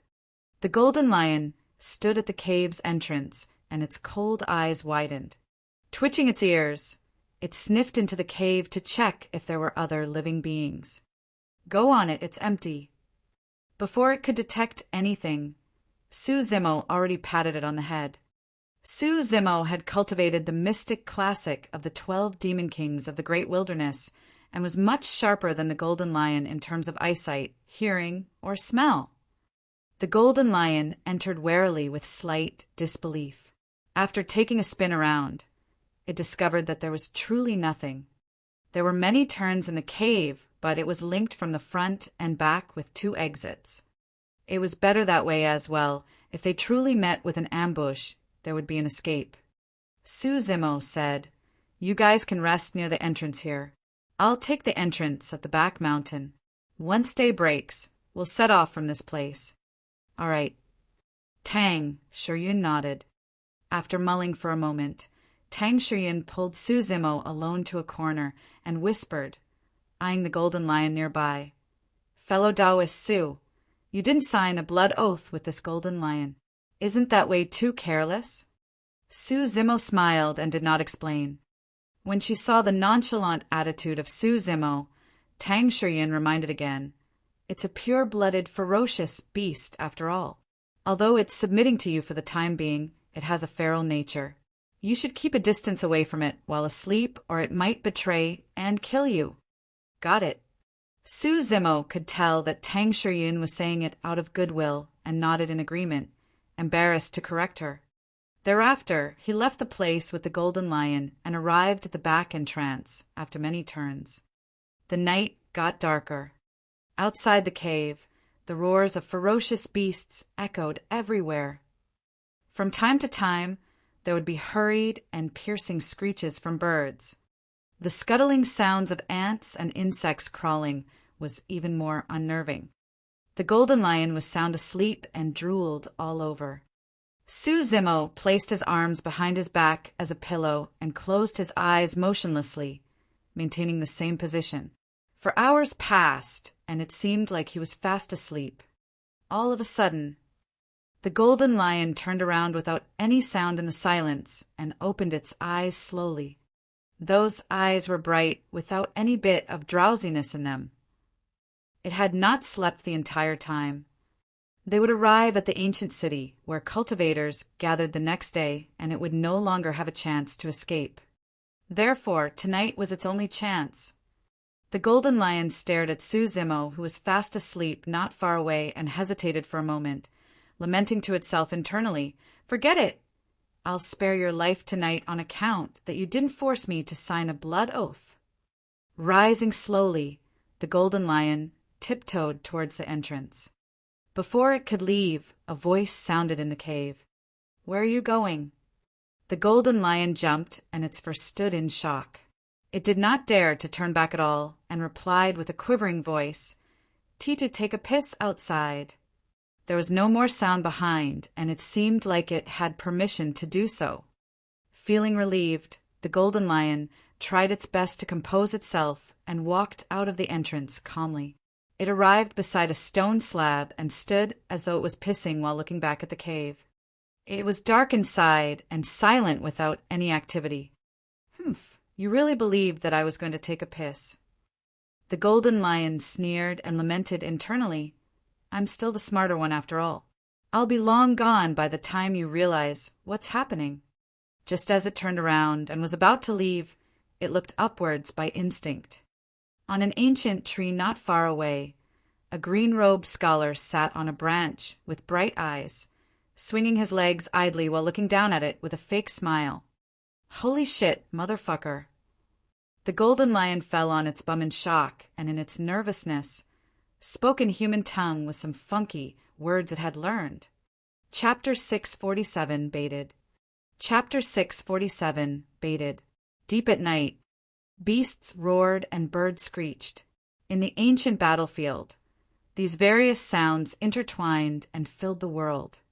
At the top of a towering mountain peak that was hazy with countless ancient trees, there were many powerful, ferocious beasts coexisting. However, the strange thing was that it was completely silent throughout the entire mountain. In the leafy forests, pairs of green beast eyes appeared, gazing at the top of the mountain with fear. Two figures stood on the mountain peak. One of them was tall, and although it looked humanoid, it was not wearing any clothes, and it was covered with fur all over its body and face. Its arms were extremely long and slumped down naturally, extending to its knees. It was clearly a demon beast. The demon beast with long fur had a dark expression and stood on top of the mountain peak, gazing at an ancient city with a bloodthirst in the depths of its eyes. The other figure looked extremely strong with muscles that looked like steel. Covered with black and yellow stripes, it had a tiger's head and its eyes shone fiercely. The demon with the tiger head turned to look at the demon beast with long fur and whispered, "Boss, this ancient city withstood the test of time and is still standing right now. There's also many cultivators guarding over it. It's probably going to be difficult to take it down. You're afraid?" The demon beast with long fur asked with a bloodlust in its eyes. "And no." The tiger-headed demon shuddered and shook its head. A moment later, the tiger-headed demon asked once more, "Boss, when are we attacking?" "Hold on, he hasn't arrived." The demon beast with long fur shook its head. "What if he doesn't come?" "He will definitely come." With that said, the demon beast with long fur turned around and opened its mouth, letting out a deafening howl towards the forests beneath the mountain. The ancient trees swayed and countless demons dispersed. Morning. Su Zimo rode on the Golden Lion and arrived at the front entrance of the cave. The Golden Lion looked listless, and its eyes were even more lost than they were the previous day. It was almost scared to death by Su Zimo the previous night and spent the rest of the night jittery, not daring to fall asleep. Now that it had to be awake this early, how could it have any energy left? Of course, the greatest blow it received was mentally. In its opinion, the only way it could leave now was if the scholar was compassionate enough to permit it to leave. Otherwise, it would have to become a mount for this scholar for the rest of its life. Everyone from Southern Dual Sect had reddened eyes and was drowsy as well. Although this cave was extremely secluded, none of them dared to sleep when they heard the activity outside and spent the night fearfully awake. Su Zimo was the only one who was energetic and seemed like he had a good rest. He cultivated the mystic classic of the 12 demon kings of the great wilderness, and his breathing and expiration was conducted even when he was asleep without being affected. Zhu Yu glanced at Su Zimo without saying anything. Tang Shiyun smiled and nodded in Su Zimo's direction. Everyone arranged themselves and, under Tang Shiyun's lead, headed for the ancient city. Along the way, Tang Shiyun traveled beside Su Zimo and was extremely curious about him. "Fellow Taoist Su, which region did you come from?" "North region." "Oh, we're from the South region." The South and North regions are separated by millions of kilometers. If not for the ancient battlefield, we might not have had the chance to meet. This can be considered as affinity too. Zhu Yu followed behind the two of them, silently with a darkened expression. Tang Shiyun said, "All right. Glass Palace is from the North region as well. You must have heard of them, fellow Taoist Su?" "Yes, we've had some interactions before," Su Zimo replied. When he heard that, Zhu Yu stifled a chuckle. "Fellow Taoist Su, be careful of biting your tongue when you brag. Glass Palace is one of the immortal sections. Since you aren't affiliated to any sect or faction, how can you be qualified to interact with them?" "That's not for sure." Afraid of another conflict between the two of them, Tang Shiyun added hurriedly. Su Zimo smiled without replying. Along the way, the group encountered many human corpses on the vast plains. Their flesh was not dried up yet and looked horrifying. Those humans seemed to have died the previous night. Most cultivators who could not find a place to hide or a city with humans before nightfall would find themselves dead. Cultivators slewed demons, and demons devoured humans as well. That was the cruelty of the ancient battlefield where ferocious beasts roamed. At evening, a row of dark, ancient city walls finally came into view at the horizon ahead. A vicissitude city gradually enlarged in everyone's eyes. When they approached, they could see cultivators standing on top of the city walls with cold expressions and sharp gazes. Wearing the same attire, it was clear that they were from the same sect. On the city wall above the city gates, a triangular flag was erected with a massive word etched on it, "Glass." Dozens of Glass Palace cultivators stood on both sides of the city gates. When Su Zimo's group arrived, the city gates were about to close, and the Glass Palace cultivators urged impatiently. One of the city gates guards glared at the group from Southern Dual Sect and extended his palm, remarking without emotions, 20 soul nourishing blood ginsengs per person." "What?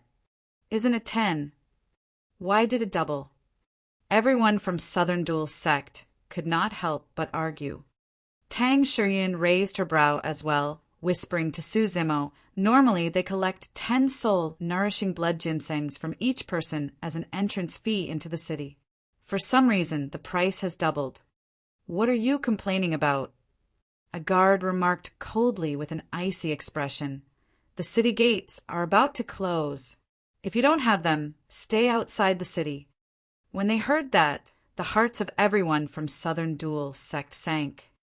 Keeping all of them outside at this moment would be equivalent to sending them to their deaths.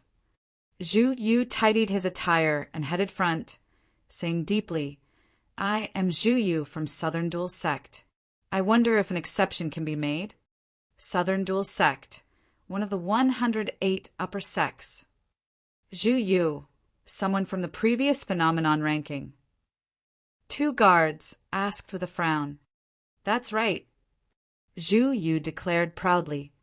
The 2 Glass Palace cultivators exchanged glances and nodded. All right, 10 soul-nourishing blood ginsengs from you will do.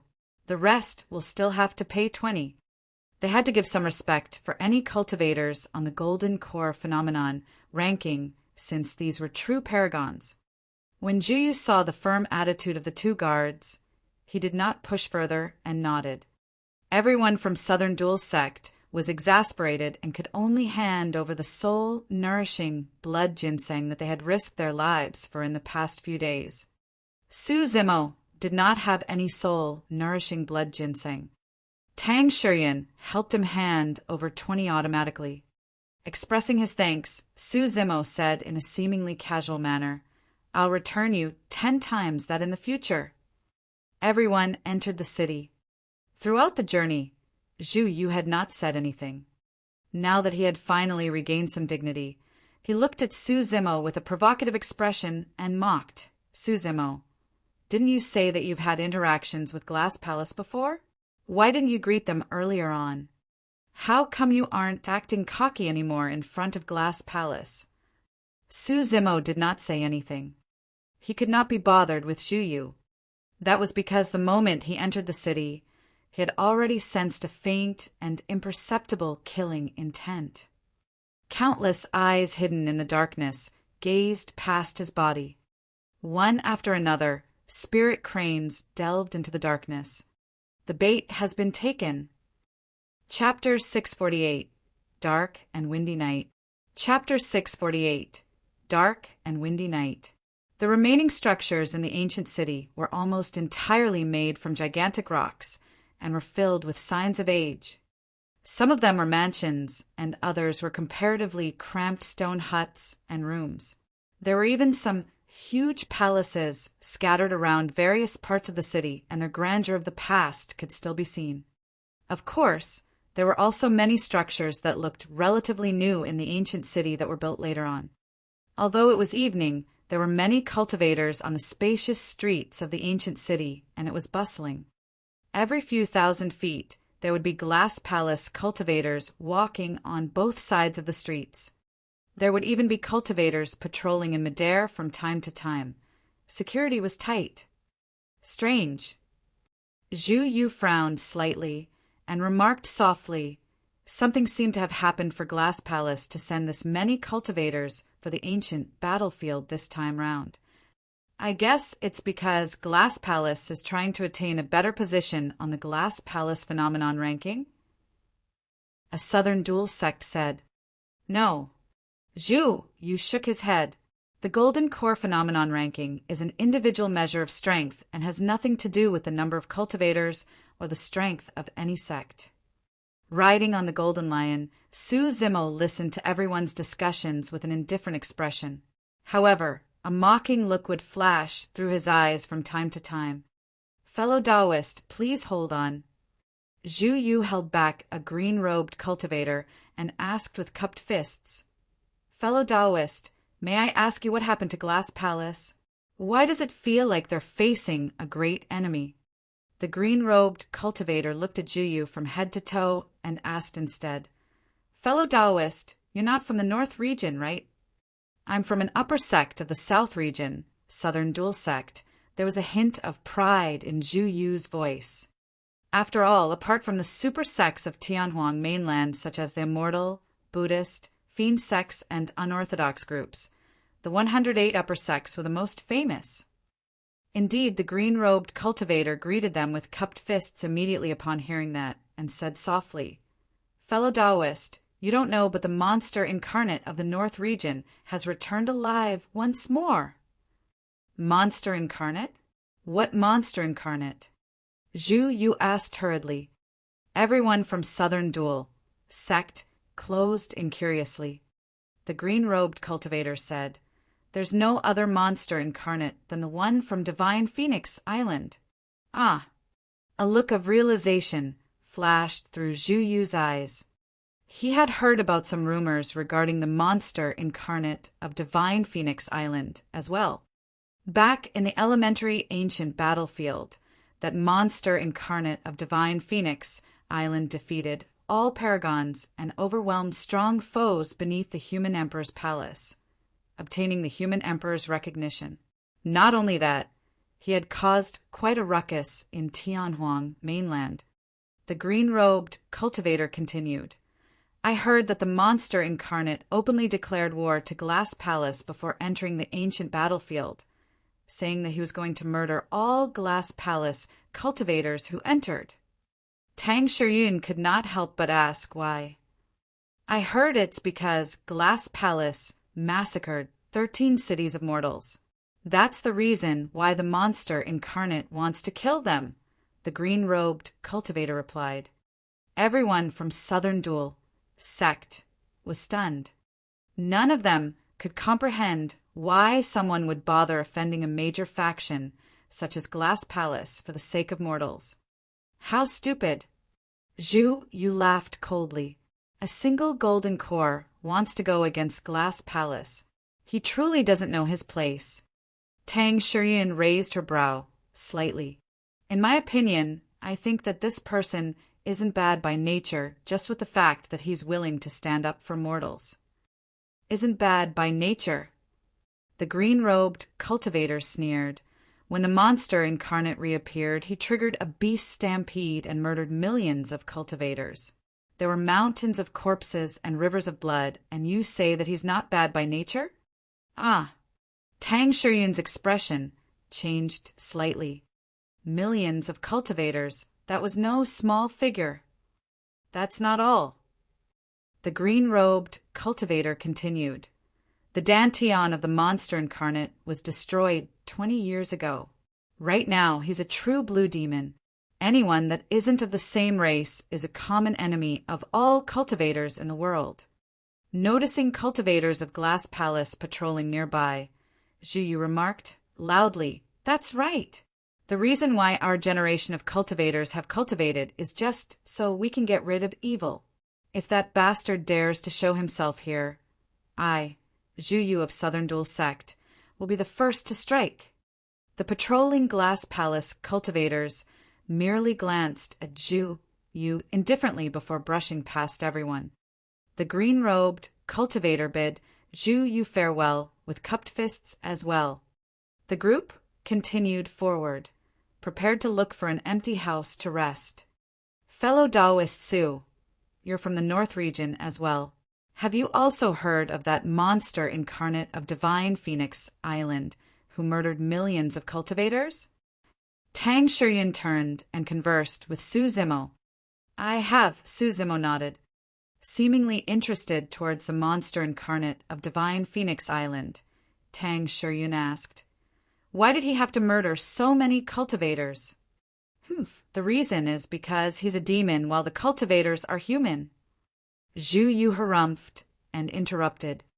Tang Shiyun frowned and asked in confusion, "If so, why is he standing up for those mortals?" This. Zhu Yu was rendered speechless. Turning around, Tang Shiyun asked again, "It sounds like this monster incarnate of Divine Phoenix Island used to be a human. Do you know what's his name, fellow Taoist Su?" Su Zimo smiled gently and replied, "I think it was Su Zimo." Everyone from Southern Dual sect froze. Suddenly the air was still. A strange mood filled the air. Tang Shiyun was the first to laugh and reached out, thumping Su Zimo on the shoulder gently with her fist and teasing. "This joke isn't funny at all." "What's wrong?" Su Zimo asked with a smile. Tang Shiyin replied, "Haven't you heard from that guy that the Dantian of the monster incarnate of Divine Phoenix Island was destroyed? He has no spirit energy, so how can it be you?" When they heard that, everyone from Southern Duel's sect exchanged glances and heaved sighs of relief.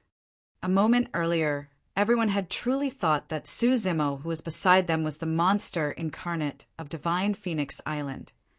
However, Tang Shiyun's words set everyone's minds at ease. The Dantian of the monster incarnate of Divine Phoenix Island was destroyed while everyone had witnessed Su Zimo use spirit energy. Personally, the two of them could not be the same person. The night darkened and the skies were dotted with stars. Suddenly, a glass palace cultivator strode over quickly and stood still before Zhuyu and the others, greeting with cupped fists.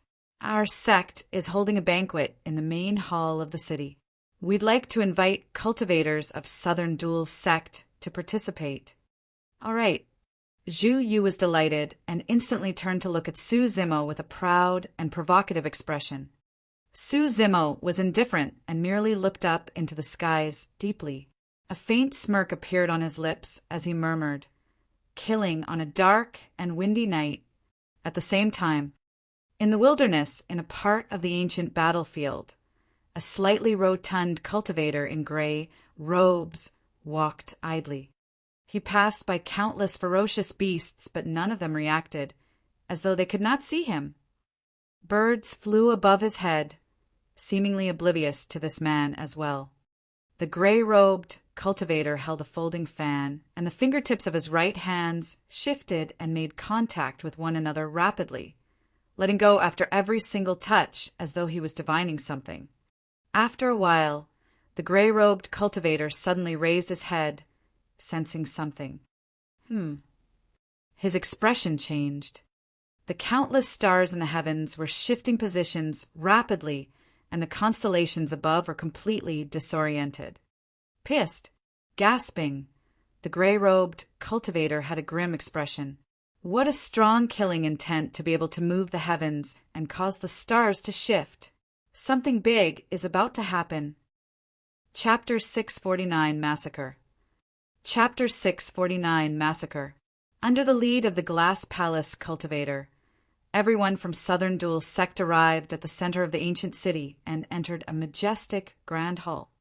At that moment, there were many cultivators from various major sects and factions gathered in the hall. Everyone from Southern Duel's sect did not stand out when mixed in the crowd. Around them, there were many cultivators riding on ancient remnant beasts, and it was bustling with the roars and cries of countless demon beasts. In fact, some golden cores rode on ancient war chariots that were pulled by ferocious WRMS, and some of them even stood on ancient ferocious birds. All of them looked imposing.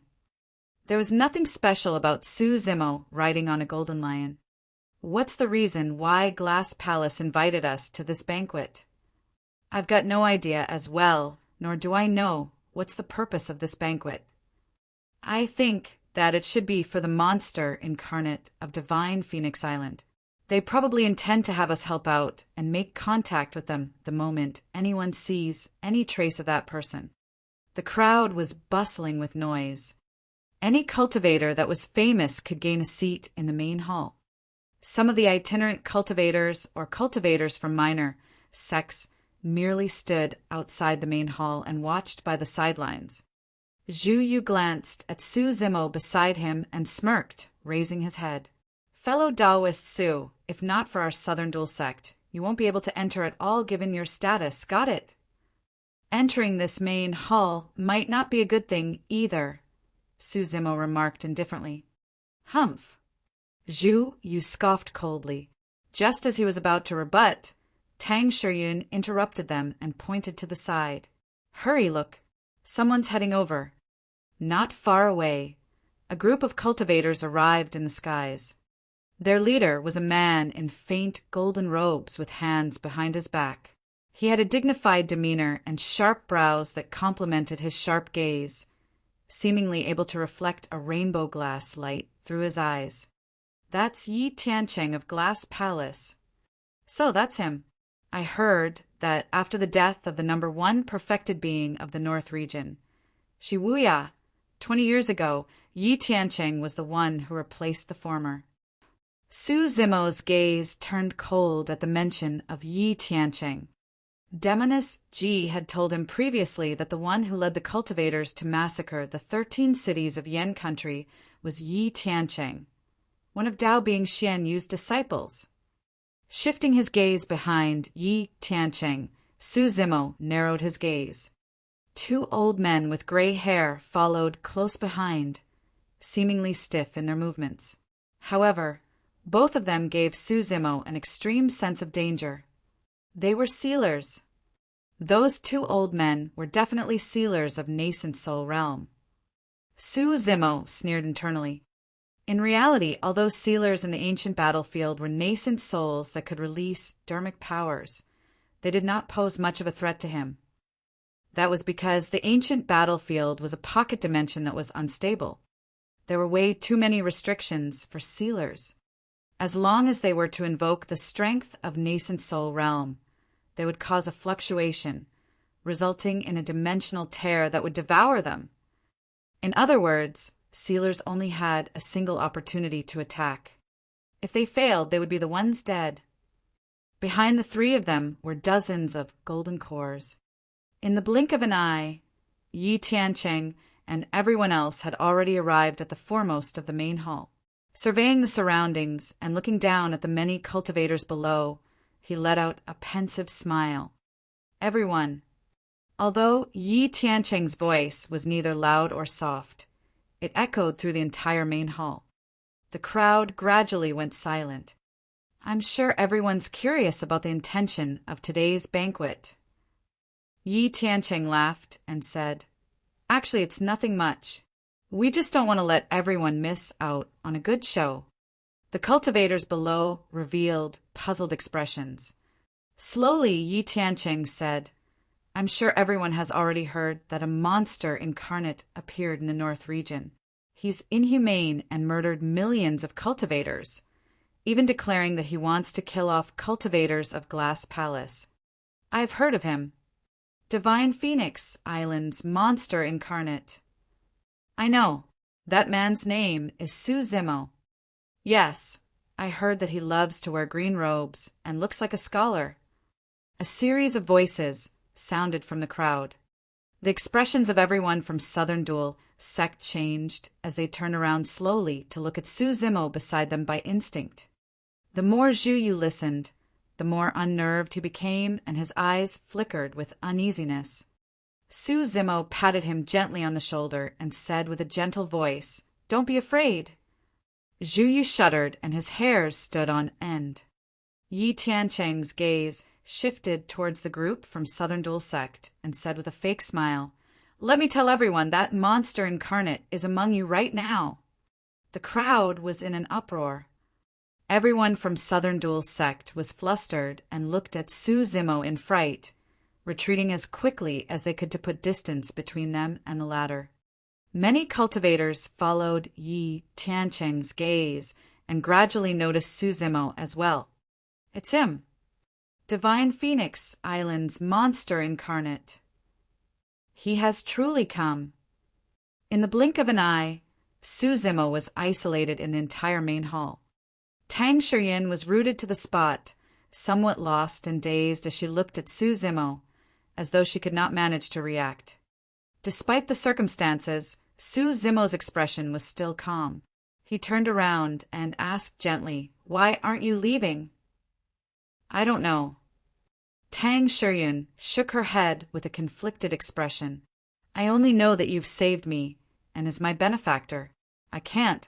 On the contrary, Zhu Yu turned to Yi Tiancheng after distancing himself from Su Zimo, declaring agitatedly with cupped fists, "Fellow Taoist Yi, I'm Zhu Yu of Southern Dual Sect. I barely know this guy, and I truly didn't know of his identity."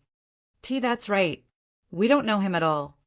The other southern dual sect cultivators chimed in and could not wish for more than to draw the line between them and Suzimo. Beast! We have to be cautious of everyone that isn't of our race. Kill him as revenge for those millions of cultivators. Kill! Kill! Kill! The crowd was fervent and excited. Everyone had bloodshot eyes and wanted to rip Suzimo up alive. The group of cultivators formed a torrential force that was crushing. If it was anyone else, they would have broken down even before they were attacked. Although the golden lion was a pure-blooded, ferocious beast, it sprawled on the ground in fear at that moment and did not dare to move. A single spirit art released by everyone present could destroy him without any corpse remaining. It cried internally, but no tears came forth. However, Suzimo was still calm.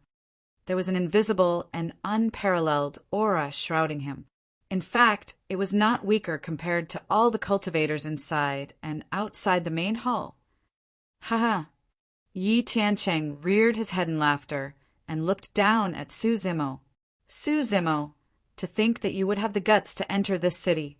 However, you're not qualified to fight against Glass Palace. Expressionlessly, Suzimo surveyed his surroundings and said slowly, "This is a grudge between me and Glass Palace and has nothing to do with all of you. Anyone that doesn't wish to get involved should leave as soon as possible." "Bullshit!" Zhu Yu hollered and declared righteously, "You're a demon, so you're a common enemy of all cultivators in the world." Yi Tiancheng sneered coldly and raised his voice. "Everyone, there's only a single dish in tonight's banquet, the flesh and blood of this monster incarnate. This man has a rich blood qi, and his flesh contains a tremendous amount of life force essence, which is a great tonic. Whether or not you get to enjoy this delicacy depends on yourselves." Many cultivators smacked their lips instinctively, and their eyes shone with excitement. "Well, well, well." Suzimo nodded and commented indifferently, "Since that's the case, don't blame me for the massacre." Chapter 650, Broken Arm. Chapter 650, Broken Arm. Massacre. Zhu Yu had already been displeased with Suzimo the entire journey. At that moment, he released his golden core phenomenon without hesitation and shouted, "You have to get through me first!" Southern dual star formation. Boom! The heavens were initially dotted with stars. All of a sudden, 6 stars shone brightly with a glaring beam and shrouded Suzimo. A series of terrifying auras burst forth around Zhu Yu. That was the power of his phenomenon. Escape yourself. Suzimo patted the golden lion beneath him and leaped down with a cold gaze. In a flash, he vanished from the spot. Swoosh! In the blink of an eye, he had already arrived beside Zhu Yu. Swoosh! It was too fast. Most cultivators could not react in time. OM. Suzimo opened his mouth, and Sanskrit boomed. Poof! Poof! Poof! Everyone from Southern Dual Sect, who stood beside Zhu Yu and wanted to draw the line between them and Suzimo, exploded into blood mists. None of them were spared, and they all died. A single Sanskrit word blasted them to death without any corpses remaining. Zhu Yu was shocked as well. His golden core phenomenon was shaken with a single Sanskrit word. The 6 southern dual stars up in the heavens flashed repeatedly and showed signs of dispersion. How strong? Zhu Yu was taken aback. In reality, if not for the protection of his golden core phenomenon, that single Sanskrit word would have blasted him to death, given their distance. He would not have met with a different ending compared to his sect mates. Before that thought of his was finished, Zhu Yu felt his eyes blur. Suzimo's figure did not pause at all. His knees buckled forward like a sprinting stallion as he charged over with a surging blood qi. His aura was terrifying. Bang! There was a split delay between the both of them. Immediately after, Zhu Yu's body was sent flying, and the phenomenon power that surrounded his body dispersed entirely, the 6 southern dual stars in the skies dimmed completely. His body hovered in midair before splitting into pieces, dyeing the voids red with blood. Ah! A wave of shock and astonishment could be heard from the crowd. Most of the cultivators in the ancient city had heard of Su Zimo's reputation, but there were few who had seen him fight personally. Or rather, most of the people who had seen him attack were dead. Right now, when everyone witnessed how Su Zimo destroyed a golden core phenomenon domineeringly with his bare body, the blow to their mental states was immense. How could the power of bloodline and one's body reach such a level? Zhu Yu was someone who was once on the phenomenon ranking. Although he was ranked near the end, he was one of the paragons. Nobody expected him to last less than a single round despite the release of his golden core phenomenon. Su Zimo was strong 20 years ago. However, the power of his bloodline and body had not reached this level. There had not been anybody who had witnessed his actual combat strength 20 years later. Although Yi Tiancheng's group watched the sight with constricted pupils, they were still composed. Instead, a mocking look flashed through their eyes. Naturally, Glass Palace was thoroughly prepared before entering the ancient battlefield this time round.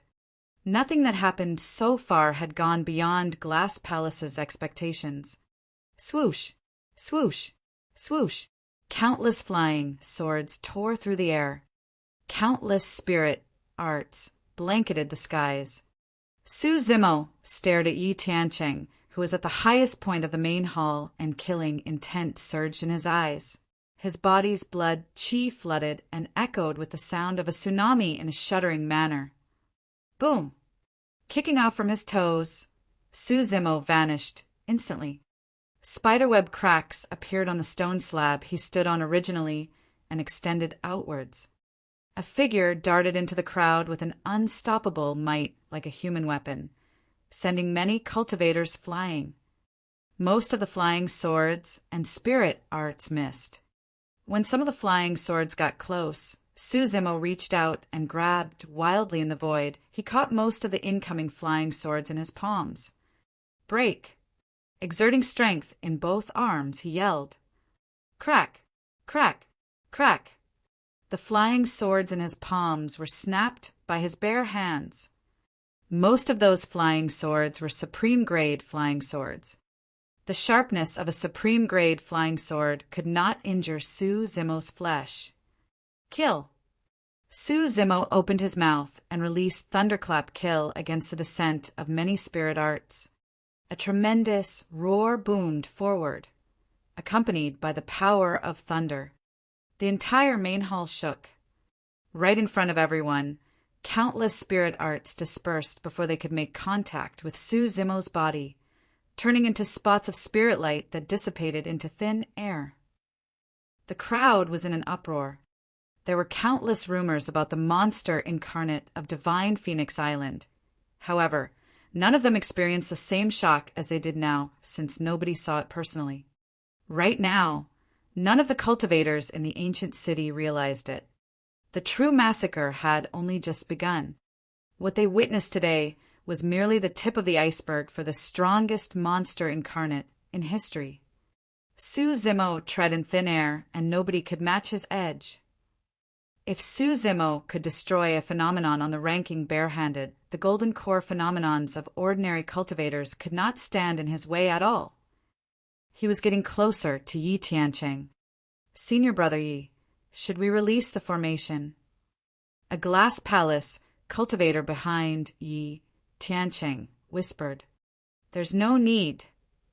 Yi Tiancheng's hands were hidden deeply in his robes, and he smirked, remarking coolly, I'm rather curious to test and see just how strong this monster incarnate is in Monster Incarnate. Senior Brother Yi, there's no need to take that risk personally, right? Another Glass Palace cultivator frowned. Take the risk personally. Yi Tiancheng harumphed coldly. In the past, I wasn't weaker than Shi Wuya in melee combat. So where does the risk come from? Furthermore, Glass Palace is famous for body tempering. Why should I fear a beast? Watch out, senior brother Yi. Everyone from Glass Palace tried to warn repeatedly. Yi Tiancheng's expression turned cold as he charged toward Su Zimo, who was arriving. Su Zimo, take my punch. Striding forward, Yi Tiancheng's blood qi surged, and his hair flew furiously as he threw a punch towards Su Zimo's head violently. Although he threw out a punch, his palm was still hidden in his robes and wasn't revealed, merely showing the shape of a clenched fist. Narrowing his gaze, Su Zimo did not retreat or avoid and returned with a punch of his own. Apart from the top of the phenomenon ranking, Di'in, he had never encountered any other cultivator of the same cultivation realm who could match him in melee combat. Yi Tiancheng's eyes shone with uncontrollable excitement when he saw Su Zimo's decision to take the punch head-on. Bang! The two fists collided. Yi Tiancheng's sleeve was ripped apart instantly, flying away like butterflies. 6 spirit patterns shone brightly on Yi Tiancheng's fist. He was wearing a glove, and it was a connate spirit weapon. That was his killing move. Therefore, Su Zimo had just collided against a connate spirit weapon head-on rather than flesh. Their fists had already collided, and it was too late to avoid, even if he wanted to. A light injury would cripple Su Zimo's arm. A heavy injury would result in his death if Yi Tiancheng took advantage of the situation. Haha, Su Zimo, prepare to die. Yi Tiancheng laughed menacingly. Before his laughter subsided, his heart sank. There was no hint of panic in Su Zimo's eyes. They were calm as water. It can't be. Before that thought was finished, Yi Tiancheng shifted his gaze. Su Zimo's fist merely collided gently against his before turning limp. Like an anaconda, it wrapped forward along with the momentum. Rap, hit, pull. Shing! A mist of blood filled the air. Yi Tiancheng's arm was ripped off by Su Zimo just like that,